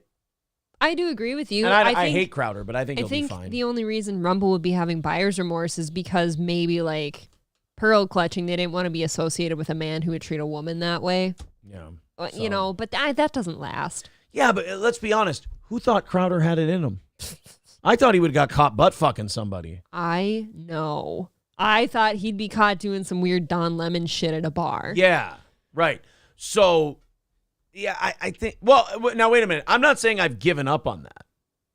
You're saying that's coming out that next? Could still be coming. Coming up next. Yeah. Crowder says, will you sniff my dick? I mean, if you're touching other guys with your cock, as he's alleged to have done, that's pretty gay. It's not far away, is it? Yeah. It's not too far over the horizon. I mean... It's there. Zen Rhino says, yeah, but over on Rumble, he only has like 1.3 million. Well, he just started. I'm sure he'll get up to a couple million over on Rumble. All right, let's go on to this story. Louisville, Kentucky for this one. I know I'm supposed to be like jarred and offended and upset by this story, but I'm actually kind of encouraged. It makes me... It kind of hope pills me a little bit, white pills me, I guess you would say. Makes me think that maybe America can make a comeback because it's about child labor. And a McDonald's in Louisville, Kentucky that was using child labor without even paying the little fuckers. And I'm like, you know what? This shit is so bad right now that I'm looking at this and going, good, we're back on the right track a little bit. 10-year-olds being forced to work at a McDonald's until late hours in the night without any pay. You're saying good. I'm saying good. Maybe America can make a turnaround. Because I think I'd rather have 10-year-olds working in a McDonald's for zero pay than learning the shit they're learning in schools right now. I'm not going to disagree with you. And let's say you take like McDonald's, like put a bunch of McDonald's in Chicago and have 10-year-olds working all hours of the night. They're not getting paid. Safest place for them. It's the safest place for them. They're not out in the streets getting in trouble. Yeah. Yeah, I'll agree to that. Scarface says ROTC did their show at the Rumble studio yesterday and were shitting all over Crowder, and the Rumble producers were also making fun of Crowder. Oh, that's awesome then. When you own him now, I guess you get to do that, right? I guess so. They were, in fact, at the studios. Look at how much older that guy looks. Oh, this has aged him. Is he turning gray? He is around looking the edges. Elderly. Look at, he's getting Aaron's hair a little bit. Ooh. Somebody's moving back like I am. So he's technically getting sexier. That's true. Yeah, that he is getting better. Yeah, looking. don't downgrade yourself. Look at him though. He looks disheveled and This is tired. aging him a bit. Can I skip to a random spot in Revenge of the Sis and see them making fun of Crowder? I don't know. Probably. Let's see. Steve. Dude. Epstein. Yeah, I think if he... Pow. Pow, pow, pow. And then even Jason Bourne recognizes. Wow, that's... Yeah. I like to go backwards, as far back as Carter's told. Gotta find Crowder. Oh, we played that? She's gonna be- Ha They ha! told We my played. dog. Hey, guess what? We did that one before Revenge of the Sis did. You did it. We did that story before ROTC did. We did the girl who killed 2 people. We did that one first. By the way, oh my God. Now, were our crossover fans with ROTC, were the ROTC Steel Toe people going, Steel Toe did it first? No, because it's only a one-way street Don't with you look people. at them to be consistent. Come on. I want to see if we can find them shitting on Crowder. That one. Wait a minute. I think we did this one, too. This is about Kanye. This is about Ye. Homie Ye. Is that You can go back to school. Prison. It was $100 million over certain years. Yeah. Does he have $100 million? Well, Yeah, this is the guy offering Tucker $100 million, by the way. So are they making fun of Crowder? go to birchgold.com/ROTC. You some KFC? He'll work. I'll get you KFC. You talk to me. He's crazy. I could be like, oh, well, I forgot to bring bracelets. Oh, that's the name from the. That's your idea of the good life. Look what we're doing I don't right have to now. wait I in know. line for my boar's head. I wanted to find them shitting on Crowder. Somebody give us a timestamp. What if that person was lying? Yeah, what if you just made me search around? Wrong Hole Rick says, if we said Steel Toe did it first to ROTC, that just destroys the bit, Aaron. You know this. Right. Yeah, you're right. You did the quartering Matt Walsh drama first. I told you that earlier. Yes! You're on a Fuck roll. you guys. Hey. Suck my dick. So you know what I love about Royce is that no matter where the fuck he goes, whether it's the Rumble Studios, the Pimp on a Blimp studio, yeah, his own show, he just wears the same thing. Yeah, They can't really Mersh class always it up. nices it up with a sports coat or something. A very nice one too. I like his. By the way, not shitting on the guy. I think Mersh has dropped a couple of pounds. I do. Yeah, I think he looks all right. He looks a little slimmer. Back to the Lab says, what is the worst part about the Steven Crowder drama? Because I watched the doorbell footage and I think the worst part about the Crowder drama is the fact that he brought it on all himself. Yeah. And all of his responses to it are fucking terrible. I'm sure that behind closed doors, everybody's got ugly fights, says shit they shouldn't, all that. I'm not like, to me though, what he did was kind of on another level. That's bordering on like verbal abuse towards your pregnant wife. Yeah. I don't know. Bordering. I thought it was pretty much was. It's pretty bad. Bird Collector over on Rumble says, April, how much to clean up my yard? Ooh, how about a couple beers? How's that sound? You're fucking terrible at this. You know how much people would pay you to clean up their like that entire shit. yard? I love And you charge that a couple shit. of beers? What are you, the prisoners at Shawshank? All I would ask is for a couple of beers for each of my coworkers. How do you know I'm not? They were the gateway drug for so many Steel Toe fans, says T. Jefferson. I know. They won't turn on the OGs. I get it. They're the gateway drug. Optic Nerve says again, if he would have just kept his mouth shut. Yeah, all these internet guys run into all this shit, and Dave Portnoy, Steven Crowder, all of these guys, you avoid it by just shutting the fuck up and doing your show. Right. You're getting a divorce. That means obviously, you're in a relationship that's not good. It's ugly, and you probably say a lot of nasty shit. That could have all stayed in-house, but you just had to bring it up.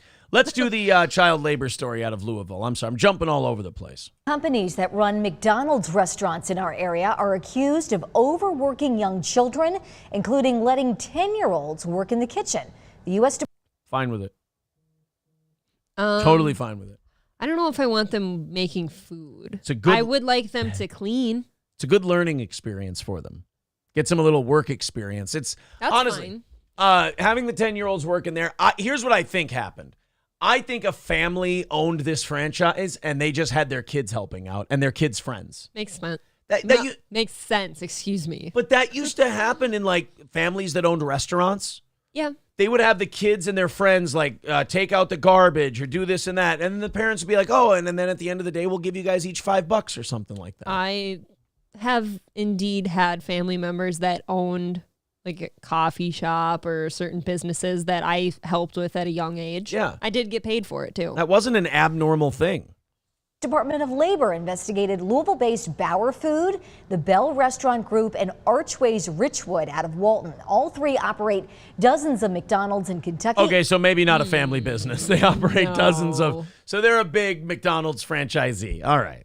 Indiana, Ohio, and Maryland. The agency found more than 300 children worked more than the legally permitted hours, some of them past 2 a.m. Are you still okay with it? 10-year-olds worked in the kitchen without pay, one of them handling a deep fryer. You still good with that, buddy? You guys are making it really hard for me to be on your side. That I'm not cool with. You can't have a 10-year-old working a deep fryer. No 10-year-olds working the deep fryers. No 10-year-olds out past 2 a.m. because... I don't look. No, I don't agree with it. You should be at home sleeping. That is when kids need some sleep so they can grow. I don't mind the little kids not getting paid. I mean, shit, there's 19-year-olds who intern for free. So that part's not that bad to me. But working the little kids until 2 in the morning and then having them work the deep fryer, it's like, guys, I'm trying to be on your side. I like the idea of child labor in this instance. I like the idea of people getting workplace experience at a young age, because with the shit they're learning in schools, they're not gonna. Nothing they learn is gonna be worth a shit anyway. They should learn some manual labor. Watch somebody just clip you saying, "Look, I'm okay with the idea of child labor." Hey, that's why I haven't said the S word when it comes to working for free. I know they're gonna clip that out big time. I think child labor is a good thing for a society.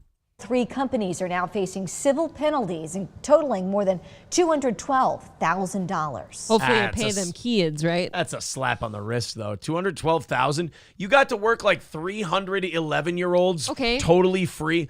Hold on. Fuck what you just said then. If $212,000 is a drop in the bucket, use it to pay the kids. Wait a minute. Pay the damn kids. Let's say we got 300 kids and they each worked, I mean, even if What's they minimum each wage right now?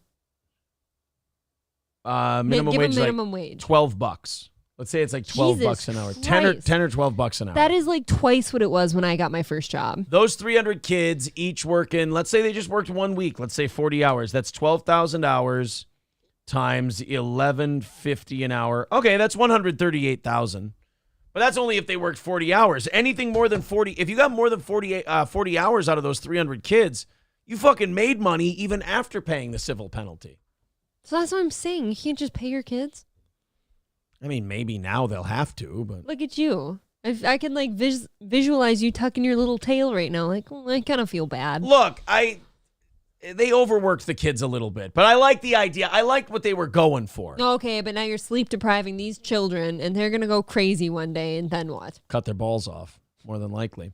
Laughing Lion says, you deserve a break today. Not you, Junior. Get back to work.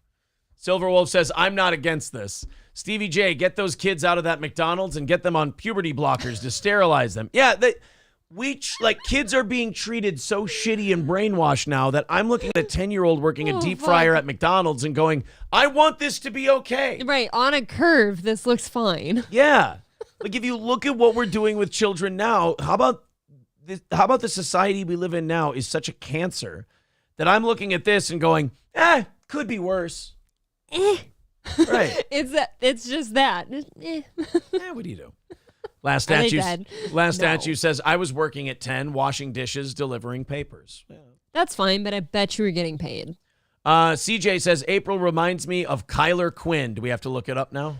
Yep, because I don't know who that is. Do you think it's a model, actress, or porn star? God, the last one was a porn star. I don't know. What do you think? There was, in fairness, one dick-sucking video where that person did look like you. The rest of them, they didn't. I know. Well, their assholes were agape. Yep. Another porn star. Come on, you guys. Let's see if April look. Okay, it's Do not. Porn stars have this type of sunburn? I don't think so. Jesus Christ. She's getting after it. Okay. A little bit in that one. Yeah, I was gonna say you fucked me before. Do you think I resemble anything Let's here? see. You know what? A little Kyler Quinn. A little bit. Good Lord. Jesus Christ. I don't look like that. Keep scrolling. I don't look like that guy. Wait, what do you mean? Oh, that one. You know what? I see. Oh, that one a little bit. Oh, it's a stepsister one. Oh no, not a stepsister video. I've checked the camera multiple times to make sure you're enjoying this. A little bit. You know what? I can see it. I can definitely see a little bit of Kyler Quinn. Oh, no, not that. I don't want that one. No, I'm no, against it. not that one either. Stop this. Oh, my no. God. Oh, what is not that one either. Not that guy. Stop this madness. I feel violated. All right. I feel sufficiently blown out now. It's like the Corsican brothers. You felt it. You're right. That's my separated twin. All right. Well, it does look a bit like April, and now I have a boner, and I would like to have sexual intercourse after the program. Well, with that kind of sexy talk, how can I say no? CJ, thank you for what I'm about to do. I appreciate that. Bill the Butcher says Barstool numbers are fugazi. When they go live, they can't crack 1,000 viewers. Pat McAfee, who stinks, gets 30,000 live viewers. Well, shit, we have 750 or 800 between YouTube and Rumble when we go live. Are you saying that we're getting close to Barstool numbers? Hot shit. Does Pat McAfee stink? I don't really watch him. I don't watch him. I've heard he's good, though. I've heard people tell me that Pat McAfee's good. I saw a good comment somewhere, and then I lost it. Damn it. Whoa, BBC everywhere, says Pragmatic Baxter. Yeah, we skipped past those that in this last house. video. Too much. That, I don't know how, that's okay, this is the hole, right? And you got... Yeah, how are you supposed to make... April's doing, geometry problems going, that's not going to get in there. I don't get it, man. Come on. That can't be fun for either of them. It's a tight squeeze. I'm puckering. That guy needs a horse. So, okay, so are you excusing it in that situation? It's hard not to feel a little sympathy for the poor guy. SC Motorsport says she's too old for Aaron. Toolman Mike says, I ran a lead smelter at a print shop at 13 for $2 an hour. You are a man's man. Kyle W says, Kyler takes on Shaka in the last vid. Shaka is hung. Just hanged. Not I'm kidding. You and your hanged shit. I was only kidding. You are extra perky suddenly. Am I? Thanks. Well, I'm all excited. What can I say? New York City has developed their plan to remove, to get the rats out. That was my elbow rubbing against the table. I did not just shit my pants. Thank you very much. Could you focus on the show and what we're about to do here? Says the guy that squirrels all over the place off of stories. I made a little. That was not little. Fart with my arm. It happens. Yags from Jaeger Curb and Concrete says, I remember a guy who used to say a certain thing. Hold on, I'm getting it. Oh, yeah? And I believe... wonder if we'll get to it this century. BBC till a DIE. It's not what I meant. Ryan the Garbage Man says, are you saying April's twin was hydro-locked? If not, she was about to be. Watertight. Somebody says, your family had money when you get an allowance for doing chores at home. Shit, is that all? That means you have money? I think I feel richer now. I didn't get paid for everything, but I had an allowance. I got $5 if I mowed the front yard, $5 if I mowed the backyard. So I got $10 if I mowed the whole or they'll lawn. buy me something okay, you want to work towards that thing you want. Why don't you do this, this, and this? I'm like, okay. Yeah. Wrong Hole Rick says, I was paying the whole rent for 9 months of the year by mowing yards for our landlord during the summertime from 11 to 14. Nice. Wow. The landlord would just let you guys live there for free if you mowed the lawns? That's a fucking sweet gig if you're your parents. That is a sick gig. Because check this out. I love mowing the lawn. I would love mowing the lawn as a kid. And since I was a gazillionaire and I like doing that, and I like doing it so much, I cut that grass for free.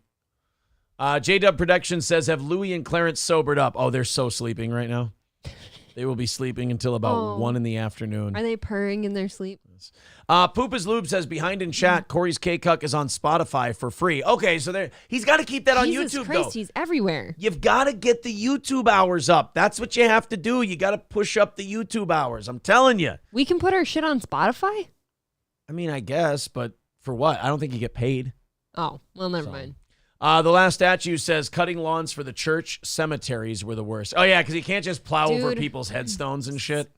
Oh, really? No. Hot take, you can't just drive over the headstones? You got to cut around them shits, unfortunately. Yeah, I was just thinking about that. I used to go to the graveyards and trim up my family's areas. Animal Kelly says, these kids are learning here. I see nothing wrong. My pops would take me to his construction rental job and throw me a couple bucks. Yeah, that used to happen. That's the thing. Couple shekels for your troubles. All right, guys, before we get to this New York rat story, let's all hit the like button if we haven't done so already. Looking to get to 300 in the next half hour. By the time we're done with today's show, looking for 300 likes by the end of it. All right, let's, okay, I'm all caught up on notifications. We are good. Awesome. He does it live on YouTube, Twitch, and Kick at the same time, says Toastmaster. Yeah, you gotta keep it up on YouTube, though, to get the watch hours up. Well, and Carlos says Spotify pays, but it's liquid horseshit, some real gay decimal of a cent or something. Oh, okay. Oh, that's too bad. New York Sewer Rat says, wait, a story about me? Yes, this next story is about you. So, COVID really fucked me up. Not the disease. I mean, just like the like red pilling me on all the bullshit that they were just doing out in the open. Like all the conspiracy shit they used to hide it. And then during COVID, they just started doing it to you. Interestingly enough, their tactics to control did something else to many people. Exactly. It made people go, wait a minute, you guys just fuck with us all the time then, right? Yeah. And then also the January 6th stuff red pilled a lot of people on, wait a minute, so the FBI just puts people into things to rile people up so it looks shittier so they can do some clandestine shit? That's fucked up. Well, in New York... Omaha. I worry that I'm starting to overdose on those pills and I'm wearing too much of a tinfoil hat because now every time I see a large government make a decision on something they're going to do, I'm always looking for the back end secret thing they're trying to do. Sure. On top of it. So I was looking at this New York City rat problem, and I'm like, dude, they're trying to this is a fucking climate change thing and a population control thing. And I had to stop myself. I'm like, I'm getting bad. I got to tone it down a little bit. I'm picturing you as somebody whose tinfoil hat now looks like one of those large, long, curled powder wigs. Yeah, exactly. You've That's got what it's a real starting to heavy look one. Like. The city's plan to combat rats may gnaw at drivers. Gotta love the New York Post. A program to curb the Big Apple's booming rat population with new trash containers could eliminate 150,000 parking spots, more than the city's outdoor dining and bike share programs combined, according to a report released Wednesday. So their big idea is instead of people leaving their garbage on the street to be picked up by the garbage cans, which is what they do now, they'll have receptacles where you can put the trash in it, and that will cut down on the number of rats. It'll cut down on their ability to feed themselves. A lot of them will starve, so on and so forth. I mean, in theory, it works. I have an idea that's close to that works. You know how they were talking about how the rats will chew through the plastic garbage, the big garbage cans and stuff like we have. The rats will chew through them. Why not make them out of something metal that they can't chew through? Shit. That's also recyclable. Probably a little more expensive. Who the hell cares in the long run? The company making them. But in the long run, maybe. And the city can pay for it. So what I don't understand is they want to do all these garbage cans, and it'll make it so people can't drive because they can't park their car anywhere.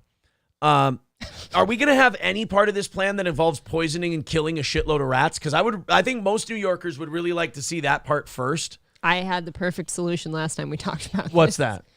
The huge poisoned cheese wheel in the middle of Central Park. Oh, that's right. The big poisoned cheese wheel. Until homeless people start eating it and you know what? Helpful. Still works. 2 thumbs up. Still works. So I hear this story that they're going to eliminate 150,000 parking spots to put these garbage cans in there.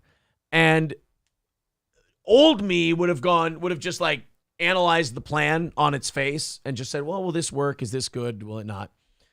New me, after post-COVID me, now goes, oh yeah, so now they're going to force people to get rid of their cars, so they have to take mass transit because they'll say that it's better for climate change, and then that'll cause less people to be driving. They'll be less independent. They'll be more dependent on the state for transportation. This is absolutely 150% bullshit population control. Seconds before you got to that rant, that's where I got to. Okay, good. So you know what? I did too. This is why I share these things with you folks. So I don't feel so fucking insane. You guys, if we don't have parking spaces, you clearly can't have a car, right? But then, guys, if you don't have that car, you're going to be better for the environment and will be more carbon neutral. Oh. And it will help climate change. Wait a minute. I thought we were talking about rats here. Yeah, fuck the rats. It doesn't matter. They've always been here. They always will be. But think about climate change, you guys. Guys, maybe we can also then promote a healthier lifestyle of walking so that we're not so obese. Oh, there you go. Oh, wait. They don't care about that part. Yeah, but you can walk to the McDonald's and then 6 blocks later hit another McDonald's. Have you gone to the New York McDonald's? It's fucking 2 stories. They had a piano in there. It's that awesome. shit was awesome. New York McDonald's is good. Fucking rules.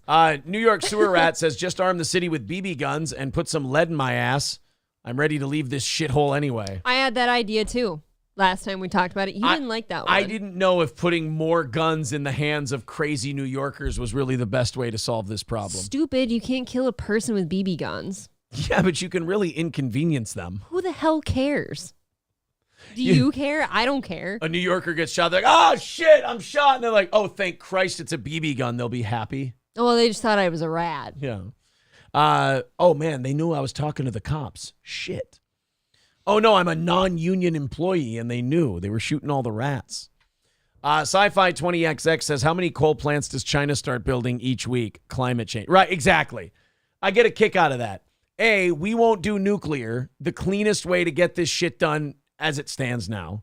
The one that's most ready and cleanest and most accessible. And we'll sit there and go, well, we're going to make a difference in climate change. Meanwhile, a country 5 times the size of ours is just cranking out inefficient cars, giant coal plants, making cooking oil out of sewer fat and shit. Dude, that shit's gross. Yeah, I mean, think about India too. The population over there aren't they just fucking awful? India, with this same shit, thing. With Terrible emissions? population. So yeah. America has actually, people don't know this because the politicians don't want to tell them. We have actually gotten our carbon emissions down to like 1992 levels. But the rest of the world is still fucking up because, and it's fair because, like, why shouldn't those countries be able to use the things that we use to get wealthy? Right. They should be. It's hard, you can't shut the door behind you. Well, a lot of these places have different regulations than we do too. Some of them are just communist countries where if you try to do anything, they'll just go, oh no, we just changed the rule 3 seconds ago. Well, when you started doing that, and they'll just ship you off to a camp anyway. It's really We've started changing a lot of definitions and rules and things. Sci-Fi 20XX says, great show, by the way. Stumbled in here for the first time today. Well, that's great, buddy. Share it. Tell your friends. We're glad you like the program. Subscribe, like, all of that happy horse shit. Thank you. And we hope you continue to be a great fan. Love it. So they want to put these garbage, they're calling the program the city's $1.6 million garbage containerization study. Found that the giant receptacles would be installed on 89% of city streets, including most outer boroughs, without eating up parking. A question. Yeah. Okay, you got giant receptacles now. So that sounds like probably worse than a dumpster. Oh, no, I think they're talking about dumpsters. Okay, Yeah. I was going to say, if you're getting bigger than a dumpster, how are you going to empty? I think, I think they're talking about dumpsters. But it would be more difficult in space-crunched areas south of 110th Street in Manhattan, where 25% of parking spaces on some blocks would need to be nixed. Waste containerization is feasible in many parts of New York City. Like many good things, it will not come easily, but there is no doubt that it can be done, said DSNY Department of Sanitation Commissioner Jessica Tisch. Wait a minute, I thought we had a new rat czar. Now we're going to the department. We're going to the sanitation people. I thought we had a new $175,000 a year rat czar. I thought she is the rat czar. No, this is the department's sanitation commissioner. Well, what do you think the rat czar works She's for? the person who's supposed to be handling the rat problem. But we had to hire the lesbian lady. Yes, and she had to, by the way, announce that And at her. announce that, hey, I'm a lesbian and I can get those rats gone. Well, she's I can black. get rid Don't of say the rats. don't say ribs. Yeah, that's racist. Shit. Citywide waste containerization requires extensive changes to our city's streets and public spaces, potentially some of the largest changes in a generation. And it all happens to coincide with what our agenda around cars have been this whole time. That's so weird. Isn't it amazing how that shit just seems to work itself out? It's just with these people, it's always, and it's Republicans and Democrats. Whenever they get in charge, amazingly, all of our problems are solved by the same shit they've wanted to do for the last 50 or 60 years. Yep. Every time. No, I do think it is a lovely coincidence. Hey, do you have a new idea, a new solution for this 2-year-old problem we have? Yes, we do. Oh, what is it? Something we wanted to do like 50, 60 years ago. I'm like, that just sounds like you want to implement your agenda and you're using this as a scapegoat. No. How dare you? I mean, couldn't we just poison all the rats? No, that won't work. That's too expensive and too inconvenient. Oh, what are you going to do instead? Wipe out 125,000 parking spaces and put garbage cans in. Okay, you know all that fentanyl that China's letting come over here? Yeah. Shove fentanyl into the wheel of cheese and watch the rats go away. You won't need much fentanyl to kill the rats. Exactly, but you can put it in there anyways. I like it. Plus, you probably get some homeless people. Fentanyl cheese. Getting rid of everybody. The groundbreaking trash plan aims to block rodents from feasting on garbage, cutting off their food source by requiring residents to toss trash, recycling, and compost in giant covered containers instead of on the curb. Oh, because people that throw shit on the curb naturally will then be inclined to not do that. Well, see, that's just it. You do the it problem you run anyways. into is this problem, your solution is depending on human beings doing the right thing. People that throw shit on the street are typically going to just throw shit on the street, right? Yeah, and also they don't want to go and poison the rats because they're like, oh, that's mean to all the rats. It's like, well, what is starving them to death? Like, we're going to cut off their food supply. Yeah, that's... Worst thing, they'll start eating you. Oh, shit. They'll start eating each other. We'll just get to see rat fights in the middle of the street. Honestly, what if they just become incensed because they're so hungry and they fucking just start eating anything that has flesh? I'll say this. And now we're starting to get rat bites and diseases and all that shit. I just really think that we're paying people hundreds of thousands of dollars a year to overthink the shit out of this problem. I've got it. Let's just flood the sewers. There you go. Flood them. Flood them all out. I got to thinking that, by the way, because yesterday there were some pots at the farm that were filled up with water. And I went to dump them out, and there was a couple rats in there. Not rats, but the country mice. Yeah. The country mice had went to the water hole for a drink, and they fell in. They fell in.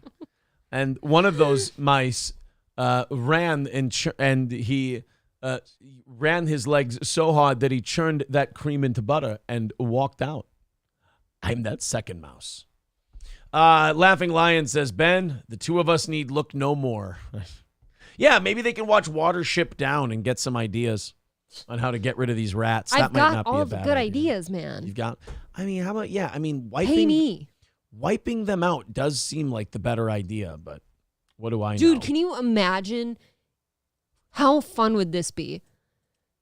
If you got to walk the streets with a fucking paintball gun and just whack rats with it. See, now, I think they would worry about putting someone like you in charge because you're not treating it like a job. You're treating it like a trip to the amusement park. Oh, it's fucking fun. Yeah, and they'd be like, I don't know, she's getting off on this a You can little just too much. Snipe rats from behind the dumpster.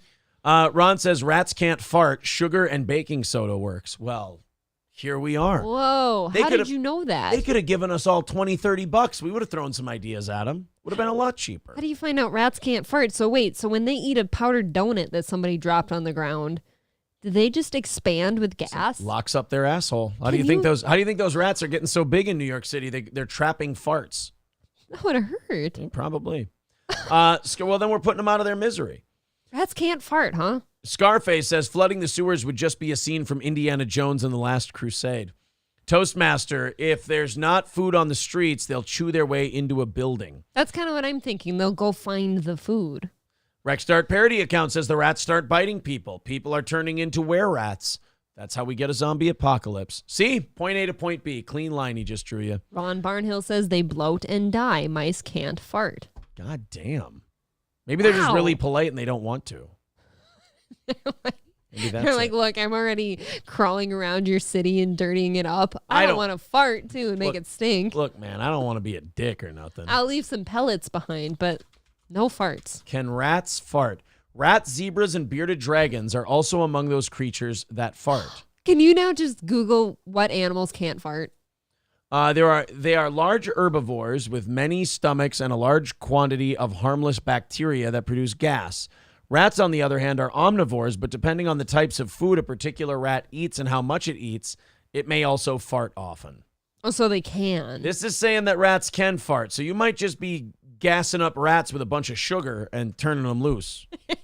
It's so much that they just can't get it all out. Maybe if we convince New York City that rat farts are causing climate change, they'll nuke the sewers and get rid of all the rats. That'd be kind of cool. That's but what we then need do we to do. lose the Ninja Turtles in the process? Yeah, there are going to be some casualties. I mean, there's certainly not going to be anyone to train them. So there is that part. Let's talk about the Canada iceberg that's been spotted off the coast. Penetrating the coastline. It is penetrating the coastline. There is a glacier that has broken off from a larger package that is now floating, I'm not kidding you, to the town of Dildo, Canada. Would you guys like to see the iceberg? This is a fucking troll. This can't be right. It's not real. Would you guys like to see the iceberg that is floating towards Dildo, Canada? No, it'll make them horny. There you go. It's even got 2 balls. Come on. Hey. Sorry, you slapped my finger. I had to curl it in a little I bit. thought it was caressing your pinky. No, you kind of slammed down on it. I kind of needed to rub it. Spousal abuse. But take a look at this. It's perfect. It's floating home to Dildo. It's wet. I actually saw 3 overweight single moms trying to sit on that. I did. They took a rowboat out. They scaled the thing. What were their names, Aaron? No, they were white. Oh. They were white. Fine. They were white and overweight. And they left their children at home. And they went and tried to scale the dildo and sit on it. Now they're pregnant with ice babies. A Canadian photographer saw something that was quite literally rock hard out in the wild, which had no problem standing up to the cold, frigid weather. Imagine how big that thing would be if it was... Actually, the ice dick reacts to weather differently than the human dick. Yeah, it's defying nature. Yeah, it gets bigger when it's colder and smaller when it's warmer. Of course, we're talking about icebergs, specifically one, a dude named Ken Pretty. Oh my God, that's a guy who definitely named his dick. Recently spotted with his drone off the coast of Harbor Grace in Newfoundland, which was undoubtedly shaped like an erect penis. I love how TMZ puts in there undoubtedly, like before you even start to fucking argue with us. Right, now I thought it looked like a popsicle. Yes. Indeed, the pics speak for themselves. Here's the Mr. Garrison was actually chasing after it, going, "My penis." There's the Dickberg. Dickberg? Yeah. Undefeated wrestler in WCW, Dickberg. Look at that fucking thing. Oh, look at the waves just lapping its balls. He's getting his dick wet. And that was supposed to be the vagina hole right there, right? Yes. But it melted away. Yeah, they melted away the vagina hole. And now it's just a blown out O-ring. It even has that little crease in the middle on the head of it. Like it does have a little... right there. Yeah. Okay. Wow. Well, that's fun. Boy, I am in the mood. Good, clean, harmless fun, right? It's white. Bonus. It's stark white. It's veiny. I love how April's like, okay, right color, that's solid. Good start. Oh, innocent, beautiful, blonde, white girl racism. Isn't that something? They don't even know they're doing it. Somebody really did just fly around and film this cockberg. Wouldn't you? They're probably jacking it to it. You're in Newfoundland. I mean, is there really much else to do? No. To be quite honest. People call you Newfie and you just feel gay. I mean, it's not going to do anything. I mean, it's kind of... No, he's doing a media thing. Look at it. Yeah. You've seen the show at this point. By the way, it's not just the upright part catching people's eye. There's spare parts at the bottom that bring this scene into clearer view, the whole package, if you will. Oh, thanks. I didn't see that. The strangest part, though, is that Pretty hails from an even more telling place, the town of Dildo. That can't be right. So Ken Pretty, the Dick Iceberg, is from the town of Dildo, Canada. You think he named his dick boy? Pretty boy? Pretty boy. Yells at it. Ooh, such a pretty boy. The Frost Giant's daughter. There's no such thing as a single overweight white lady this time of year because they still got tax money, says Yanks. SC Motorsports says it was bigger before climate change. Thanks, Bin Laden. Thanks, Bin Laden, yeah. Veldrain says it's the biggest white penis on the planet. Well, second biggest. Anyway. Carlos says if it starts melting, is that called circumcision? Oh, God, no. Flying J Lot Lizard cuts through all the flirting and just says, kiss me, April. Okay. It's very Jackson Mahomesy of you. Find me later. What? He's not going to find me. He better not, because now you just enabled him. What if that's our neighbor? Yeah. It's actually our neighbor. Now you fucked up. You might want to take that back. What? You might want to take it back. He just takes it back. You're going to encourage someone to be psychotic. And I'm not going to help you. I'm going to go, you know what? take it back. This is the lesson you've learned. Kiss your screen. Have at it. Somebody says to me, Aaron, will you kiss me? I go, I'll fucking rip your head off, you piece of shit. You'd be that freak that like agreed to the kiss, but then you bite their tongue off. Yeah. How dare you fucking ask me that question? She likes white ones. The brown ones seem to make her wonder, says T. Jefferson. They are taking the Coxburg to Isengard. Oh, he's not a Lord of the Rings mark. Sorry. John Rio says, I bet your tongue would stick to that. Oh, it sure would. How many people would try to... All of them. We would all try to of lick the people would try right? that. God, that feels so refreshing, though. Yes. Just a pure iceberg. T. Jefferson says, epic side-eye from the second mic. April's got her facial expressions down. People do like my face. I will say that if you only listen to this show and don't watch it, you do miss out on some things. Katie Kidney says, did Aaron just say he's a giant dick? Wow, you kind of did. Said I have a giant. Look at her. She figured you out. Flying J Lot Lizard says, I'm looking through your window, you guys. See what you've done? Somebody did make a knocking sound a bit ago. Look what you've done. They're saying it's actually Pragmatic Baxter with a good one. He says that's actually Paul Bunyan doing the backstroke. That does make sense. But why is he erect? Yeah, well, hey. Maybe why not? Babe was around. Oh, no, he's into bestiality. Well, haven't you ever wondered why he's called Babe? Babe? Babe the Blue Butthole is what they call him. Nicolas Cage spoke, so that makes me interested. Nicolas Cage said some things. By the way, where are we at? Likewise, before we head into the stretch run here, the last 10 minutes of the show, how close are we to 300? Let's see if we can get the rest of the way there. By the way, thank you guys so much for your support. $240 away from tomorrow morning's goal, which is awesome. So $240 left in the week. That's it. Pretty epic. That's it. Hit that like button like you're trying to touch that big white dick. That's right. 289. Holy shit. So we're right there. We're bringing this thing right in for a landing. Everybody hit thumbs up. Let's eclipse 300 and call it a day. What do you say? Oh, Why don't I just lay by the bay and make things out of clay? I just may. I'll eat some hay. Go ahead and hit the like button. We're already at 291 and climbing. Let's get that to 300 in the next 9 minutes. Everyone with the thumbs up. So, Nicolas Cage took a questionnaire for Stephen Colbert. Your dollar store is Stephen Colbert, by the way, according to Otaku. According to Otaku, who owns us. During a recent visit to The Late Show, and revealed in typical Cage fashion that his earliest childhood memory is actually being in his mother's womb. Now, for anyone who's surprised by this, Nicolas Cage has always been mentally ill, as they say, a fucking weirdo. Let me think. Listen, I know this sounds really far out, and I don't know if it's real or not, but sometimes I think I can go all the way back to in utero and feeling like I could see faces in the dark or something, Cage said. I know that sounds powerfully abstract. It's a fun way to say crazy. But that somehow seems like maybe it happened. Now that I am no longer in utero... for about 60 years. Yeah, the hell you say. What? I would have to imagine it was perhaps vocal vibrations resonating through to me at that stage, Cage added. That's going way back. I don't know. That comes to mind. I don't even know if I remember being in utero, but that thought has crossed my mind. Okay, who gave him peyote? He's high, First right? of all, without the peyote, who asked Nick Cage that fucking question?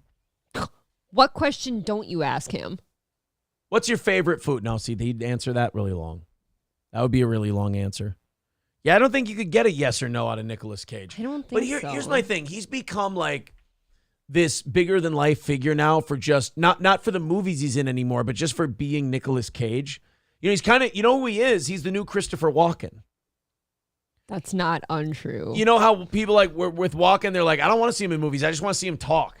Yeah, I just want to see Christopher Walken You want speak. him in like a contained area and you want to poke him and be like, Yeah. say things. That's who Nicolas Cage is now. They're like, I just want to watch Nicolas Cage live. Like you're in a zoo. Right. So there's no question you could ask Nicolas Cage where you'd get a yes or a no. Right. He's the new, we found the new, because Walken's like 80. So we need a new Walken. How old is Christopher Walken? He just 80? turned 80. Oh, I wish you hadn't done that because now I'm afraid he's going to pass away soon.